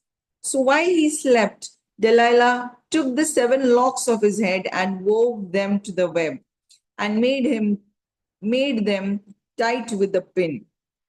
Then she said to him, "The Philistines are upon you, Samson." But he awoke from sleep and pulled away the pin, the loom, and the web. Then she said to him, "How can you say I love you when your heart is not with me? You have mocked me 3 times now and have not told me what makes your strength so great." Finally, after she had nagged him with her words day after day and pestered him, he was tired to death. So he told her his whole secret and said to her, "A razor has never come upon my head, for I have been a Nazarite to God from my mother's womb. If my head were shaved, then my strength would leave me. I would become weak and be like anyone else." When Delilah realized that he had told her his whole secret, she sent and called the lords of the Philistines, saying, "This time come up, for he has told his whole secret to me." Then the lords of the Philistines came up to her and brought her the money in her hands. She let him fall asleep on her lap, and she called a man, and he had him shave off with the 7 locks of his head. He began to weaken, his strength left him. Then she said, "The Philistines are upon you, Samson." When he awoke from his sleep, he thought, "I will go out as other times and shake myself free." But he did not know that the Lord had left him. So the Philistines seized him and gouged out his eyes. They brought him down to Gaza and bound him with bronze shackles. And he ground at the mill in the prison, but the hair of his head began to grow again after it had been shaved. Now the lords of the Philistines gathered to offer a great sacrifice to their god Dagon and to rejoice, for they said, "Our God has given Samson, our enemy, into our hand." When the people saw him, they praised their God, for they said, "Our God has given our enemy into our hand, the ravager of our country, who has killed many of us." And when their hearts were merry, they called, "Call Samson and let him entertain us." So they called Samson out of the prison, and he performed for them. They made him stand between the pillars, and Samson said to the attendant who held him by the hand, "Let me feel the pillars on which the house rests, so that I may lean against them." Now the house was full of men and women. All the lords of the Philistines were there, and on the roof there were about 3,000 men and women who looked on while Samson performed. Then Samson called to the Lord and said, "Lord God, remember me and strengthen me only this once, O God, so that with this one act of my revenge I may pay back the Philistines for my 2 eyes." And Samson grasped the 2 middle pillars on which the house rested, and he leaned his weight against them, his right hand on one and his left hand on the other. Then Samson said, "Let me die with the Philistines." He strained with all his might, and the house fell on the lords and all the people who were in it. So those who killed at his death were more than thousands he had killed during his life. Then his brothers and all his family came down and took him and brought him up and buried him between Zorah and Eshtaol in the tomb of his father Manoah. He judged Israel 20 years. Judges 17. There was a man in the hill country of Ephraim whose name was Micah. He said to his mother, "The 1,100 pieces of silver that were taken from you, about which you uttered a curse and even spoke it in my hearing, that silver is in my possession. I took it, but now I will return to you." And his mother said, "May my son be blessed by the Lord." Then he returned the 1,100 pieces of silver to his mother. And his mother said, "I consecrate the silver to the Lord for my hand for my son, to make an idol of cast metal." So when he returned the money to his mother took 200 pieces of silver and gave it to the silversmith, who made it into an idol of cast metal, and it was in the house of Micah. This man Micah had a shrine, and he made an ephod and teraphim, and installed one of his sons, who became his priest. In those days there was no king in Israel, and the people did what was right in their own eyes. Now there was a young man of Bethlehem in Judah, of the clan of Judah. He was a Levite residing there. This man left the town of Bethlehem in Judah to live wherever he could find a place. He came to the house of Micah in the hill country of Ephraim to carry on his work. Micah said to him, "From where do you come?" He replied, "I am a Levite of Bethlehem in Judah, and I am going to live wherever I can find a place." Then Micah said to him, "Stay with me and be to me a father and a priest, and I will give you 10 pieces of silver a year, a set of clothes, and your living." The Levite agreed to stay with the man, and the young man became to him like one of his sons. So Micah installed the Levite, and the young man became his priest, and was in the house of Micah. Then Micah said, "Now I know the Lord will prosper me, because the Levite has become my priest." Judges chapter 18. In those days there was no king in Israel, and in those days the tribe of the Danites was seeking for itself a territory to live in. For until then, no territory among the tribes of Israel had been allotted to them. So the Danites sent 5 valiant men from the whole number of their clan, from Zorah and from Eshtaol, to spy out the land and to explore it. And they said to them, "Go explore the land." When they came to the hill country of Ephraim, to the house of Micah, They stayed there. While they were at Micah's house, they recognized the voice of the young Levite. So they went over and asked him, "Who brought you here? What are you doing in this place? What is your business here?" He said to them, "Micah did such and such for me, and he hired me, and I have become this priest." Then they said to him, "Inquire of God what we may know whether the mission we are undertaking will succeed." The priest replied, "Go in peace. The mission you are on is under the eye of the Lord." Then 5 men went on, and when they came to Laish, they observed the people who were there living securely, after the manner of the Sidonians, quiet and unsuspecting, lacking nothing on earth and possessing wealth. Furthermore, they were far from the Sidonians and had no dealing with Aram. When they came to their kinsfolk at Zorah and Eshtaol, they said to them, "What do you report?" They said, "Come, let us go up against them, for we have seen the land and it is very good. You will do nothing. Do not be slow to go, but enter in and possess the land. When you go, you will come to an unsuspecting people. The land is broad. God has indeed given it into your hands, a place where there is no lack of anything on earth." 600 men of the Danite clan, armed with weapons of war, set out from Zorah and Eshtaol and went up and encamped at Kiriath Jearim in Judah. On this account, that place is called Mahanedan to this day. It is the west of Kiriath Jearim. From there, they passed on to the hill country of Ephraim, and came to the house of Micah.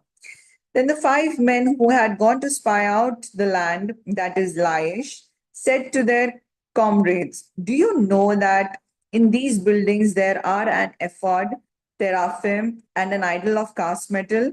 Now therefore consider what you will do." So they turned in that direction and came to the house of the young Levite at the home of Micah and greeted him. While the 600 men of the Danites, armed with their weapons of war, stood by the entrance of the gate, the 5 men who had gone to spy out the land proceeded to enter and take the idol of the cast metal, the ephod, and the teraphim. The priest was standing by the entrance of the gate, and the 600 men armed with weapons of war.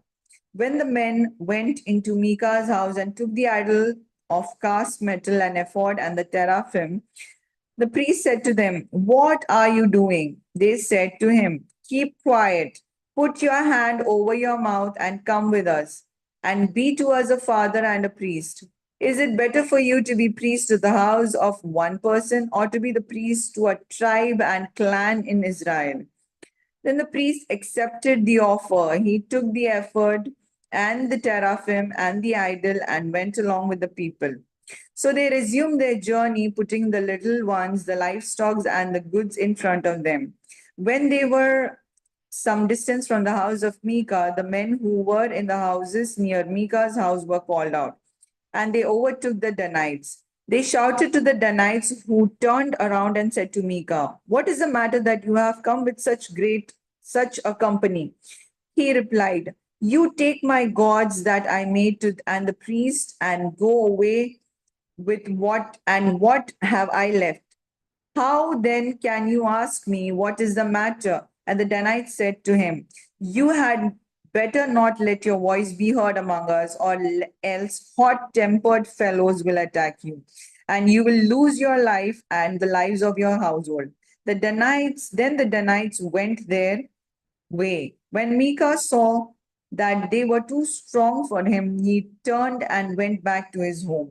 The Danites, having taken that what Micah had made, and the priests who belonged to him, came to Laish, to a people quiet and unsuspecting, put to them to the sword, and burned down the city. There was no deliverer, because it was far from Sidon and had They had no dealings with Aram. It was in the valley that belongs to Beth Rebo, and rebuilt the city and lived in it. They named the city Dan after their ancestors Dan, who was born to Israel, but the name of the city was formerly Laish. Then the Danites set up the idol for themselves.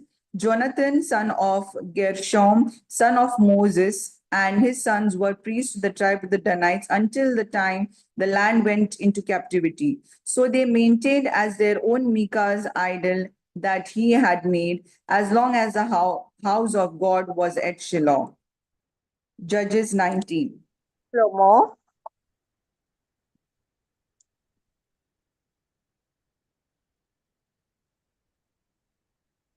അടുത്തയാള് next reading ചെയ്തോട്ടോ. Barrackmore, Book of the Judges, chapter 19. In those days there was no king in Israel, a certain Levite, residing in the remote parts of the hill country of Ephraim, took to himself in concubine from Bethlehem and in Judah. But his concubine became angry with him, and she went away from him to her father's house at Bethlehem in Judah, and was there for some 4 months. Then her husband set out after her to speak tenderly to her and bring her back. He had with him his servant, had a couple of donkeys. When he reached her father's house, the girl's father saw him and came with joy to meet him. His father-in-law, the girl's father, made him stay, and he remained with him 3 days. So they ate and drank, and he stayed there. On the fourth day, they got up early in the morning, and he prepared to go. But the girl's father said to his son-in-law, "Fortify yourself with a bit of food, and after that you may go." So the two men sat and ate and drank together. And the girl's father said to the man, "Why not spend the night and enjoy yourself?" When the man got up to go, his father in law kept urging him until he spent the night there again. On the fifth day, he got up early in the morning to leave, and the girl's father said, "Fortify yourself." So they lingered until the day declined. The two of them ate and drank.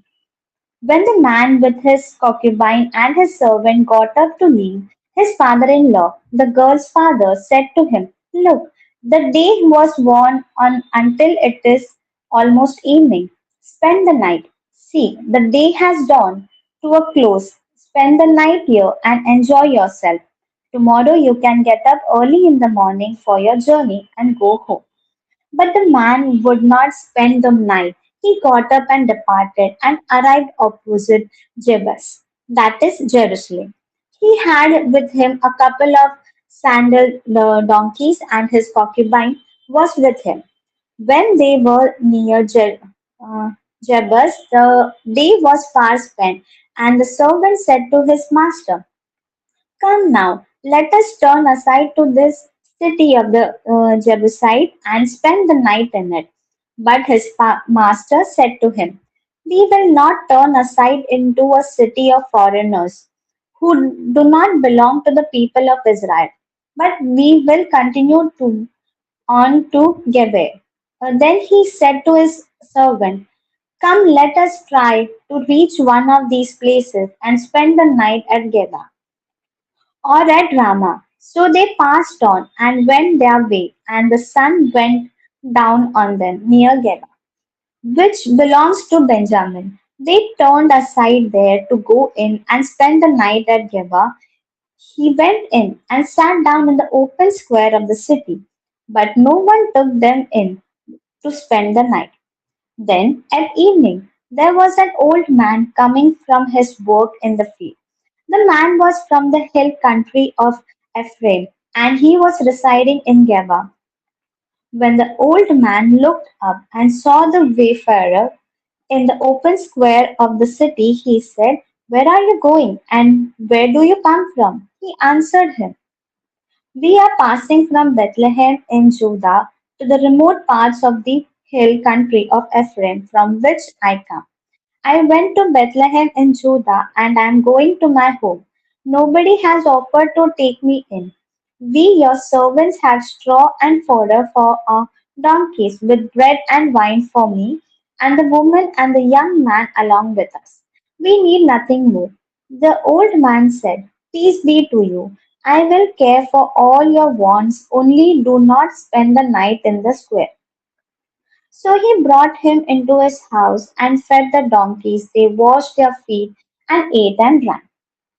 While they were enjoying themselves, the men of the city, a preserver, Lord, surrounded the house and started pounding on the door. They said to the old man, the master of the house, Bring out the man who came into your house, so that we may have intercourse with him. And the man and the master of the house went out to them and said to them, No, my brothers, do not act so wickedly. Since this man is my guest, do not do this vile thing. Here are my virgin daughter and his concubine. Let me bring them out now. Ravish them and do whatever you want to them. But against this man, do not do such a vile thing. But the men would not listen to him. So the man seized his concubine and put her out to them. They want only raped her and abused her all through the night until the morning. And as the dawn began to break, they let her go. As morning appeared, the woman came and fell down at the door of the man's house where her master was, until it was light.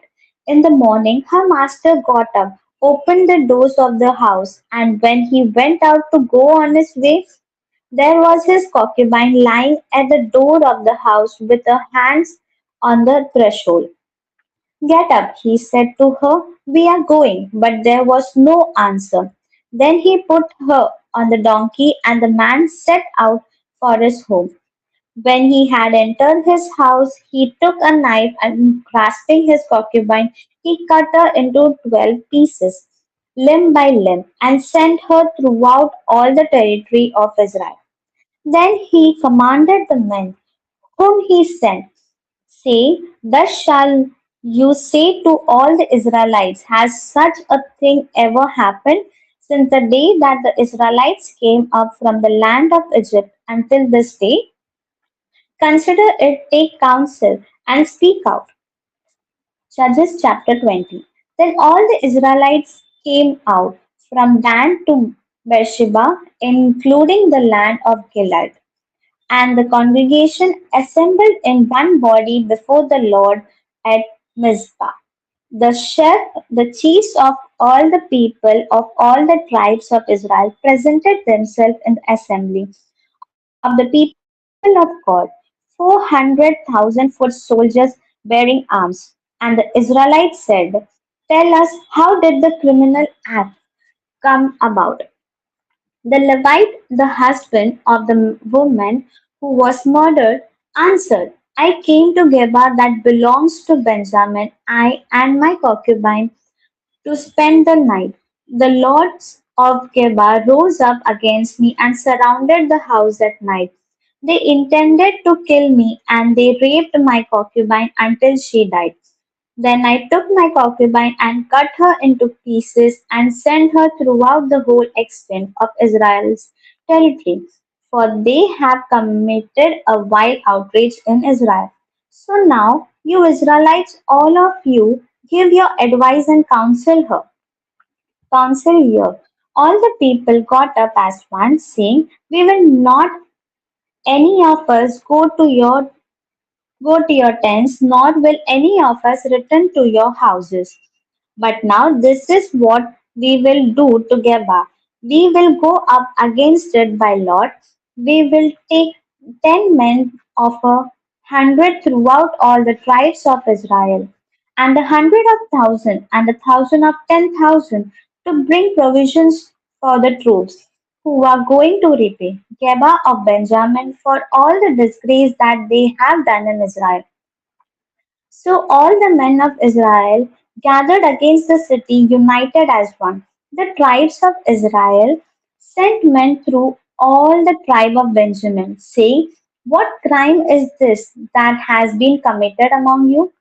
Now then, hand over those scoundrels in Geba so that we may put them to death and purge the evil from Israel. But the Benjaminites would not listen to their kinsfolk, the Israelites. The Benjaminites came together out of the towns of Geba to go out to battle against the Israelites. On that day, the Benjaminites mustered 26,000 armed men from their towns, besides the inhabitants of Geba. Of all this force, there were 700 picked men who were left handed. Everyone could sling a stone at a head and not miss. And the Israelites, apart from Benjamin, mustered 400,000 armed men, all of them warriors. The Israelites proceeded to go up to Bethel, where they inquired of God, which of us shall go up first to battle against the Benjaminites? And the Lord answered, Judah shall go up first. Then the Israelites got up in the morning and encamped against Geba. The Israelites went out to battle against Benjamin, and the Israelites drew up the battle line against them at Geba. The Benjaminites came out of Geba and struck down on that day 22,000 of the Israelites. The Israelites went up and wept before the Lord until the evening, and they inquired of the Lord, shall we again draw near to battle against our kinsfolk, the Benjaminites? And the Lord said, Go up against them. The Israelites took courage and again formed the battle line in the same place where they had formed it on the first day. So the Israelites advanced against the Benjaminites the second day. Benjamin moved out against them from Geba the second day and struck down 18,000 of the Israelites, all of them armed men.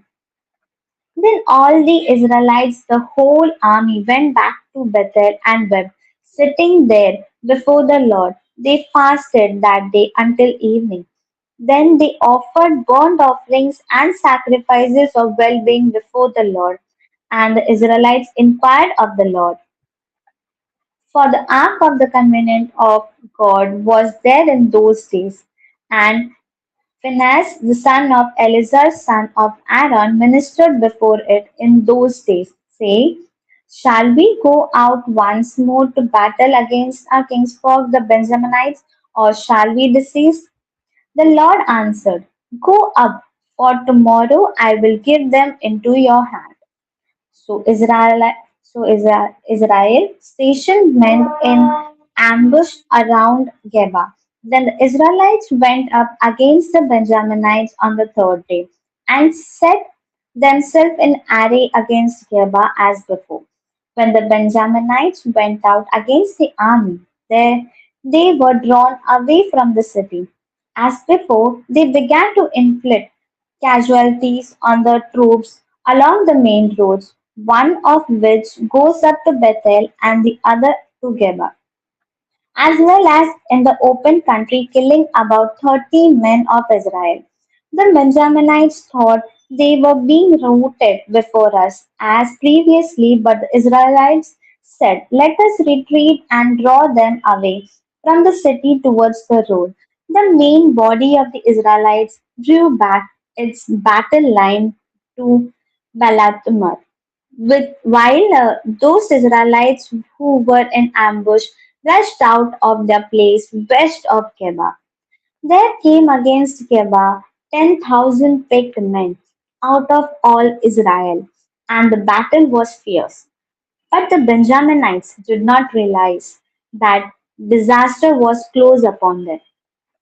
The Lord defeated Benjamin before Israel, and the Israelites destroyed 25,100 men of Benjamin that day, all of them armed. Then the Benjaminites saw that they were defeated. The Israelites gave ground to Benjamin because they trusted to the troops in ambush that they had stationed against Geba. The troops in ambush rushed quickly upon Geba. Then they put to the whole city to the sword. Now the agreement between the main body of Israel and the men in ambush was that when they sent up a cloud of smoke out of the city, the main body of Israel should turn in battle. But the Benjamin had begun to inflict casualties on the Israelites, killing about 30 of them. So they thought, surely they are defeated and before us, as in the first battle. But when the cloud, a column of smoke, began to rise out of the city, the Benjaminites looked behind them, and there was the whole city going up in the smoke towards the sky. Then the main body of the Israel turned, and the Benjaminites were dismayed, for they saw that disaster was close upon them. Therefore they turned away from the Israelites in the direction of the wilderness. But the battle overtook them, and those who came out of the city were slaughtering them in between, cutting down the Benjaminites. They pursued them from Noah and trod them down as far as place east of Geba. 18,000 Benjaminites fell, all of them courageous fighters. When they turned and fled towards the wilderness to the rock of Rimmon, 5,000 of them were cut down on the main roads, and they were pursued as far as Gidom, and 2,000 of them were slain. So all who fell that day of Benjamin were 25,000 arms bearing men, all of them courageous fighters. But 600 turned and fled towards the wilderness to the rock of Rimmon, and remained at the rock of Rimmon for 4 months. Meanwhile, the Israelites turned back against the Benjaminites and put them to the sword, the city, the people, the animals, and all that remained. Also, the remaining towns they set on fire. Judges chapter 21.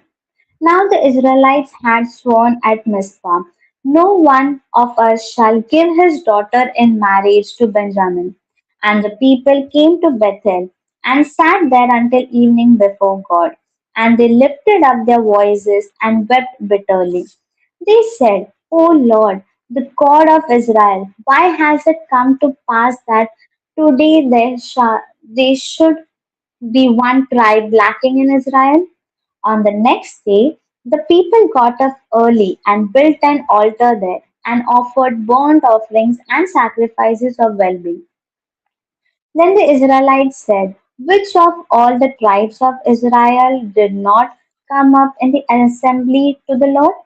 For a solemn oath had been taken concerning whoever did not come up to the Lord to Mizpah, saying that one shall be put to death. But the Israelites had compassion for Benjamin their king, and said, one tribe is cut off from Israel this day. What shall we do for wives for those who are left, since we have sworn by the Lord that we will not give them any of our daughters as wives? Then they said, is there anyone from the tribes of Israel who did not come to the Lord to Mizpah?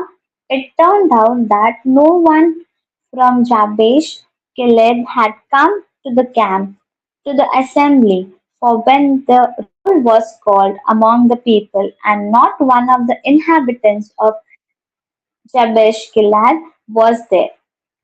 So the congregation sent 12,000 soldiers there and commanded them, go, put the inhabitants of Jabesh Gilead to the sword, including the women and the little ones. This is what you shall do. Every male and every woman that has lain with a man, you shall devote to destruction. That they found among the inhabitants of Jabesh Gilead 400 young virgins who had never slept with a man, had brought them to the camp at Shiloh, which is in the land of Canaan. Then the whole congregation sent word to the Benjaminites who were at the rock of Rimmon and proclaimed peace to them. Benjamin returned at that time, and they gave them the woman whom they had saved alive of the woman of Jabesh Gilead. But they did not suffice for them. The people had compassion on Benjamin because the Lord had made a breach in the tribes of Israel. So the elders of the congregation said, what shall we do for wives for those who are left, since there are no women left in Benjamin? And they said, there must be heirs for the survivors of Benjamin, and in order that the tribe may not be blotted out from Israel. Yet we cannot give any of our daughters to them as wives, for the Israelites had sworn, cursed be anyone who gives a wife to Benjamin. So they said, look, the early festival of the Lord is taking place at Shiloh, which is north of Bethel, on the east of the highway that goes up from Bethel to Shechem, and south of Lebanon. And they instructed the Benjaminites, saying, go and lie in wait in the vineyards and watch.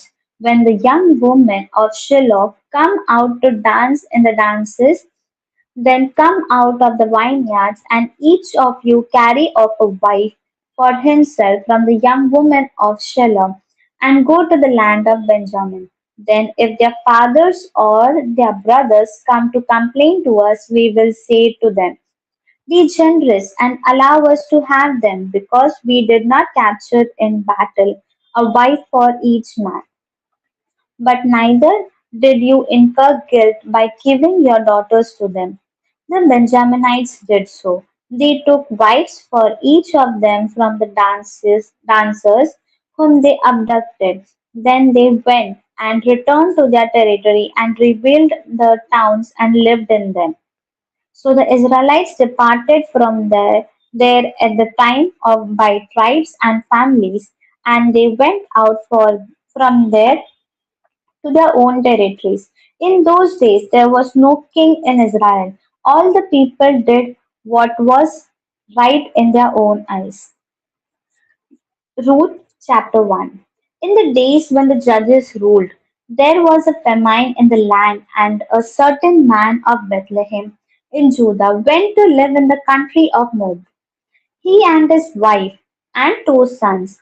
The name of the man was Elimesh, and the name of his wife Naomi, and the names of his two sons were Malon and Shilon. They were Ephraimites from Bethlehem in Judah.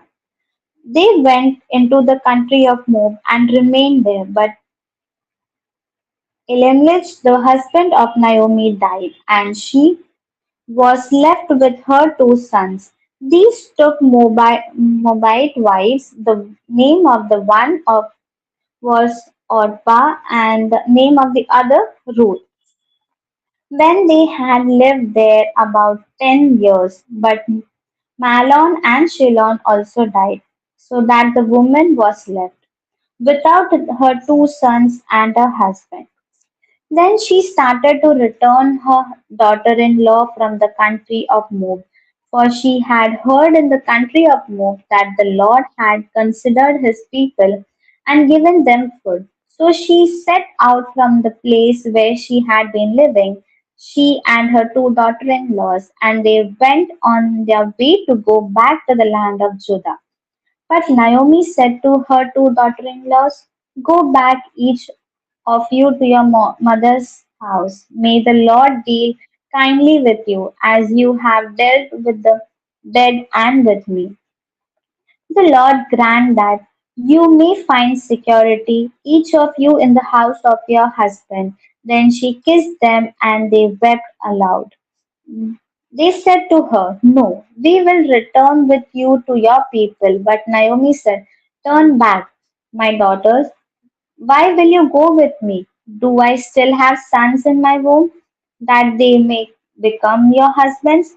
Turn back, my daughters. Go your way, for I am too old to have a husband, even if I thought there was hope for me. Even if I should have a husband tonight and bear sons. Would you then wait until they were grown? Would you then refrain from marrying? No, my daughters, it has been far more bitter for me than for you, because the hand of the Lord has turned against me. Then they wept aloud again. Orpah kissed her mother in law, and Ruth clung to her. So she said, see, your sister in law has gone back to her people and to her gods. Return after your sister in law. But Ruth said, do not press me to leave you, or to turn back from the following you. Where you go, I will go. Where you lodge, I will lodge. Your people shall be my people, and your God my God. Where you die, I will die. There I will be buried. May the Lord do thus and so to me, and more as well, if if even death parts me from you. When Naomi saw that she was determined to go with her, she said no more to her. So the two of them went on until they came to Bethlehem. When they came to Bethlehem, the whole town was stirred because of them, and the woman said, is this Naomi? She called to them, call me no longer Naomi, call me Mara, for the Almighty has dealt bitterly with me. I went away full, but the Lord has brought me back empty. Why call me Naomi? When the Lord has dealt harshly with me, and the Almighty has brought calamity upon me. So Naomi returned together with Ruth the Moabite, her daughter in law, who came back with her from the country of Moab. They came to Bethlehem at the beginning of the barley harvest. Ruth chapter 2. Now Naomi had a kinsman on her husband's side, a prominent rich man of the family of Elimelech, whose name was Boaz. The Ruth and Ruth the Moabite said to Naomi, let me go to the field and glean among the ears of grain, behind someone in whose sight I may find favor. She said to her, go, my daughter. So she went. She came and gleaned in the field behind the reapers as it happened. She came to the part of the field belonging to the Boaz, who was of the family of Elimelech. But just then Boaz came from Bethlehem. He said to the reapers, the Lord be with you. They answered, the Lord bless you. Then Boaz said to his servants who was in the charge of the reapers, to whom does this young woman belong? The servant who was in charge of the reapers answered, she is the Moabite who came back with Naomi from the country of Moab. She said, please let me glean and gather among the sheaves behind the reapers. So she came, and she has been on her feet from early this morning until now, without resting even for a moment. Then Boaz said to Ruth, now listen, my daughter, do not go to glean in another field or leave this one, but keep close to my young woman. Keep your eyes on the field that is being reaped and follow behind them. I have ordered the young men not to bother you. If you get thirsty, go to the vessel and drink from what the young men have drawn. Then she fell prostrate in her with her face to the ground and said to him, why have I found favor in your sight that you should take notice of me when I am a foreigner? But Boaz answered her, all that you have done for your mother-in-law since the death of your husband has been fully told me, and how you left your father and mother and your native land and came to a people that you did not know before. May the Lord reward you for your deeds, and may you have a full reward from the Lord, the God of Israel. Under those wings you have come for refuge. Then she said, may I continue to find favor in your sight, my Lord, for you have comforted me and spoke kindly to your servant, even though I am not one of your servants. At mealtime, Boaz said to her, come here and eat some of this bread and dip your morsel in the sour wine. So she sat beside the reapers, and he heaped up for her some parched grain. She ate until she was satisfied, and she had some left over. When she got up to glean, Boaz instructed his young men, "Let her glean even among the standing sheaves, and do not reproach her. You must also pull out some handfuls of hers from the bundles, and leave them for her to glean, and do not rebuke her." So she gleaned in the field un- until evening. Then she beat out what she had gleaned, and it was about an ephah of barley. She picked it up and came into the town, and her mother-in-law saw how much she had gleaned. Then she took out and slomo സമയായിട്ടോ വിനി വായിച്ചോട്ടോ ബാക്കി. Ruth chapter 2 versus 19.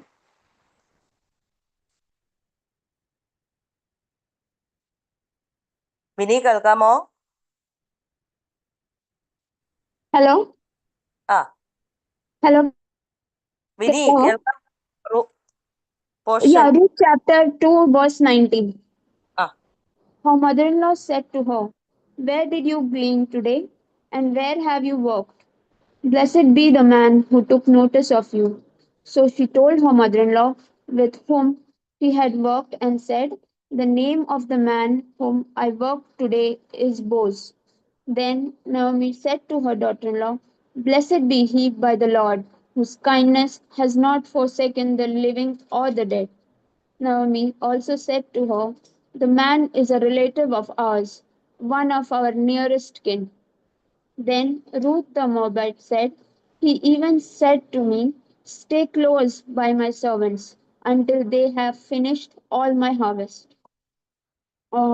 Naomi said to Ruth, her daughter in law, "It is better, my daughter, that you go out with his young women. Otherwise, you might be bothered in another field." So she stayed close to the young woman of Boaz, gleaning until the end of the barley and wheat harvest, and she lived with her mother in law. Ruth 3. Naomi, her mother in law, said to her, "My daughter, I need to seek some security for you, so that it may be well with you. Now here is our kinsman Boaz, with whose young woman you have been working. See, he is winnowing barley tonight at the threshing floor.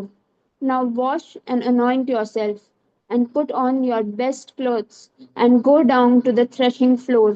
But do not make yourself known to the man until he has finished eating and drinking. When he lies down, observe the place where he lies. Then go and uncover his feet and lie down, and he will tell you what to do." She said to her, "All that you tell me, I will do." So she went down to the threshing floor and did just as her mother in law had instructed her. When Boaz had eaten and drunk, and he was in a contented mood, he went to lie down at the end of the heap of grain. Then she said stealthily and uncovered his feet and lay down. At midnight, the man was startled and turned over, and there lying at his feet was a woman. He said, "Who are you?" And she answered, "I am Ruth, your servant. Spread your cloak over your servant, for you are next of kin." He said, "May you be blessed by the Lord, my daughter, and this instance of your loyalty is better than the first. You have not gone after young men, whether poor or rich. And now, my daughter, do not be afraid. I will do for you all that you ask. For all the assembly of my people know that you are a worthy woman. But now, though it is true that I am a near kinsman, there is another kinsman more closely related than I. Remain this night, and in the morning, if he will act as next of kin for you, good, let him do it. If he is not willing to act as next of kin for you, then as the Lord lives, I will act as next of kin for you. Lie down until the morning." So she lay at his feet until morning, but got up before one person could recognize another. for he said, "It must not be known that the woman came to the threshing floor." Then he said, "Bring the cloak that you are wearing and hold it out." So she held it, and he measured out 6 measures of.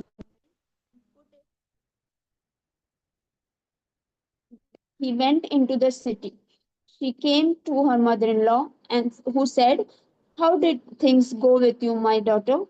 Then she told her all that the man had done for her, saying, "He gave me the 6 measures of barley." For he said, "Do not go back to your mother-in-law empty-handed." She replied, "Wait, my daughter, until you learn how the matter turns out, for the man will not rest, but will settle the matter today. Ruth 4. No sooner had Boaz gone up to the gate and sat down there than the next of kin, of whom Boaz had spoken, came passing by. So Boaz said, "Come over, friend, sit down here." And he went over and sat down. Then Boaz took 10 men of the elders of the city and said, "Sit down here." So they sat down. He then said to the next of kin, "Naomi, who has come back from the country of Moab, is selling the parcel of land that belonged to our kinsman Elimelech. So I thought I will tell you of it and say, but by it in the presence of those sitting here and in the presence of the elders of my people. If you will redeem it, redeem it. But if you will not, tell me so that I may know. For there is no one prior to you to redeem it, and I come after you. So he said, "I will redeem it." Then Boaz said, "The day you acquire the field from the hand of Naomi, you are also acquiring Ruth the Moabite, the widow of the dead man, to maintain the dead man's name of his inheritance." At this, the next of kin said, "I cannot redeem it for myself without damaging my own inheritance. Take my right of redemption yourself, for I cannot redeem it." Now, this was the custom in former times in Israel concerning redeeming and exchanging. To confirm a transaction, the one took off a sandal and gave it to the other. This was the manner of attesting in Israel. So when the next of kin said to Boaz, "Acquire it for yourself," he took off his sandal. Then Boaz said to the elders of all the people, "Today you are witnesses that I have acquired the land from the hand of Naomi, all that belonged to Elimelech and all that belonged to Shilon and Mahlon. I have also acquired Ruth the Moabite, the wife of Mahlon, to be my wife, to maintain the dead man's name on his inheritance, in order that the name of the dead may not be cut off from his kindred and from the gate of his native place. Today you are witnesses." Then all the people who were at the gate, along with the elders, said, "We are witnesses. May the Lord make the woman who is coming into your house like Rachel and Leah, who together built up the house of Israel. May you produce children in Ephrathah and bestow a name in Bethlehem. And through the children that the Lord will give you by this young woman, may your house be like the house of Perez, whom Tamar bore through Judah." So Boaz took Ruth, and she became his wife. When they came together, the Lord made her conceive, and she bore a son. Then the woman said to Naomi, "Blessed be the Lord, who has not left you this day without next of kin, and may his name be renowned in Israel. He shall be to you a restorer of life and a nourisher of your old age. For your daughter in law, who loves you, who is more to you than 7 sons, has borne him." Then Naomi took the child and laid him in her bosom and became his nurse. The women of the neighborhood gave him a name, saying, "A son has been born to Naomi." They named him Obed. He became the father of Jesse, the father of David. And now these are the descendants of Perez. Perez became the father of Hezron, Hezron of Ram, Ram of Aminadab, Aminadab of Nashon, Nashon of Salmon, Salmon of Boaz, Boaz of Obed, Obed of Jesse, and Jesse of David. 1 Samuel. There was a certain man of Ramathaim, a Zophite, from the hill country of Ephraim, whose name was Elkanah, son of Jeraham, son of Elihu, son of Tohu, son of Zub, an Ephraimite. He had two wives. The name of one was Hannah, and the name of the other was Peninnah. Peninnah had children, but Hannah had no children. Now this man used to go up year by year from his town to worship and to sacrifice to the Lord of hosts at Shiloh, where two sons of Eli, Hophni and Phinehas, were priests of the Lord. On the day when Elkanah sacrificed, he would give portions to his wife Peninnah and to all her sons and daughters. But to Hannah he gave a double portion because he loved her, though the Lord had closed her womb. Her rival used to provoke her severely, to irritate her, because the Lord had closed her womb. So it went on year by year. As often as she went up to the house of the Lord, she used to provoke her. Therefore Hannah wept and would not eat. Her husband Elkanah said to her, Hannah, why do you weep? Why do you not eat? Why is your heart sad? Am I not more to you than 10 sons? After they had eaten and drunk at Shiloh, Hannah rose and presented herself before the Lord. Now Eli the priest was sitting on the seat beside the doorpost of the temple of the Lord. She was deeply distressed and prayed to the Lord and wept bitterly. She made this vow: O Lord of hosts, if only you would look on the misery of your servant and remember me, and not forget your servant, but will give to your servant a male child, then I will set him before you as a Nazirite until the day of his death. He shall drink neither wine nor intoxicants, and no razor shall touch his head. As she continued praying before the Lord, Eli observed her mouth. Hannah was praying silently, only her lips moved, but her voice was not heard. Therefore Eli thought she was drunk. So Eli said to her, How long will you make a drunken spectacle of yourself? Put away your wine. But Hannah answered, No, my lord, I am a woman deeply troubled. I have drunk neither wine nor strong drink, but I have been pouring out my soul before the Lord. Do not regard your servant as a worthless woman, for I have been speaking out of my great anxiety and vexation all this time. Then Eli answered, Go in peace, and the God of Israel grant the petition you have made to him. And she said, Let your servant find favor in your sight. Then the Lord went to her quarters. Then the woman went to her quarters and ate and drank with her husband, and her countenance was sad no longer. They rose early in the morning and worshipped before the Lord. Then they went back to their house at Ramah. Elkanah knew his wife Hannah, and the Lord remembered her. In due time, Hannah conceived and bore a son. She named him Samuel, for she said, I have asked him of the Lord. The man Elkanah and all his household went up to offer to the Lord the yearly sacrifice and to pay his vow.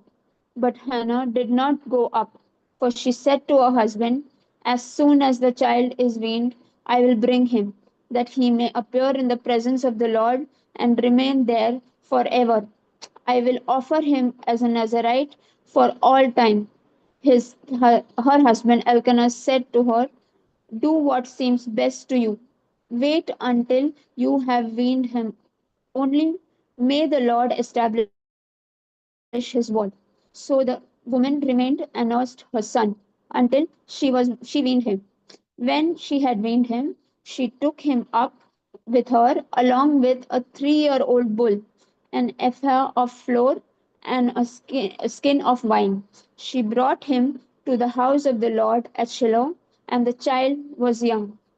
Then they slaughtered the bull, and they brought the child to Eli. And she said, "O my lord, as you live, my lord, I am the woman who was standing here in your presence, praying to the Lord.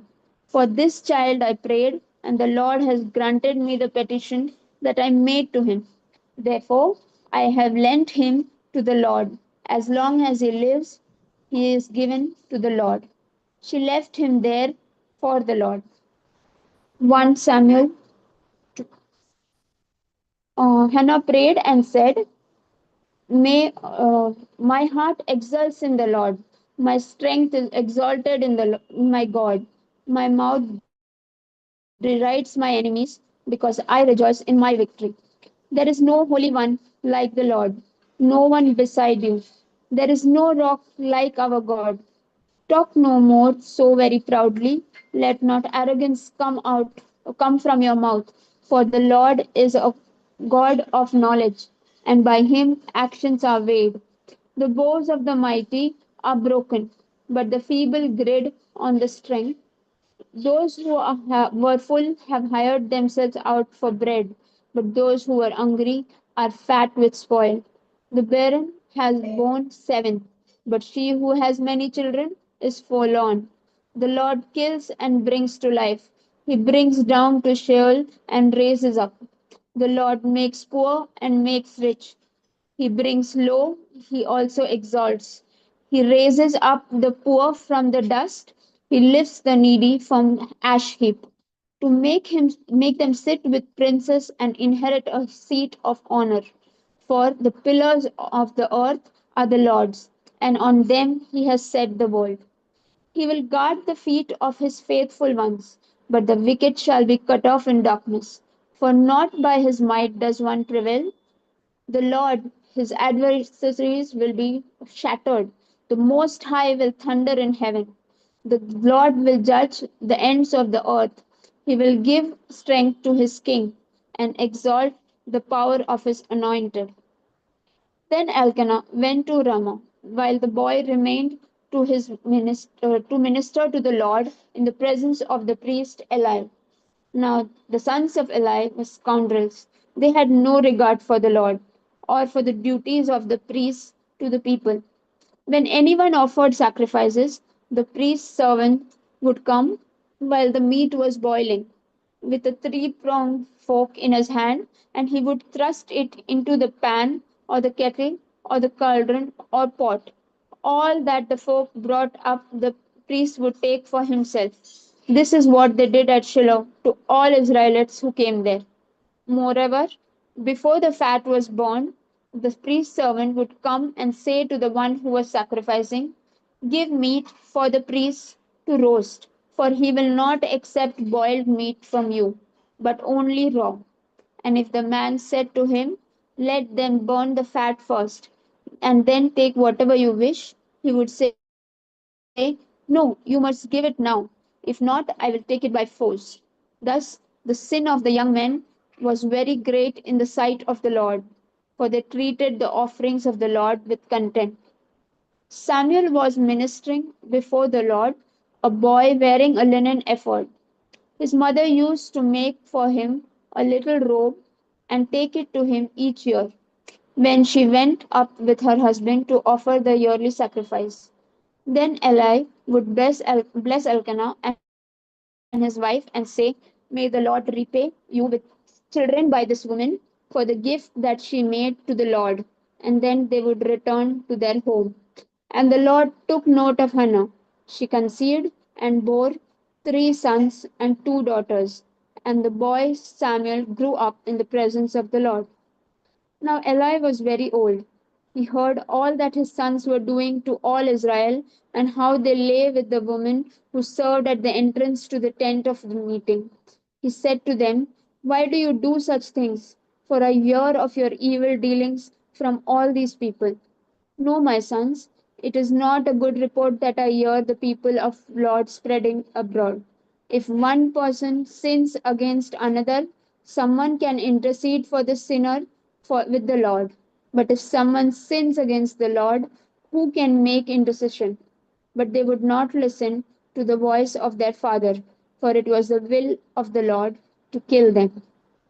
Now the boy Samuel continued to grow both in stature and in favor with the Lord and with the people.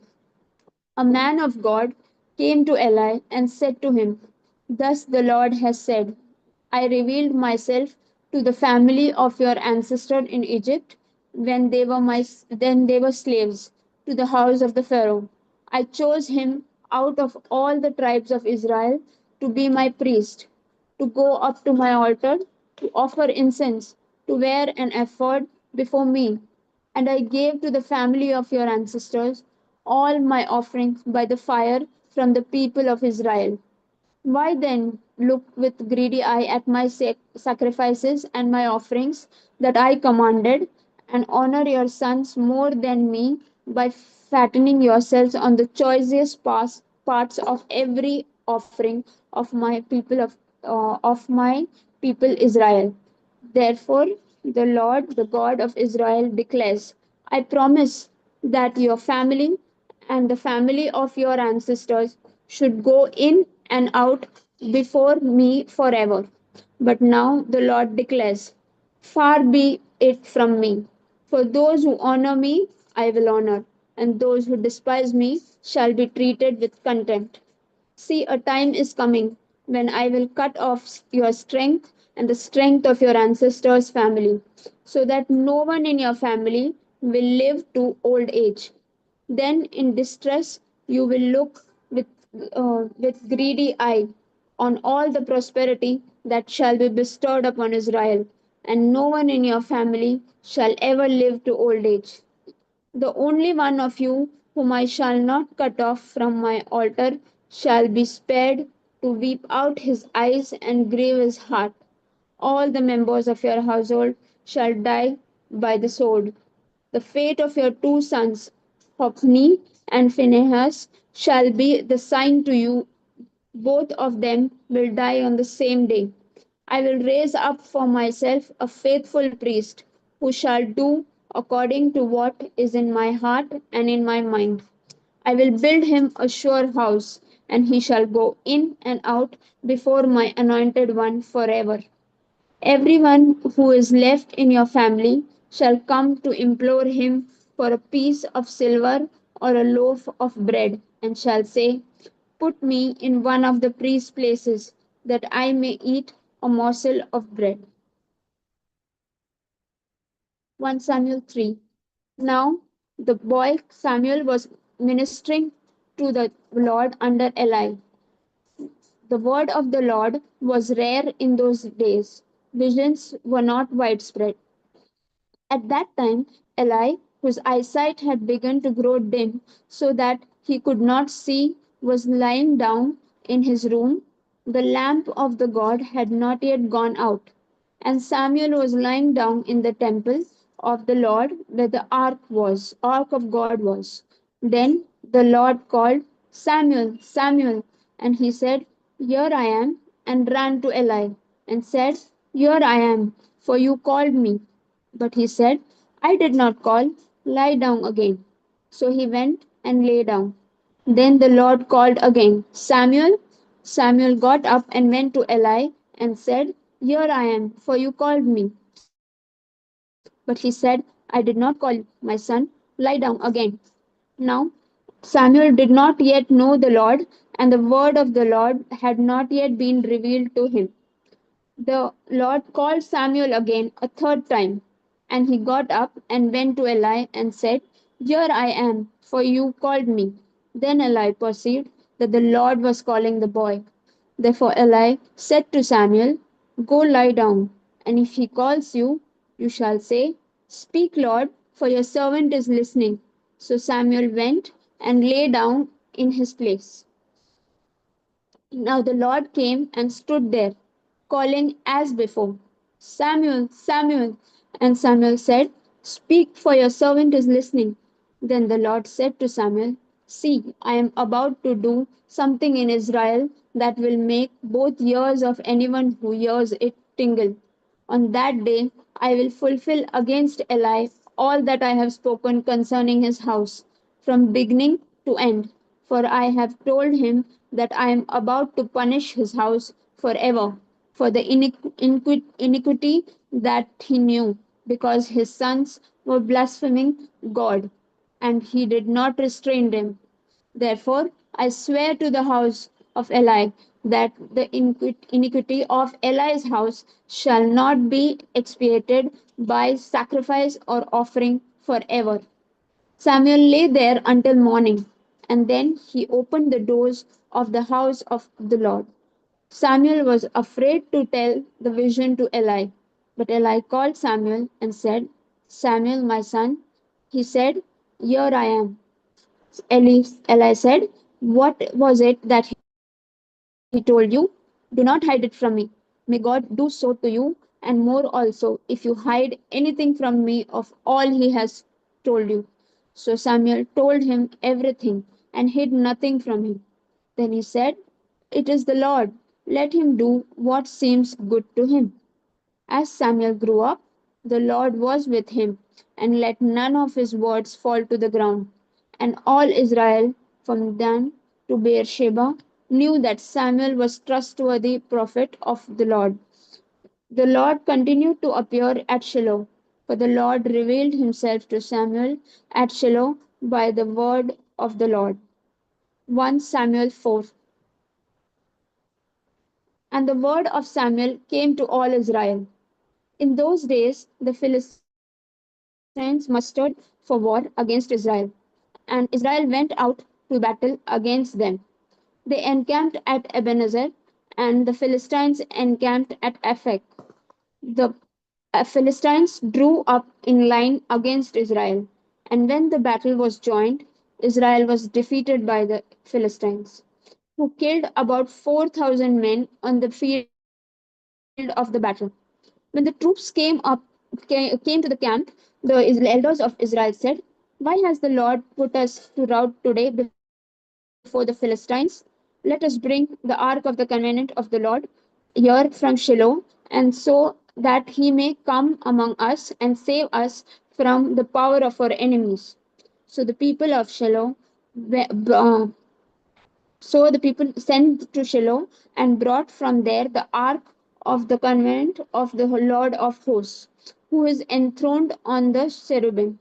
The two sons of Eli, Hophni and Phinehas, were there with the ark of the covenant of God. When the ark of the covenant of God of the Lord came into the camp, all Israel gave a mighty shout, so that the earth resounded. When the Philistines heard the sound of the shouting, they said, What does this great shouting in the camp of the Hebrews mean? When they learned that the ark of the Lord had come to the camp, the Philistines were afraid, for they said, Gods have come into the camp. They also said, Woe to us, for nothing like this has happened before. Woe to us, who can deliver us from the power of these mighty gods? These are gods who struck the Egyptians with every sort of plague in the wilderness. Take courage and be men, O Philistines, in order not to become slaves to the Hebrews, as they have been to you. Be men and fight. So the Philistines fought. Israel was defeated, and they fled everyone to his home. There was a very great slaughter, for there fell of Israel 30,000 foot soldiers. The ark of the covenant God was captured, and the two sons of Eli, Hophni and Phinehas, died. A man of Benjamin ran from the battle line and came to Shiloh the same day with his clothes torn and with earth upon his head. When he arrived, Eli was sitting upon his seat by the road watching, for his heart trembled for the ark of God. Then, when the man came into the city and told the news, all the city cried out. When Eli heard the sound of the outcry, he said, What is this uproar? Then the man came quickly and told Eli. Now Eli was 98 years old, and his eyes were set, so that he could not see. The man said to Eli, I have just come from the battle. I fled from the battle today. He said, "How did it go, my son?" The messengers replied, "Israel has fled before the Philistines, and there has also been a great slaughter among the troops. Your two sons also, Hophni and Phinehas, are dead, and the ark of the God has been captured." When he mentioned the ark of the God, Eli fell over backward from his seat by the side of the gate, and his neck was broken, and he died, for he was an old man and heavy. He had judged Israel 40 years. Now his daughter in law, the wife of Phinehas, was pregnant, about to give birth. When she heard the news that the ark of the God was captured and that her father in law and her husband were dead, she bore and gave birth, for her labor pains overwhelmed her. As she Nomo, was about, സമയായിട്ടോ ഇനി yeah, 1 second. 1 Samuel 4, verse 19. 19. Barakimor, 1 Samuel chapter 4, verse 20. As she was about to die, the women attending her said to her, "Do not be afraid, for you have borne a son." But she did not answer or give heed. She named the child Ichabod, meaning the glory has departed from Israel, because the ark of God had been captured, and because of her father-in-law and her husband. She said, "The glory has departed from Israel, for the ark of God has been captured." 1 Samuel chapter 5. When the Philistines captured the ark of God, they brought it from Ebenezer to Ashbod. Then the Philistines took the ark of God and brought it into the house of Dagon and placed it beside Dagon.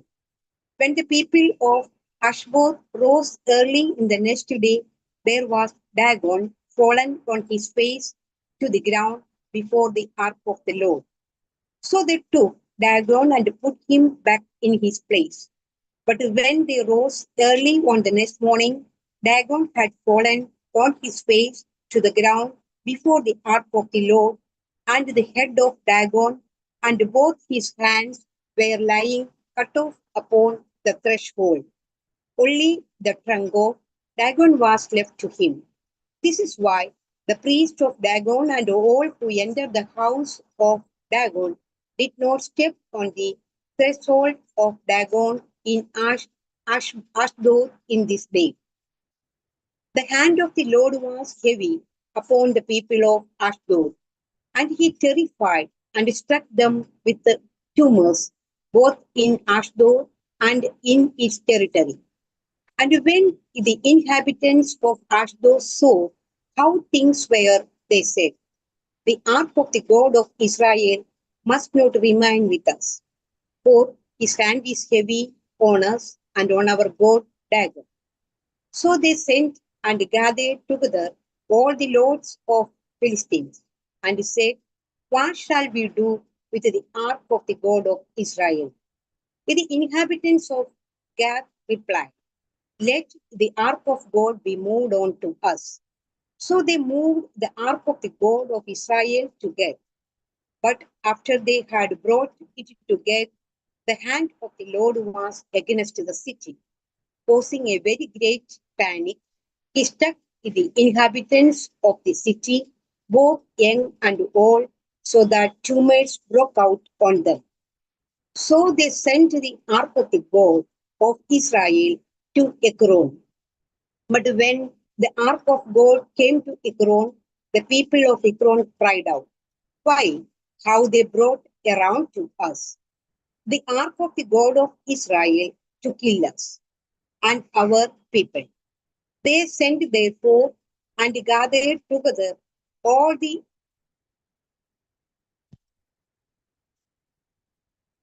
lords of the Philistines and said, "Send away the ark of the God of Israel and let it return to its own place, that it may not kill us and our people." For there was a deathly panic throughout the whole city. The hand of God was very heavy there. Those who did not die were stricken with the tumors, and the cry of the city went up to heaven. 1 Samuel chapter 6. The ark of the Lord was in the country of the Philistines 7 months. Then the Philistines called for the priests and the diviners and said, "What shall we do with the ark of the Lord? Tell us what we should send with it to its place." They said, "If you send away the ark of the God of Israel, do not send it empty, but by all means return him a guilt offering. Then you will be healed and will be ransomed. Will not his hand then turn from you?" And they said, "What is the guilt offering that we shall return to him?" They answered, 5 gold tumors and 5 gold mice, according to the number of the lords of the Philistines. For the same plague was upon all of you and upon your lords. So you must make images of your tumors and images of your mice that ravage the land, and give glory to the God of Israel. Perhaps he will lighten his hand on you and your goats and your land. Why should you harden your hearts as the Egyptians and Pharaoh hardened their hearts? After he had made tools of them, and they did not let the people go, and they departed. Now then, get ready a new cart and 2 milk cows that have never borne a yoke, and yoke the cows to the cart, but take their calves home. Away from them, take the ark of the Lord and place it on the cart, and put it in a box at each side the figures of gold which you are returning to him as a guilt offering. Then send it off and let it go its way, and watch if it goes up on the way to its own land, the Beshemesh, then it is he who has done us this great harm. But if not, then we shall know that it is not his hand that is struck us, it happened to us by chance. The men did so.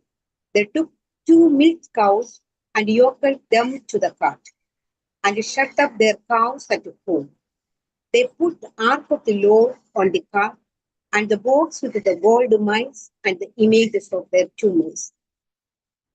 The cows went straight in the direction of Bethshemesh along one highway, lowing as they went. They turned neither to the right nor to the left, and the lords of the Philistines went after them as far as the border of Bethshemesh. Now the people of Bethshemesh were reaping their wheat harvest in the valley. When they looked up and saw the ark, they went with rejoicing to meet it. The cart came into the field of Joshua of Bethshemesh and stopped there. A large stone was there, so they split up the wood of the cart and offered the cows as a burnt offering to the Lord. The Levites took down the ark of the Lord and the box that was beside it, in which were the gold objects, and set them upon the large stone. Then the people of Bethshemesh offered burnt offerings and presented sacrifices on that day to the Lord. When the 5 lords of the Philistines saw it, they returned that day to Ekron. These are the gold tumors which the Philistines returned as a guilt offering to the Lord. 1 for Ashdod, 1 for Gaza, 1 for Ashkelon, 1 for Gath, 1 for Ekron. Also the gold mines, according to the number of all the cities of the Philistines belonging to the 5 lords, both fortified cities and unwalled villages. The great stone beside which they set down the ark of the Lord is a witness to this day in the field of Joshua of Bethshemesh. The descendants of Jeconiah did not rejoice with the people of Bethshemesh when they greeted the ark of the Lord, and he killed 70 men of them. The people mourned because the Lord had made a great slaughter among the people. Then the people of Bethshemesh said, who is able to stand before the Lord, this holy God? To whom shall we go so that we may be rid of him? So they sent messengers to the inhabitants of Kiriath Jearim, saying, Philippines, the Philistines have returned the ark of the Lord. Come down and take it up to you. 1 Samuel chapter 7. And the people of Kiriath Jearim came and took up the ark of the Lord and brought it to the house of Abinadab on the hill. They consecrated his son Eleazar to have charge of the ark of the Lord. From the day that the ark was lowered at Kiriath Jearim, a long time passed, some 20 years, and all the house of Israel lamented after the Lord. Then Samuel said, gather all Israel at Mizpah, and I will pray to the Lord for you. So they gathered at Mizpah and drew water and poured it out before the Lord. They fasted that day and said, we have sinned against the Lord. And Samuel judged the people of Israel at Mizpah. When the Philistines heard that the people of Israel had gathered at Mizpah, the lords of the Philistines went up against Israel. And when the people of Israel heard of it, they were afraid of the Philistines. The people of Israel said to Samuel, do not cease to cry out to the Lord our God for us, and pray that he may save us from the hand of the Philistines. So Samuel took a sucking lamb and offered it as a whole burnt offering to the Lord. Samuel cried out to the Lord for Israel, and the Lord answered him. As Samuel was offering up the burnt offering, the Philistines drew near to attack Israel. But the Lord thundered with a mighty voice that they against the Philistines and threw them into confusion. And they were routed before Israel. And the men of Israel went out to Mizpah and pursued the Philistines and struck them down as far as beyond Bethka. Then Samuel took a stone and set it up between Mizpah and Jeshanah and named it Ebenezer, for he said, thus far the Lord has helped us. So the Philistines were subdued and did not again enter the territory of Israel. The hand of the Lord was against the Philistines all the days of Samuel. The towns that the Philistines had taken from Israel were restored to Israel from Ekron to Gath. And Israel recovered their territory from the hand of the Philistines. There was peace also between Israel and the Amorites. Samuel judged Israel all the days of his life. He went on a circuit year by year to Bethel, Gilgal, and Mizpah. And he judged Israel in all these places. Then he would come back to Ramah, for his home was there. He administered justice there to Israel and built there an altar to the Lord. 1 Samuel chapter 8. When Samuel became old, he made his sons judges over Israel. The name of his firstborn son was Joel, and the name of his second, Abijah. They were judges of Beersheba. Yet his sons did not follow in his ways, but turned aside after gain. They took bribes and perverted justice. Then all the elders of Israel gathered together and came to Samuel at Ramah and said to him, you are old, and your sons do not follow in your ways. Appoint for us then a king to govern us like other nations. But the thing displeased Samuel when they said, he was a king to govern us. Samuel prayed to the Lord, and the Lord said to Samuel, listen to the voice of the people in all that they say to you. For they have not rejected you, but they have rejected me from being king over them, just as they have done to me from the day I brought them up and out of Egypt to this day. Forsaking me and serving other gods, so also they are doing to you. Now then listen to their voice only. You shall solemnly warn them and show them the ways of the king who shall reign over them. So Samuel reported all the words of the Lord to the people who were asking him for a king. He said, these will be the ways of the king who will reign over you. He will take your sons and appoint them to his chariots, and to be his horsemen, and to run before his chariots.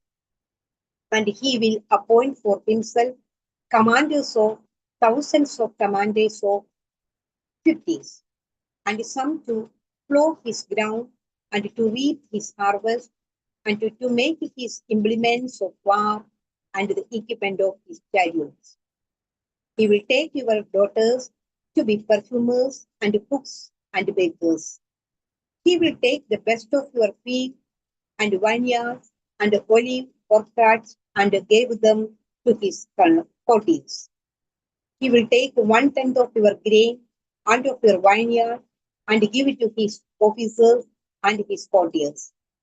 He will take your male and female slaves and the best of your cattle and donkeys and put them in his work. Put them to his work. He will take 1/10 of your clothes, and you shall be his slaves. And in that day you will cry out because of your king, whom you have chosen for yourselves. But the Lord will not answer you in that day. But the people refused to listen to the voice of Samuel.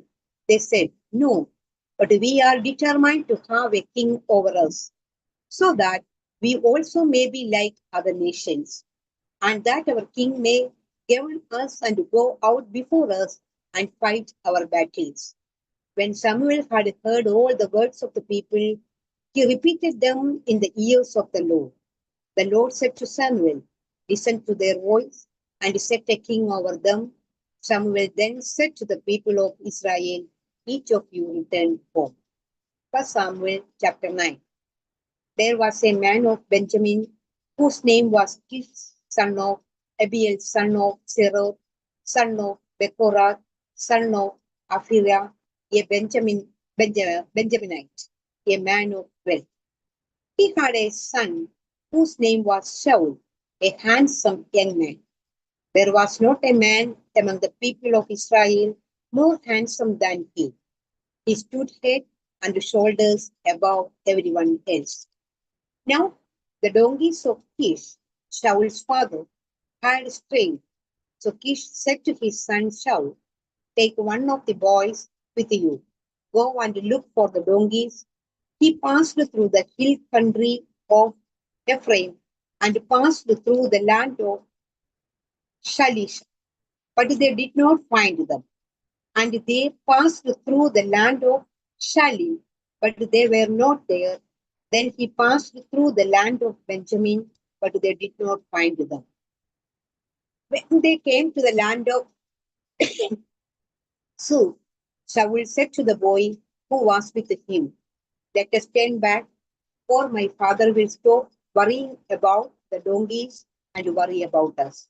But he said to him, there is a man of God in his town. He is a man held in honor. Whatever he says always comes true. Let us go there now. Perhaps he will tell us about the journey on which we have set out. Then Shaul replied to the boy, but if we go, what can we bring the man? For the bread in our sack is gone, and there is no present to bring to the man of God. What have we? The boy answered Shaul again, here I have with me a quarter shekel of silver. I will give it to the man of God to tell us our way. Formerly in Israel, anyone who went to inquire of God would say, how let us go to the seer? For the one who is now called a prophet was formerly called a seer. Shaul said to the boy, good, Come, let us go. So they went to the town where the man of God was. As they went up the hill to the town, they met some girls coming out to draw water, and said to them, Is the seer here? They answered, Yes, there he just ahead of you. Hurry, he has come just now to the town, because the people have a sacrifice today at the shrine. As soon as you enter the town, you will find him, before he goes up to the shrine to eat. For the people will not eat until he comes, since he must bless the sacrifice. Afterward, those eat who are invited. Now go up, for you will meet him immediately. So they went up to the town. As they were entering the town, they saw Samuel coming out toward them on his way up to the shrine. Now, the day before Saul came, the Lord had revealed to Samuel, Tomorrow, about this time, I will send to you a man from the land of Benjamin, and you shall anoint him to be ruler over my people Israel.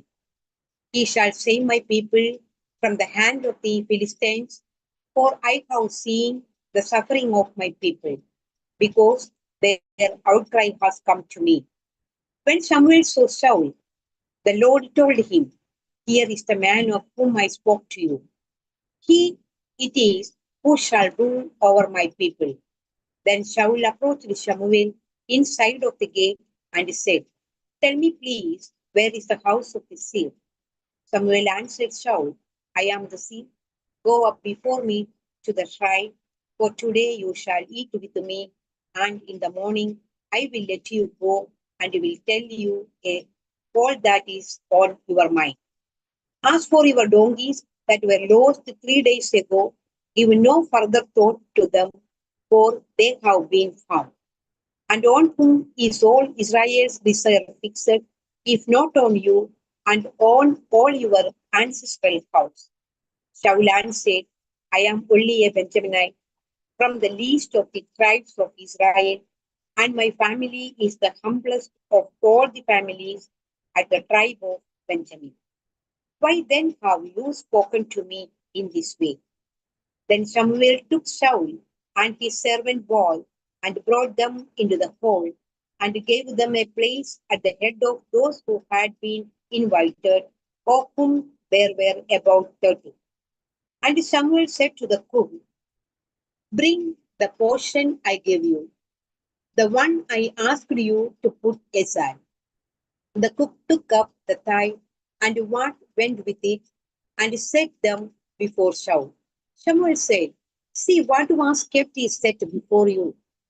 It therefore is set before you at the appointed time, so that you might eat with the guest. So Saul ate with Samuel that day. When they came down from the shrine into the town, a bed was spread for Saul on the roof, and he lay down to sleep. Then at the break of dawn, Samuel called to Saul upon the roof, Get up, so that I may send you on your way. Saul got up, and both he and Samuel went out into the street. As they were going down to the outskirts of the town, Saul said to Saul, Tell the boy to go on before us. And when he was passed on, stop here yourself for a while, that I may make known to you the word of God. 1 Samuel chapter 10. Samuel took a vial of oil and poured it on his head and kissed him. He said, The Lord has anointed you ruler over his people Israel. You shall reign over the people of the Lord, and you will save them from the hand of their enemies all around. Now this shall be the sign to you that the Lord has anointed you ruler over his heritage. When you depart from me today, you will meet 2 men by Rachel's tomb in the territory of Benjamin to Selsa. They will say to you, The donkeys that you went to seek are found. And now your father has stopped worrying about them and is worrying about you, saying, What shall I do about my son? Then you shall go on from there further and come to the oak of Tabor. 3 men going up to God at Bethel will meet you there, one carrying 3 kids, another carrying 3 loaves of bread, and another carrying a skin of wine. They will greet you and give you 2 loaves of bread, which you shall accept from them. After that, you shall come to Gibeath to him at the place where the Philistine garrison is. There, as you come to the town, you will meet a band of prophets coming down from the shrine with a harp, tambourine, flute, and lyre playing in front of them. They will be in a prophetic frenzy. Then the Spirit of the Lord will possess you, and you will be in a prophetic frenzy along with them and be turned into a different person. Now, when these signs meet you, do whatever you see fit to do, for God is with you, and you shall go down to Gilgal ahead of me. Then I will come down to you to present burnt offerings and offer sacrifices of well-being. 7 days you shall wait until I come to you and show you what you shall do.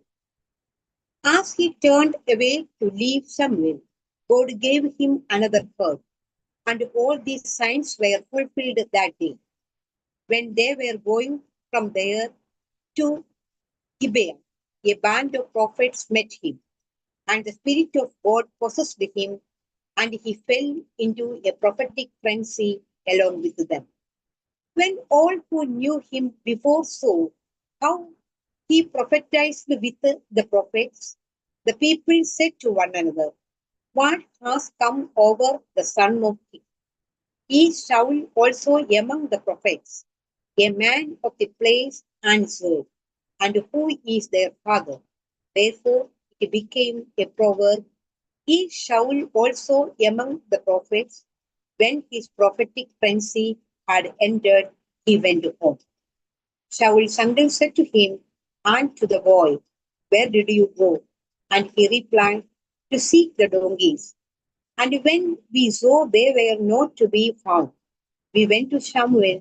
Saul's uncle said, "Tell me what Samuel said to you." Saul said to his uncle, "He told us that the donkeys had been found, but about the matter of the kingship of which Samuel had spoken, he did not tell him anything." Samuel summoned the people to the Lord of Mizpah and said to them, "Thus says the Lord, the God of Israel, I brought up Israel out of Egypt, and I rescued you from the hand of the Egyptians and from the hand of all the kingdoms that were oppressing you.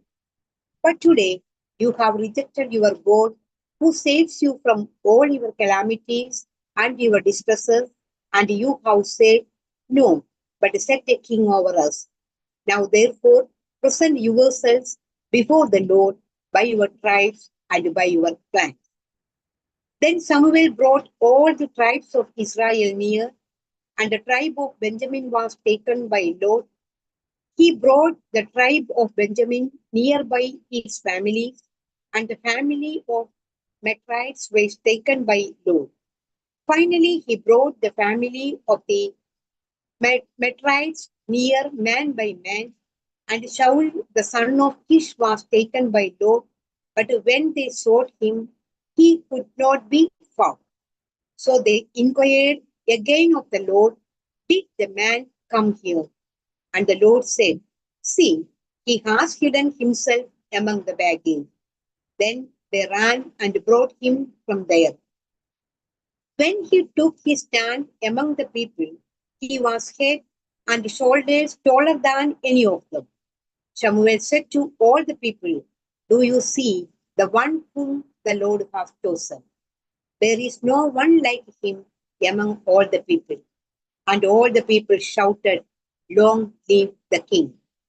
Samuel told the people the rights and the duties of the kingship, and he wrote them in a book and laid it up before the Lord. Then Samuel sent all the people back to their homes. Saul also went to his home at Gibeah, and with him went the warriors whose heart God had touched. But some worthless fellows said, "How can this man save us?" They despised him and brought him no present, but he held his peace. Now Nahash, king of the Ammonites, had been grievously oppressing the Gadites and the Reubenites. He would poke out the right eye of each of them and would not grant Israel a deliverer. No one was left of the Israelites across the Jordan whose right eye Nahash, king of the Ammonites, had not poked out. But there were Slow Andy, time is up. Barakimon, 1 Samuel chapter 10, verses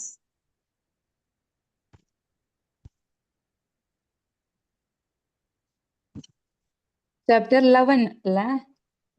chapter verse last sentence, last word. പിന്നെ chapter 11 തുടങ്ങും. Okay.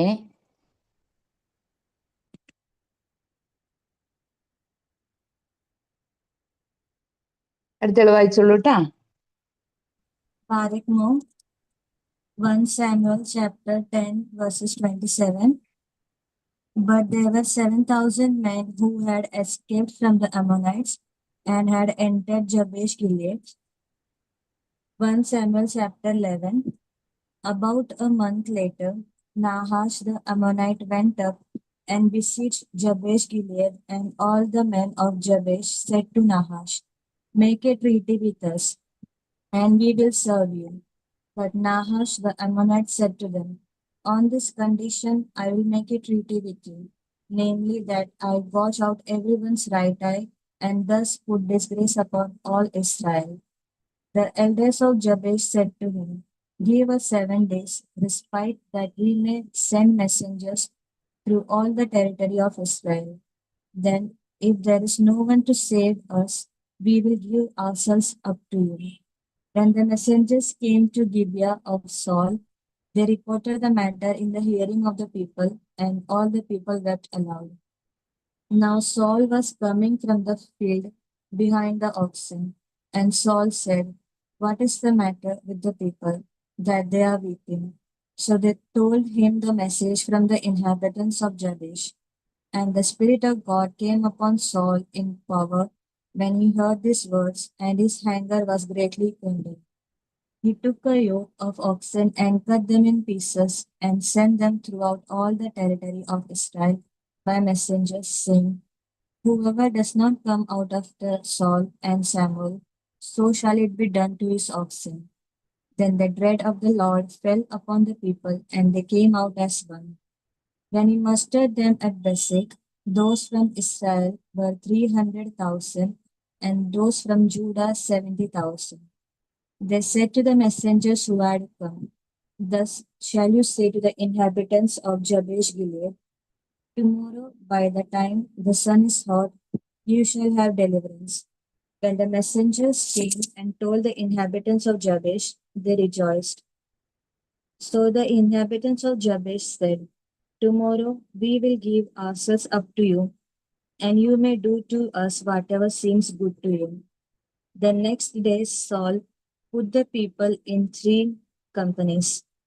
At the morning watch, they came into the camp and cut down the Ammonites until the heat of the day, and those who survived were scattered, so that no two of them were left together. The people said to Samuel, "Who is it that said, 'Shall Saul reign over us? Give them to us, that we may put them to death.'" But Saul said, "No one shall be put to death this day, for today the Lord has brought deliverance to Israel." Samuel said to the people, "Come, let us go down to Gibeah." So they went down to Gibeah. When the people saw Saul, they cried out loudly, "Behold, Saul is coming!" Then Samuel said to Saul, "Go down, for the Lord has grieved greatly." 1 Samuel chapter 12. Samuel said to all Israel, I have listened to you in all that you have said to me, and have set a king over you. See, it is the king who leads you now. I am old and gray, but my sons are with you. I have led you from my youth until this day. Here I am, testify against me before the Lord and before his anointed. Whose ox I have taken, or whose donkey have I taken, or whom have I defrauded? Whom have I oppressed? Or from whose hand have I taken a bribe to bind my eyes with it? Testify against me, and I will restore it to you. They said, You have not defrauded us, or oppressed us, or taken anything from the hand of anyone. He said to them, The Lord is witness against you, and his anointed is witness this day, that you have not found anything in my hand. And they said, He is witness. Samuel said to the people, The Lord is witness who appointed Moses and Aaron and brought your ancestors up out of the land of the Egypt. Now therefore take your stand, so that I may enter into judgment with you before the Lord, and I will declare to you all the saving deeds of the Lord that he performed for you and for your ancestors. When Jacob went into Egypt and the Egyptians oppressed them, their ancestors cried to the Lord, and the Lord sent Moses and Aaron, who brought forth your ancestors out of Egypt and settled them in this place. But they forgot the Lord their God, and he sold them into the land of Sisera, commander of the army of King Jabin of Hazor, and to the hand of the Philistines, and into the hand of the king of Moab. And they fought against them. Then they cried to the Lord and said, We have sinned because we have forsaken the Lord and have served the Baals and the Ashtorites. But now rescue us out of the hand of our enemies, and we will serve you. And the Lord sent Jerubbaal and Barak and Jephthah and Samson and rescued you out of the hand of your enemies on every side, and you lived in safety. But when you saw that King Nahash of the Ammonites came against you, you said to me, No, but a king shall reign over us, though the Lord your God was your king. See, here is the king whom you have chosen, for whom you are asked. See, the Lord has set a king over you. If you will fear the Lord and serve him, and heed his voice and not rebel against the commandment of the Lord, and if both you and the king who reigns over you will follow the Lord your God, it will be well. But if you will not heed the voice of the Lord, but rebel against the commandment of the Lord, then the hand of the Lord will be against you and your king. Now therefore take your stand and see this great thing that the Lord will do before your eyes.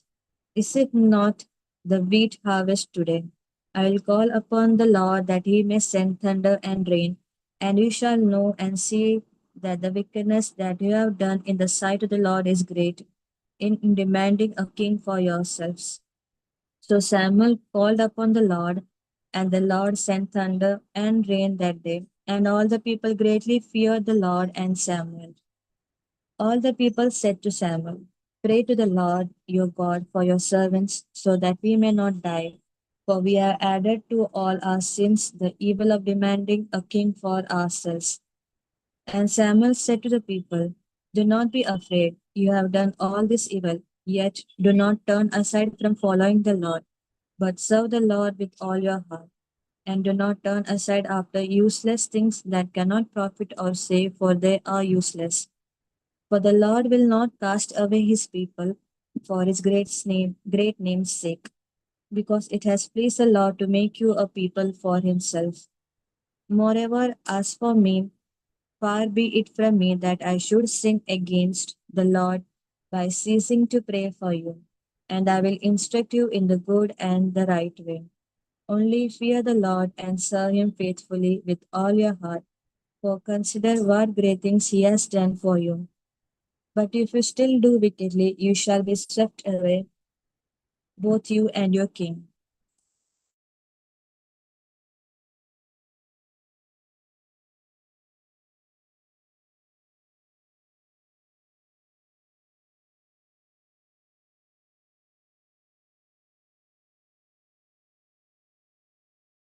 were with Saul in Michmash and the hill country of Bethel, and 1,000 were with Jonathan in Gibeah of Benjamin.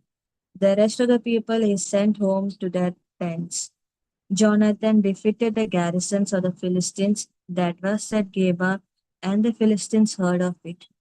And Saul blew the trumpet throughout all the land, saying, Let the Hebrews hear. When all Israel heard that Saul had defeated the garrison of the Philistines, and also that the Israel had become odious to the Philistines, the people were called out to join Saul at Gilgal. The Philistines mustered to fight with Israel 30,000 chariots and 6,000 horsemen and troops like the sand of the seashore on the seashore in multitude. They came up and encamped up at Michmash to the east of Beth Aven. When the Israelites saw that they were in distress, for the troops were hard pressed, the people hid themselves in caves and in holes and in rocks and in tombs and in cisterns. Some Hebrews crossed the Jordan to the land of Gad and Gilead. Saul was still at Gilgal, and all the people followed him trembling. He waited 7 days, the time appointed by Samuel, but Samuel did not come to Gilgal, and the people began to slip away from Saul. So Saul said, Bring the burnt offering here to me and the offerings of well-being. And he offered the burnt offering. As soon as he had finished offering the burnt offering, Samuel arrived, and Saul went out to meet him and salute him. Samuel said, What have you done? Saul replied, When I saw that the people were slipping away from me, and that you did not come within the days appointed, and that the Philistines were mustering at Michmash, I said, Now the Philistines will come down upon me at Gilgal, and I have not entreated the favor of the Lord. So I forced myself and offered the burnt offering. Samuel said to Saul, You have done foolishly. You have not kept the commandment of the Lord your God, which he commanded you. The Lord would have established your kingdom over Israel forever, but now your kingdom will not continue. The Lord has sought out a man after his own heart, and the Lord has appointed him to be ruler over his people, because he has not kept what the Lord commanded him. And Samuel left and went on his way from Gilgal. The rest of the people followed Saul to join the army. They went up from Gilgal toward Gibeah of Benjamin. Saul counted the people who were present with him, about 600 men. Saul, his son Jonathan, and the people who were present with them stayed in Geba of Benjamin. But the Philistines encamped at Michmash, and raiders came out of the camp of the Philistines in 3 companies. One company turned toward Ophrah to the land of Shual, another company turned toward Beth Horon, and another company turned toward the mountain that looks down upon the valley of Zeboim towards the wilderness. Now there was no smith to be found throughout all the land of Israel, for the Philistines said, The Hebrews must not make swords or spears for themselves. So all the Israelites went down to the Philistines to sharpen their plowshare, mattocks, axes, or sickles. The charge was 2/3 of a shekel for the plowshares and for the mattocks, and 1/3 of a shekel for sharpening the axes and for setting the goads. So on the day of the battle, neither sword nor spear was to be found in the possession of any of the people with Saul and Jonathan, but Saul and his son Jonathan had them. 1 Samuel chapter 14. Now a garrison of the Philistines had gone out to the pass of Michmash. One day Jonathan, son of Saul, said to the young man who carried his armor, Come, let us go over to the Philistine garrison on the other side. But he did not tell his father. Saul was staying in the outskirts of Gibeah under the pomegranate tree that is at Migron. The troops that were with him were about 600 men, along with Ahijah, son of Ahitub, Ichabod's brother, son of Phinehas, son of Eli, the priest of the Lord in Shiloh, carrying an ephod. Now the people did not know that Jonathan had gone. In the past, by which Jonathan tried to go over to the Philistine garrison. There was a rocky crag on one side and a rocky crag on the other. The name of the one was Boses and the name of the other Senna. One crag rose on the north in front of the Michmash, and the other on the south in front of Geba. Jonathan said to the young man who carried his armor, "Come, let us go over to the garrison of this uncircumcised. It may be that the Lord will act for us, for nothing can hinder the Lord from saving by many or by few." His arm bearer said to him, "Do all that your mind inclines to. I am with you, as your mind is so is mine." So then Jonathan said, "Now we will cross over to those men, and we will show ourselves to them. If they say to us, 'Wait until we come to you,' and then we will stand up still in our place, and we will not go up to them. But if they say, 'Come up to us,' then we will go up, for the Lord has given them into our hand. That will be the sign for us." So both of them showed themselves to the garrisons of the Philistines, and the Philistines said, "Look, Hebrews are coming out of the holes where they have hidden themselves." The men of the garrisons hailed Jonathan and his armor bearer, saying, "Come up to us, and we will show you something." Jonathan said to his armor bearer, "Come after me, for the Lord has given them into the hand of Israel." Then Jonathan climbed upon his hands and feet, with his arm bearer following after him. The Philistines fell before Jonathan, and his armor bearer, coming after him, killed them. In the first slaughter of John, plus in the first slaughter, Jonathan and his arm bearer killed about 20 men within an area about half a furrow long in an acre of land. There was panic in the camp, in the field, and among all the people. The garrison and even the raiders trembled. The earth quaked, and it became a very great panic. Saul's lookouts in Gibeah of Benjamin were watching as the multitude was surging back and forth.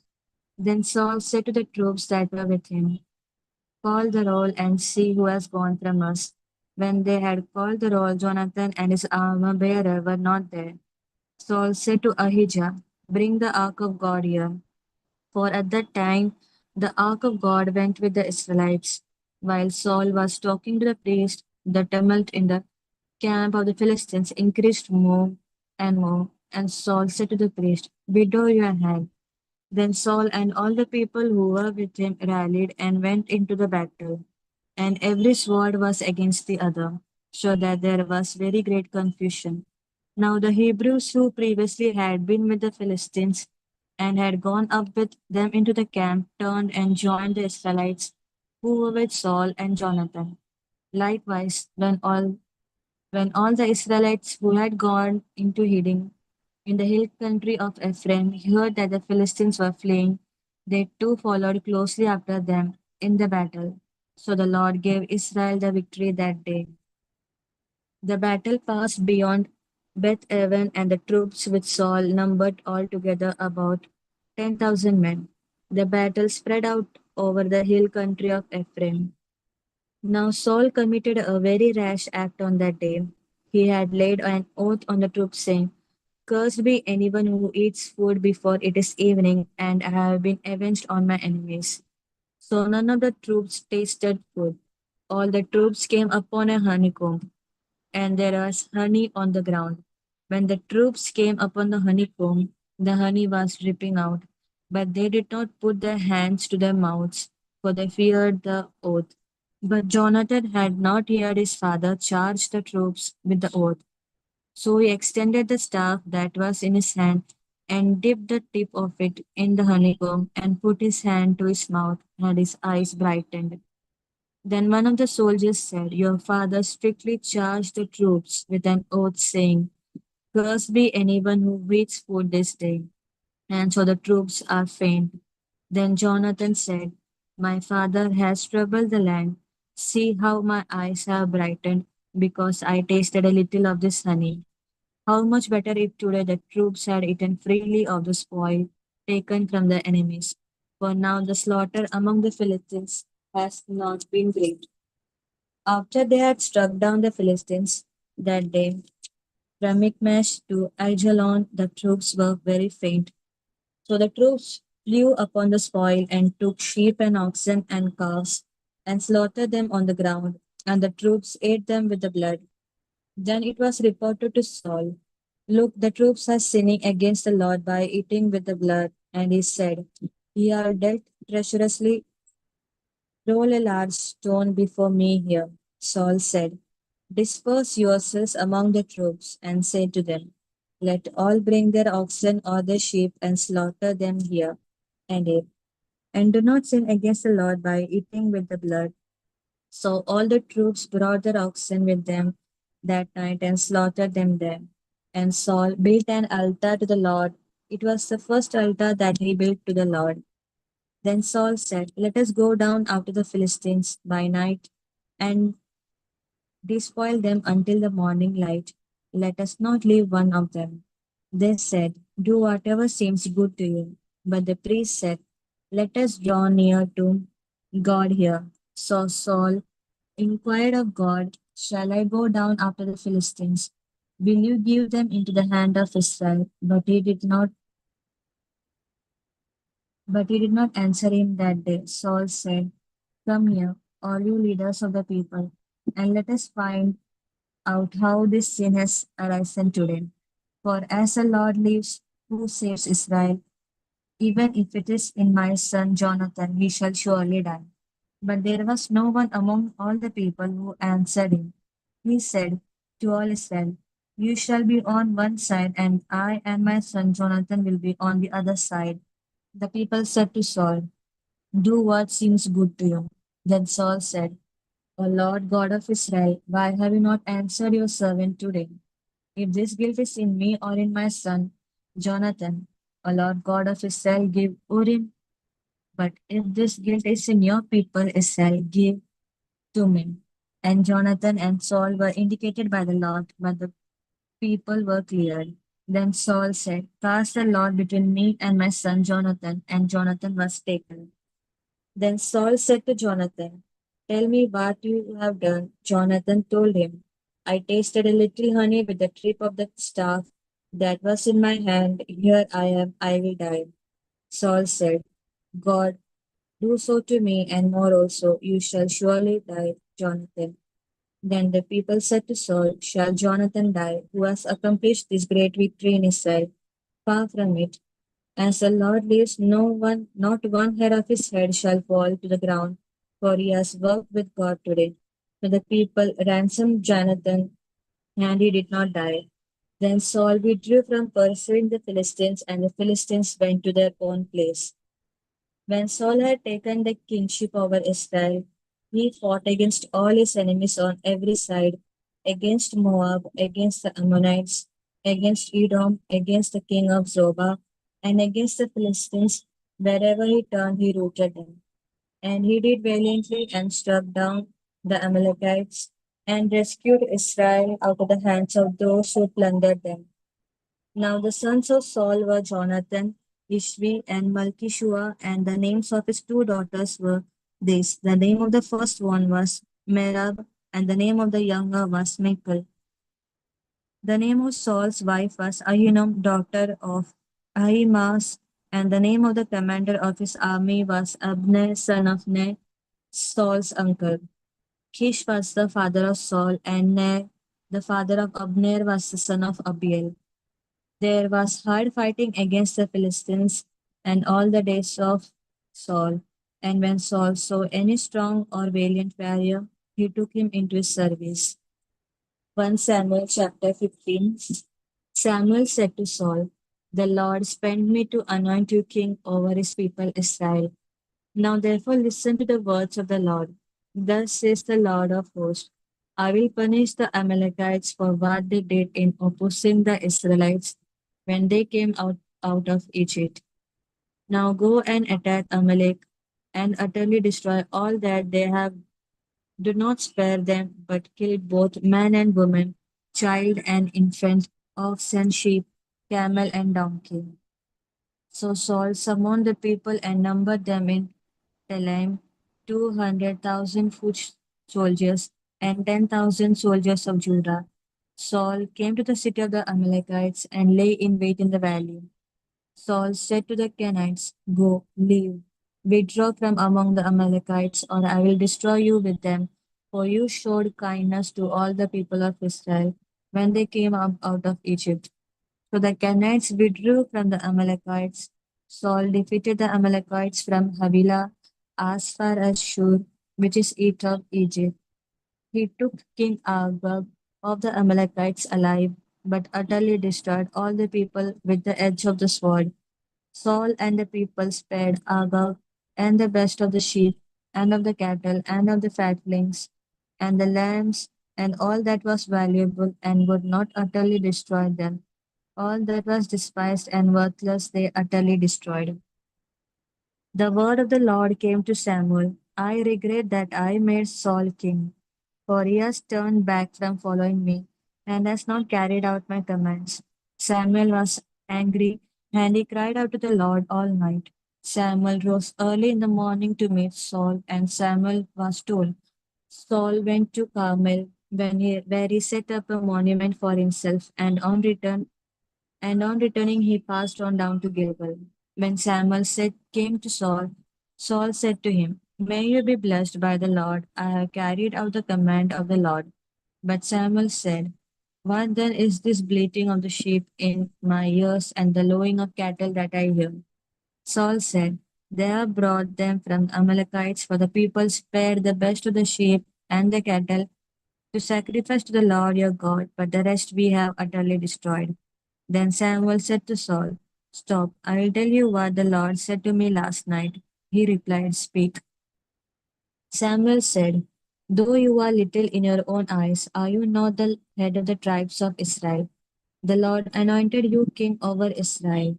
And the Lord sent you on a mission and said, 'Go utterly destroy the sinners, the Amalekites, and fight against them until they are consumed.' Why then do you not obey the voice of the Lord? Why do you swoop down on the spoil and do what was evil in the sight of the Lord?" Saul said to Samuel, "I have obeyed the voice of the Lord. I have gone on the mission on which the Lord sent me. I have brought Agag, the king of Amalek, and I have utterly destroyed the Amalekites. But from the spoil, the people took sheep and cattle, the best of the things devoted to destruction, to sacrifice to the Lord your God in Gilgal." And Samuel said, "Has the Lord as great delight in burnt offerings and sacrifices, as in obeying the voice of the Lord? Surely to obey is better than sacrifice, and to heed than the flight of rams. For rebelling is no less a sin than divination, and stubbornness is like iniquity and idolatry. Because you have rejected the word of the Lord, he has also rejected you from being king." Saul said to Samuel, "I have sinned, for I have transgressed the commandment of the Lord and your words, because I feared the people and obeyed their words. Now therefore, I pray, pardon my sin and return with me, so that I may worship with the Lord." Samuel said to Saul, "I will not return with you, for you have rejected the word of the Lord, and the Lord has rejected you from being king of Israel." As Samuel turned to go away, Saul caught hold of the hem of his robe and it tore. And Samuel said to him, "The Lord has torn the kingdom of Israel from you this very day, and has given it to a neighbor of yours who is better than you. Moreover, the glory of Israel will not recant or change his mind, for he is not a mortal, that he should change his mind." Then Saul said, "I have sinned, yet honor me now before the elders of my people and before Israel, and return with me, so that I may worship the Lord your God." So Samuel turned back after Saul, and Saul worshipped the Lord. Then Samuel said, "Bring Agag, king of the Amalekites, here to me." And Agag came to him haltingly. Agag said, "Surely this is the bitterness of death." But Samuel said, "As your sword has made woman childless, so your mother shall be childless among women." And Samuel hewed Agag in pieces before the Lord in Gilgal. Then Samuel went to Ramah, And Saul went up to his house in Gibeah of Saul. Samuel did not see Saul again until the day of his death, but Samuel grieved over Saul. And the Lord was sorry that he had made Saul king. 1 Samuel chapter 16. The Lord said to Samuel, "How long will you grieve over Saul? I have rejected him from being king over Israel. Fill your horn with oil and set out. I will send you Jesse the Bethlehemite, for I have provided for myself a king among his sons." Samuel said, "How can I go? If Saul hears of it, he will kill me."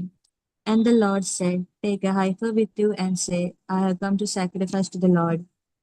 Invite Jesse to the sacrifice, and I will show you what you shall do. And you shall anoint for me the one whom I name to you." Samuel Barakmo, 1 Samuel chapter 16 verses 3.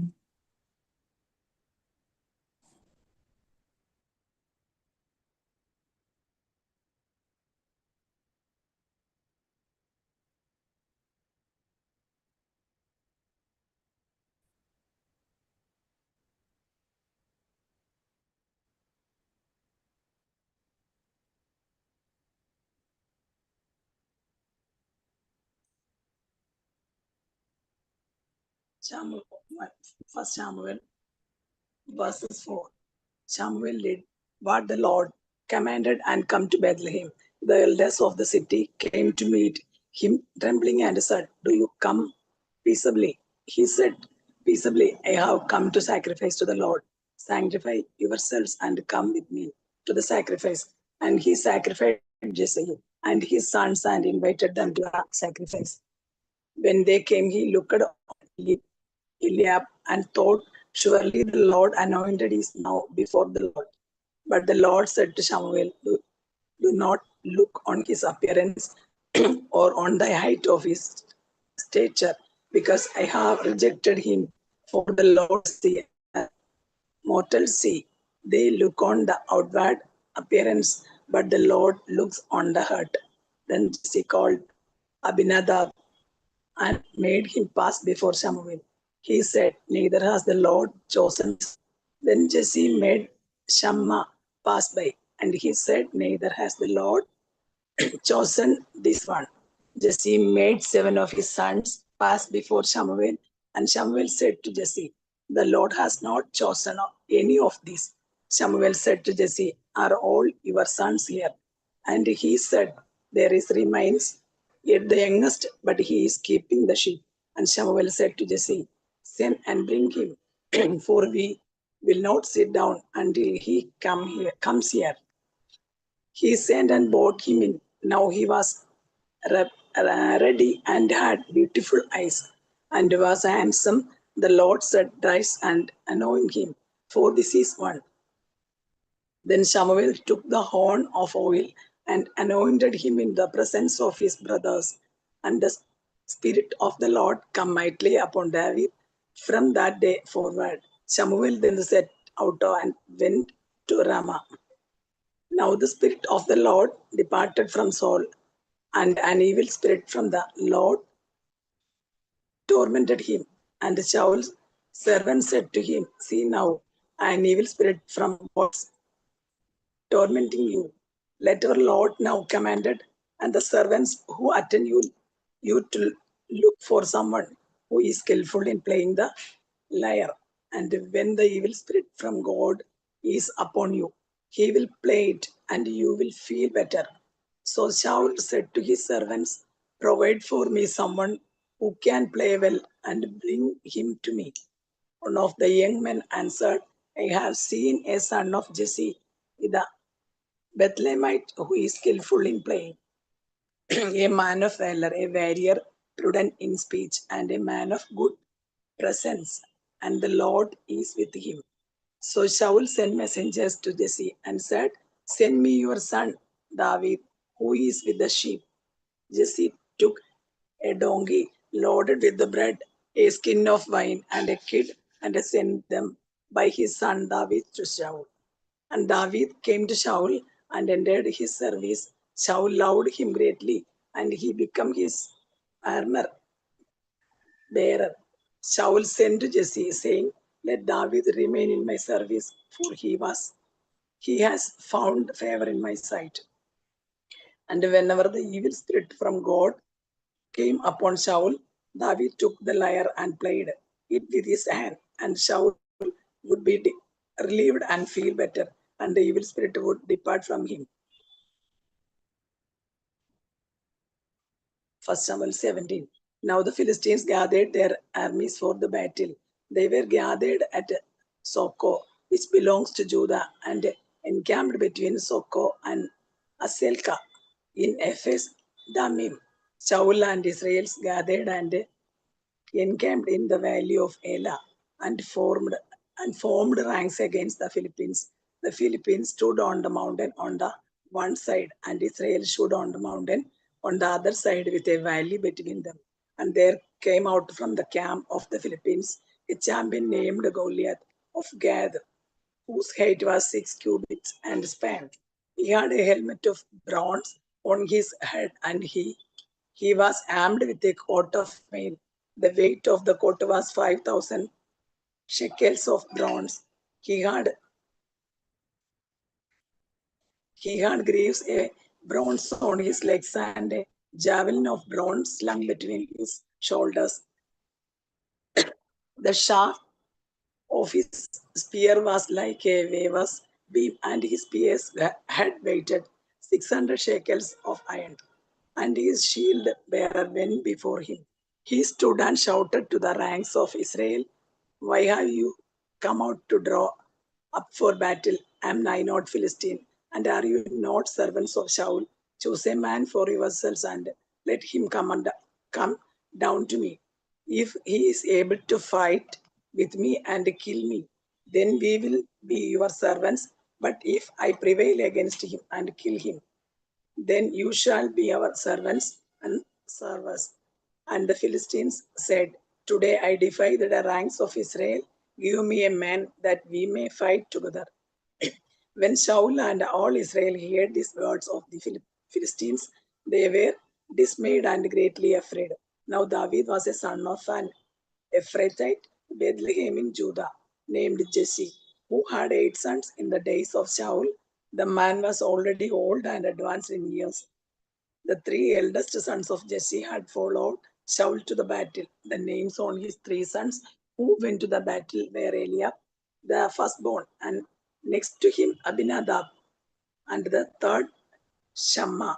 David was your eldest, followed Shaul. But David went back home to feed his father's sheep at the well. For 40 days the Philistines came forward and took his temple and even. Jesse said, "Please, David, take for your brothers an ephah of this parched grain and this 10 loaves, and carry them quickly to the camp to your brothers. Also take these 10 cheeses to the commanders of their 1,000. See how your brothers fare and being some token from them." Now Shaul and they and all the men of Israel were in the valley of Elah, fighting with the Philistines.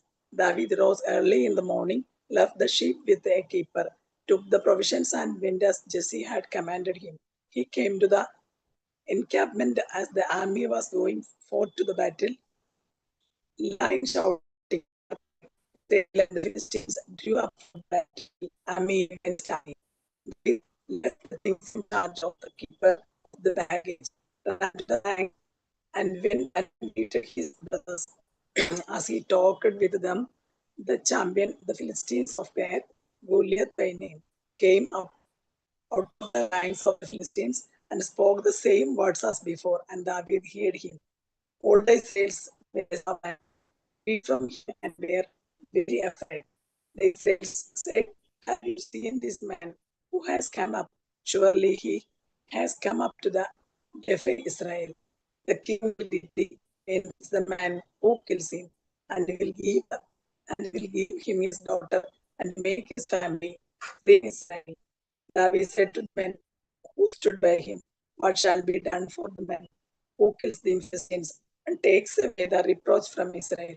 For who is the uncircumcised Philistines that defeat the armies of the living God? The people answered him in the same way. So shall it be done for the man who kills him? His eldest brother Eliab heard him talking to the man, and Eliab anger was kindly against David. He said, "Why have you come down? With whom have you left those few sheep in the wilderness? I know your substance and the ill of your heart, for you have come down just to see the battle." David said, "What have I done now?" Was only a question.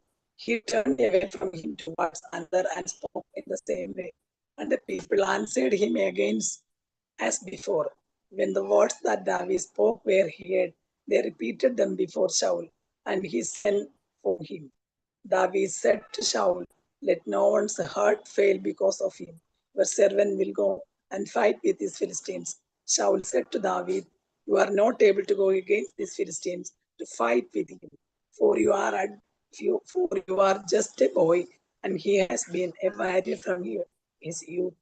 But David said to Shaul, "Your servant used to keep sheep for his father, and whenever a lion or a bear come and a lamb from the flock, I went after it and struck it down, rescuing the lamb from its mouth. And if the turned against me, I would catch it by the jaw, strike it down, and kill it.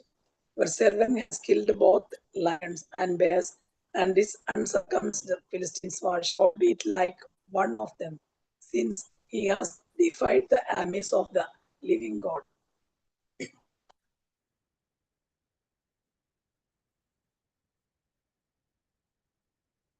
David said, "The Lord who saved me from the paw of the lion and from the paw of the bear, he will save me from the hand of these Philistines." So Shaul said to David, "Go, and may the Lord be with you." Shaul clothed David with his armor. He put a bronze helmet on the head and clothed him with a coat of mail. David strapped Shaul's sword over the armor and tried away to work, for he was not used to them. Then David said to Shaul, "I cannot work with these, for I am not used to them." So David removed them. Then he took his staff in his hand and chose 5 smooth stones from the wadi and put them in his shepherd's bag. In the pouch, his sling was in his hand, and he drew near to the Philistines. The Philistines came on and drew near to David with his shield bearer in front of him. When the Philistines looked and saw David, he disdained him, for he was only a youth, ruddy and handsome in appearance. The Philistines said to David, "Am I a dog that you come to me with sticks?" And the Philistines cast David by his gods. The Philistines said to David, "Come to me, and I will give your flesh to the birds of the air and to the wild animals of the field." But David said to the Philistines, "You come to me with sword and spear and javelin, but I come to you in the name of Lord of hosts, the Lord God of armies of Israel, whom you have defied. This very day of the Lord will deliver you into my hand, and I will strike you down and cut off your head, and I will give you the dead bodies of the Philistines army this very day of the birds of their air and to the wild animals of the earth, so that all the earth may know that there is a God in Israel, and that all this assembly may know that the Lord does not save by sword and spear, for the battle is Lord, and he will give you into our hand." When the Philistines drew near to meet David, David ran quickly towards the battle line to meet the Philistine. David put his hand in his bag, took out the stone, slung it, and struck the Philistines on his forehead. The stone sank into his forehead, and he fell face down to the ground. So David prevailed over the Philistines with a sling and a stone, striking down the Philistines and killing him. There was no sword in David's hand. Then David ran and stood over the Philistines. He grasped his sword, drew it out of its sheath, and killed him. Then he cut off his head with it. When the Philistines saw that their champion was dead, they fell. The troops of Israel and Judah rose up with a shout and pursued the Philistines as far as Gath and the gates of Ekron, so that the wounded Philistine fell on the way from the Sharim as far as Gath and Ekron. The Israelites came back from the chasing the Philistines, and they planted their camp. David took the head of Philistines and brought to the Jerusalem, but but but he put his armor in his tent. When Shaul saw David go against the Philistine, he said to the Abner, the commander of the army, Abner, whose son is this young man? Abner said, as your Shaul lives, O king, I do not know. The king said, inquire whose son of stepping is. On David's return from killing the Philistines, Abner took him and brought him before Shaul with the head of the Philistine in his hand. Shaul said to him, whose son are you, young man? And David answered, I am the son of your servant.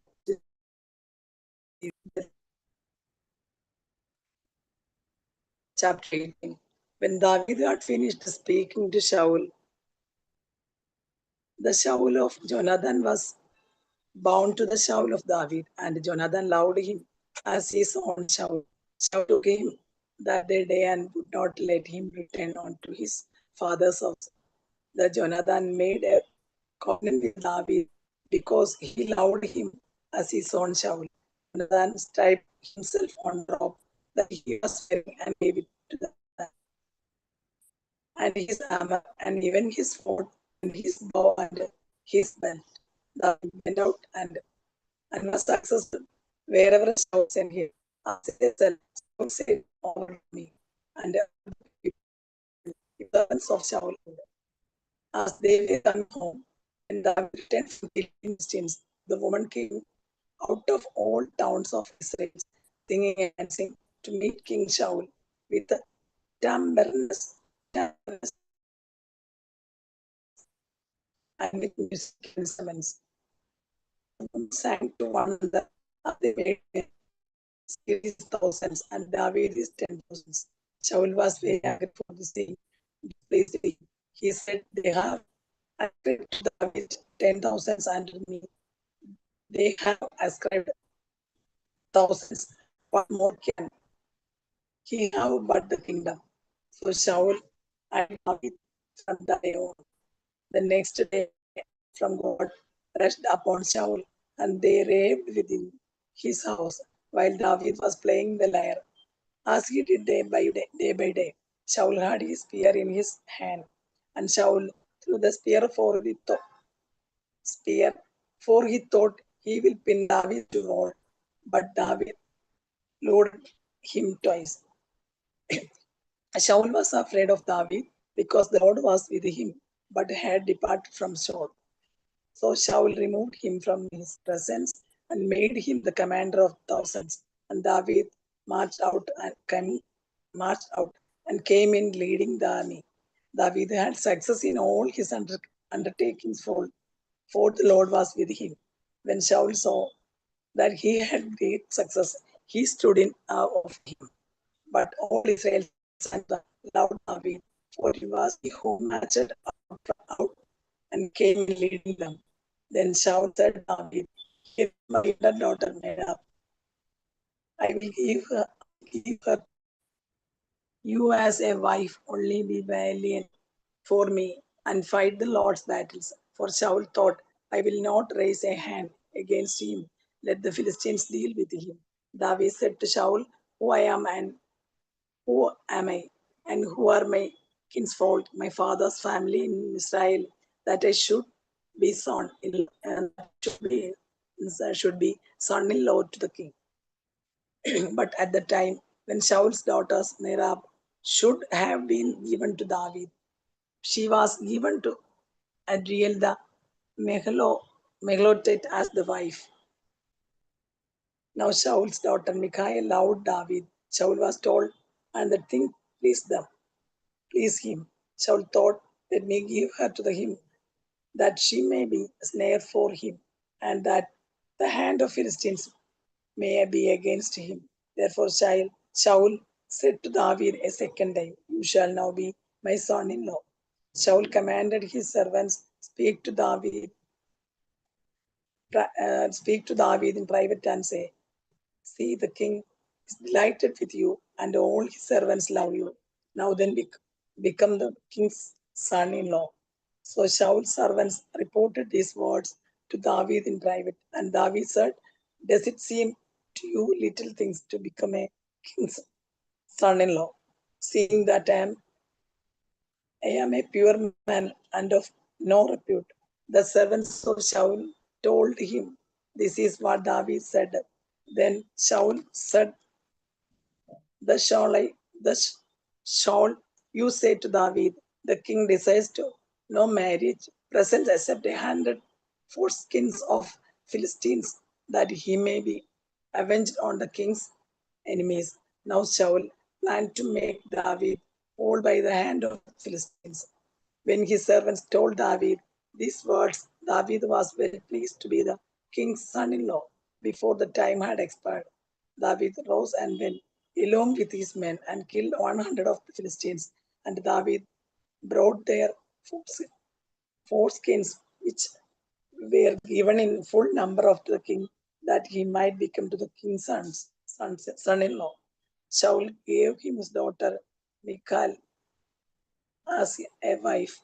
But when Shaul realized that the Lord was with David and that Shaul's daughter Michal loved him, Shaul was still more afraid to David. So Shaul was David's enemy from that time forward. Then the commander of the Philistines came out of battle, and as often as they came out, David had more success than all the servants of Shaul, so that his fame became very great.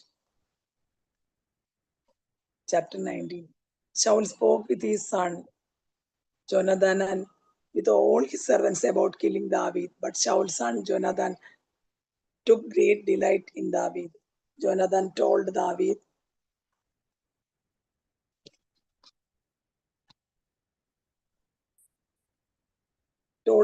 my father, Shaul is trying to kill you.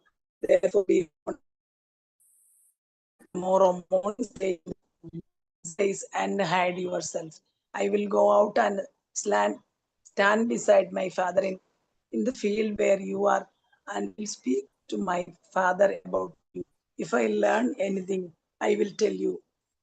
Jonathan spoke well of David to his father Shaul, saying to him, the king should not sin against his servant David, because he has not sinned against you, and because his deeds have been good service to you.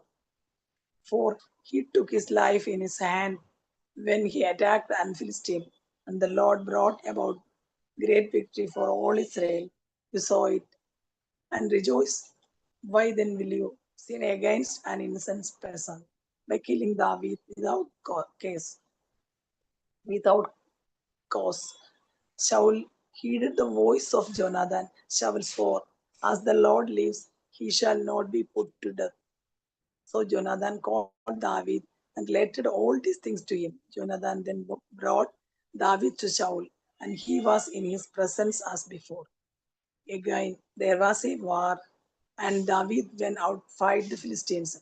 He launched a heavy attack on them so that they fled before. Then an evil spirit from the Lord came upon Shaul as he sat in his house with his spear in his hand while David was playing music. Shaul sought to pin David to the wall with the spear, but eluded Shaul so that he struck his spear into the wall. David fled and escaped that the night. Shaul sent messengers to David's house to keep watch over him, planning to kill him in the morning. David's wife Michal told him, if you do not save your life tonight, tomorrow you will be killed. So Michal let David down through the window. He fled away and escaped. Michael took an idol and laid it on the bed. She put a net of goat's hair on his head and covered it with the cloth. When Shaul sent messengers, take David, she said, he is sick. Then Shaul sent the messengers to see David for themselves. He said, bring him me in the bed, that I may kill him. When the messengers came in, the idol was in the bed, with the covering of God's hair on its head. Shaul said, Michal, why have you deceived me like this and let my enemies go? So that he was escaped. Michal answered Shaul, he said to me, let me go. Why should I kill you? Now David fled and escaped. He came to Samuel at Ramah and told him all that Shaul had done to him. He and Samuel went and set it at Naioth. Shaul was told David is at Naioth in Ramah. Then Shaul sent messengers to take David. When they saw the company of prophets in frenzy with Samuel standing in charge of them, the Spirit of God came upon the messengers of Shaul, and they also fell in the prophetic frenzy. When Shaul was told, he sent other messengers, and they also fell into a frenzy. Shaul sent messengers again the third time, and they also fell into the frenzy. Then he himself went to Ramah. He came to the great well, that is the secure. He asked, where are Samuel and David? And someone said, they are Naioth in Ramah. He went there towards Naioth in Ramah, and the Spirit of God came upon him as he was going. He fell into a prophetic frenzy until he came to Naioth in Ramah. He too stripped off his clothes, and he too fell into a frenzy before Samuel. He lay naked all that day and all that night. Therefore, it is said, Shaul also among the prophets. Chapter 20. David fled from Naioth in Ramah. He came before Jonathan and said, what have I done? What is my guilt? And what is my sin against your father that he is trying to take my life? He said to him, far from it you shall not die. My father does nothing either, great or small, without disclosing to me. And why should my father hide this from me? Never. But David also swore, your father knows well that you like me, and he thinks, do not let Jonathan know this, or he will be grieved. But truly, as the Lord lives, as you yourself live, there is but a step between me and death. Then Jonathan said to David, whatever you say, I will do for you. David said to Jonathan, tomorrow is a new moon, and I should not fail to sit with the king at the meal, but let me go, so that I may hide in the field until the third evening. If your father misses and me at all, then say David earnestly asked leave to me to run to Bethlehem, his city, for there is a yearly sacrifice. Therefore, all the family. If he says God, it will be well with your servant. But if he is angry, then know that evil has been determined by him. Therefore, deal kindly with your servant, for you have brought your servant in a sacred covenant with you.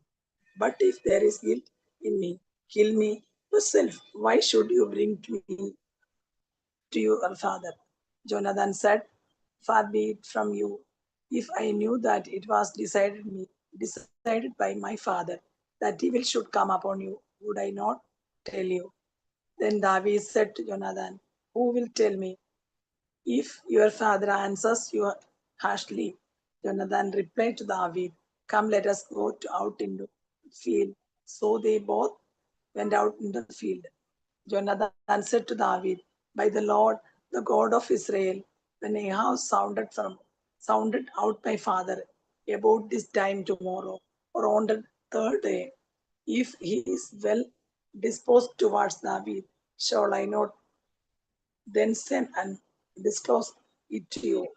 But if my fathers intend to do you harm, the Lord do so to Jonathan and more also. If I do not disclose it to you and send you away, so that you may go in safety. Safety, may the Lord be with you as he has my father. If I still die, show me the faithful love of Lord.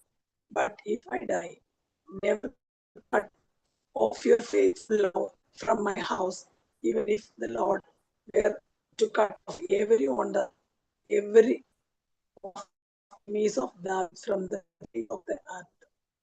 The Jonathan Shlomo, Cohen, the house. Shlomo, വായിച്ചു നിർത്തിയത് പറയാമോ? വായിച്ചു നിർത്തിയത് പറയാമോ? 16 start ചെയ്യണം. ഏതാ? 1 ശമൂവേൽ 20:16 തൊട്ട് start ചെയ്യണം. Chapter 20, verses 16. ഓക്കെ. നദാൻ, Yes. വായിച്ചു തുടങ്ങിക്കോ. See, chapter 20, verse 16 അല്ലേ? അതെ. Okay. Thus Jonathan made a covenant with the house of David, saying, May the Lord seek out the enemies of David. Jonathan made David swear again by his love for him, for he loved him as he loved his own life. Jonathan said to him, Tomorrow is the new moon. You will be missed because your place will be empty.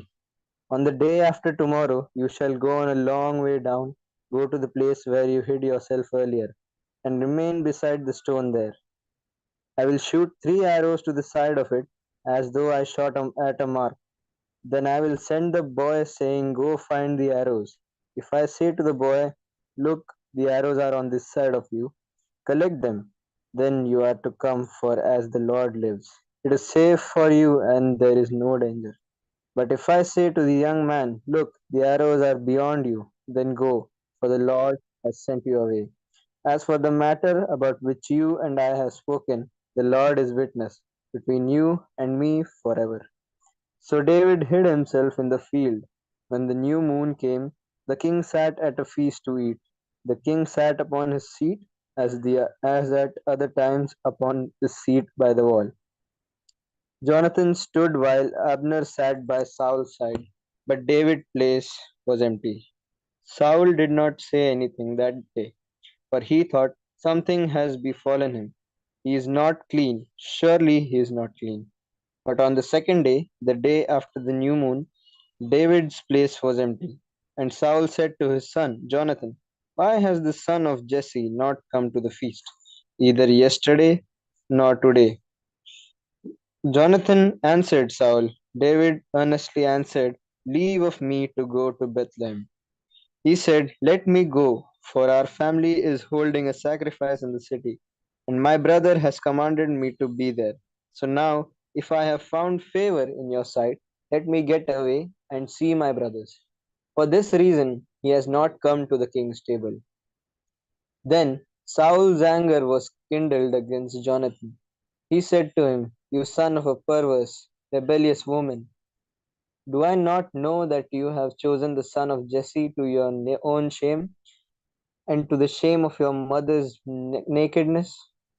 For as long as the son of Jesse lives upon the earth, neither you nor your kingdom shall be established. Now send and bring him to me, for he shall surely die. Then Jonathan answered his father Saul, Why should he be put to death? What has he done? But Saul threw his spear at him to strike him. So Jonathan knew that it was the decision of his father to put David to death. Jonathan rose from the table in fierce anger and ate no food on the second day of the month, for he was grieved for David and because his father had disgraced him. In the morning, Jonathan went out into the field to the appointment with David. and with him was a little boy. He said to the boy, "Run and find the arrows that I shoot." As the boy ran, he shot an arrow beyond him. When the boy came to the place where Jonathan's arrow had fallen, Jonathan called after the boy and said, "Is the arrow not beyond you?" Jonathan then called after the boy, "Hurry, be quick, do not linger." So Jonathan's boy gathered up the arrows and came to his master. But the boy knew nothing. Only Jonathan and David knew the arrangement. Jonathan gave his weapons to the boy and said to him, "Go and carry them to the city." As soon as the boy had gone, David rose from beside the stone heap and prostrated himself with his face to the ground. He bowed 3 times and they kissed each other and wept with each other. David wept the more. Then Jonathan said to David, "Go in peace, since both of us have sworn in the name of the Lord, saying, 'The Lord shall be between me and you, and between my descendants and your descendants forever.'" He got up and left, and Jonathan went into the city. David came to Nob, the priest, Ahimelech. Ahimelech came trembling to meet David and said to him, "Why are you alone, no one with you?" David said to the priest, Ahimelech, "The king has charged me with a matter, and said to me, 'No one must know anything of the matter about which I send you and with which I have charged you. I have made an appointment with the young men for such and such a place. Now then, what have you at hand? Give me 5 loaves of bread, or whatever is here." The priest answered David, "I have no ordinary bread at hand, only holy bread, provided that the young holy bread, provided that the young men have kept themselves from women." David answered the priest, "Indeed, women have been kept from us, as always, when I go on an expedition. The vessels of the young man are holy, even when it is a common journey. How much more today will their vessels be holy?" So the priest gave him the holy bread, for there was no bread there except the bread of the presence, which is removed from before the Lord, to be replaced by hot bread on the day that it is taken away. Now a certain man of the servants of Saul was there that day, detaining before the Lord. His name was Doeg, and the Edomite, Doeg the Edomite, the chief of Saul's shepherds. David said to Ahimelech, "Is there no spear or sword here with you?" "I did not bring my sword or my weapons with me, because the king's busyness required haste." The priest said, "The sword of Goliath the Philistine, whom you killed in the valley of Elah, is here wrapped in a cloth behind the ephod. If you will take that, take it, for there is none here except that one." David said, "There is none like it. Give it to me." David pleased to God. David rose and fled that day from Saul. He went to the king Achish of Gath. The servants of Achish said to him, "Is this not David the king of the land? Did they not sing to one another of him in dances? Saul has killed his thousands, and David his 10,000s." David took these words to heart and was very much afraid of King Achish of Gath. So he changed his behavior before them. He pretended to be mad when in their presence. He scratched marks on the door of the gate and let his spittle run down his beard. Achish said to his servants, "Look, you see the man is mad. Why then have you brought him to me? Do I lack madmen, that you have brought this fellow to play the madman in my presence? Shall this fellow come into my house?" David and his followers at Adullam. David left there and escaped to the cave of Adullam. When his brothers and all his father's house heard of it, they went down there to him, everyone who was in distress, and everyone who was in debt, and everyone who was discontented. Gath gathered to him, and he became captain over them. Those who were with him are numbered about 400. David went from there to Mizpeh of Moab. He said to the king of Moab, "Please let my father and mother come to you, until I know what God will do for me." He left them with the king of Moab, and they stayed with him all that time that David was in the stronghold. Then the prophet Gad said to David, "Do not remain in the stronghold. Leave and go into the land of Judah." So David left and went into the forest of Hereth. Saul slaughters the priests at Nob. Saul heard that David and those who were with him had been located. Saul was sitting at Gibeah under the tamarisk tree on the height, with his spear in his hand, and all his servants were standing around him. Saul too said to his servants who stood around him, "Hear now, you Benjaminites. Will the son of Jesse give every one of you 5 fields and vineyards? Will he make you all commanders of thousands and commanders of hundreds? Is that why all of you have conspired against me? No one discloses to me when my son makes a league with the son of Jesse. None of you is sorry for me or discloses to me that my son has stirred up my servant against me to lie in wait, as he is doing today." Doeg the Edomite, who was in charge of Saul's servants, answered, "I saw the son of Jesse coming to Nob, to Ahimelech, son of Ahitub. He inquired of the Lord for him, gave him provisions, and gave him the sword of Goliath, the Philistine. The king sent for the priest Ahimelech, son of Ahitub, and for all his father's house. The priests who were at Nob, and all of them came to the king. Saul said, "Listen now, son of Ahitub." He answered, "Here I am, my lord." Saul said to him, "Why have you conspired against me, you and the son of Jesse, by giving him bread and a sword, and by inquiring of God for him, so that he has risen against me to lie in wait, as he is doing today?" Then Ahimelech answered the king, "Who among all your servants is so faithful as David? He is the king's son-in-law and is quick to do your bidding, and is honored in your house. Is today the first time that I have inquired of God for him? By no means. Do not let the king impute anything to his servant or to any member of my father's house. For your servant has known nothing of all this, much or little." The king said, "You shall surely die, Ahimelech, you and all your father's house." The king said to the guard who stood around him, "Turn and kill the priests of the Lord, because their hand is also with David." They knew that he fled and did not disclose it to me. But the servants of the king would not raise their hand to attack the priests of the Lord. Then the king said to Doeg, "You, Doeg, turn and attack the priests." Doeg the Edomite turned and attacked the priests. On that day he killed 85 who wore the linen ephod.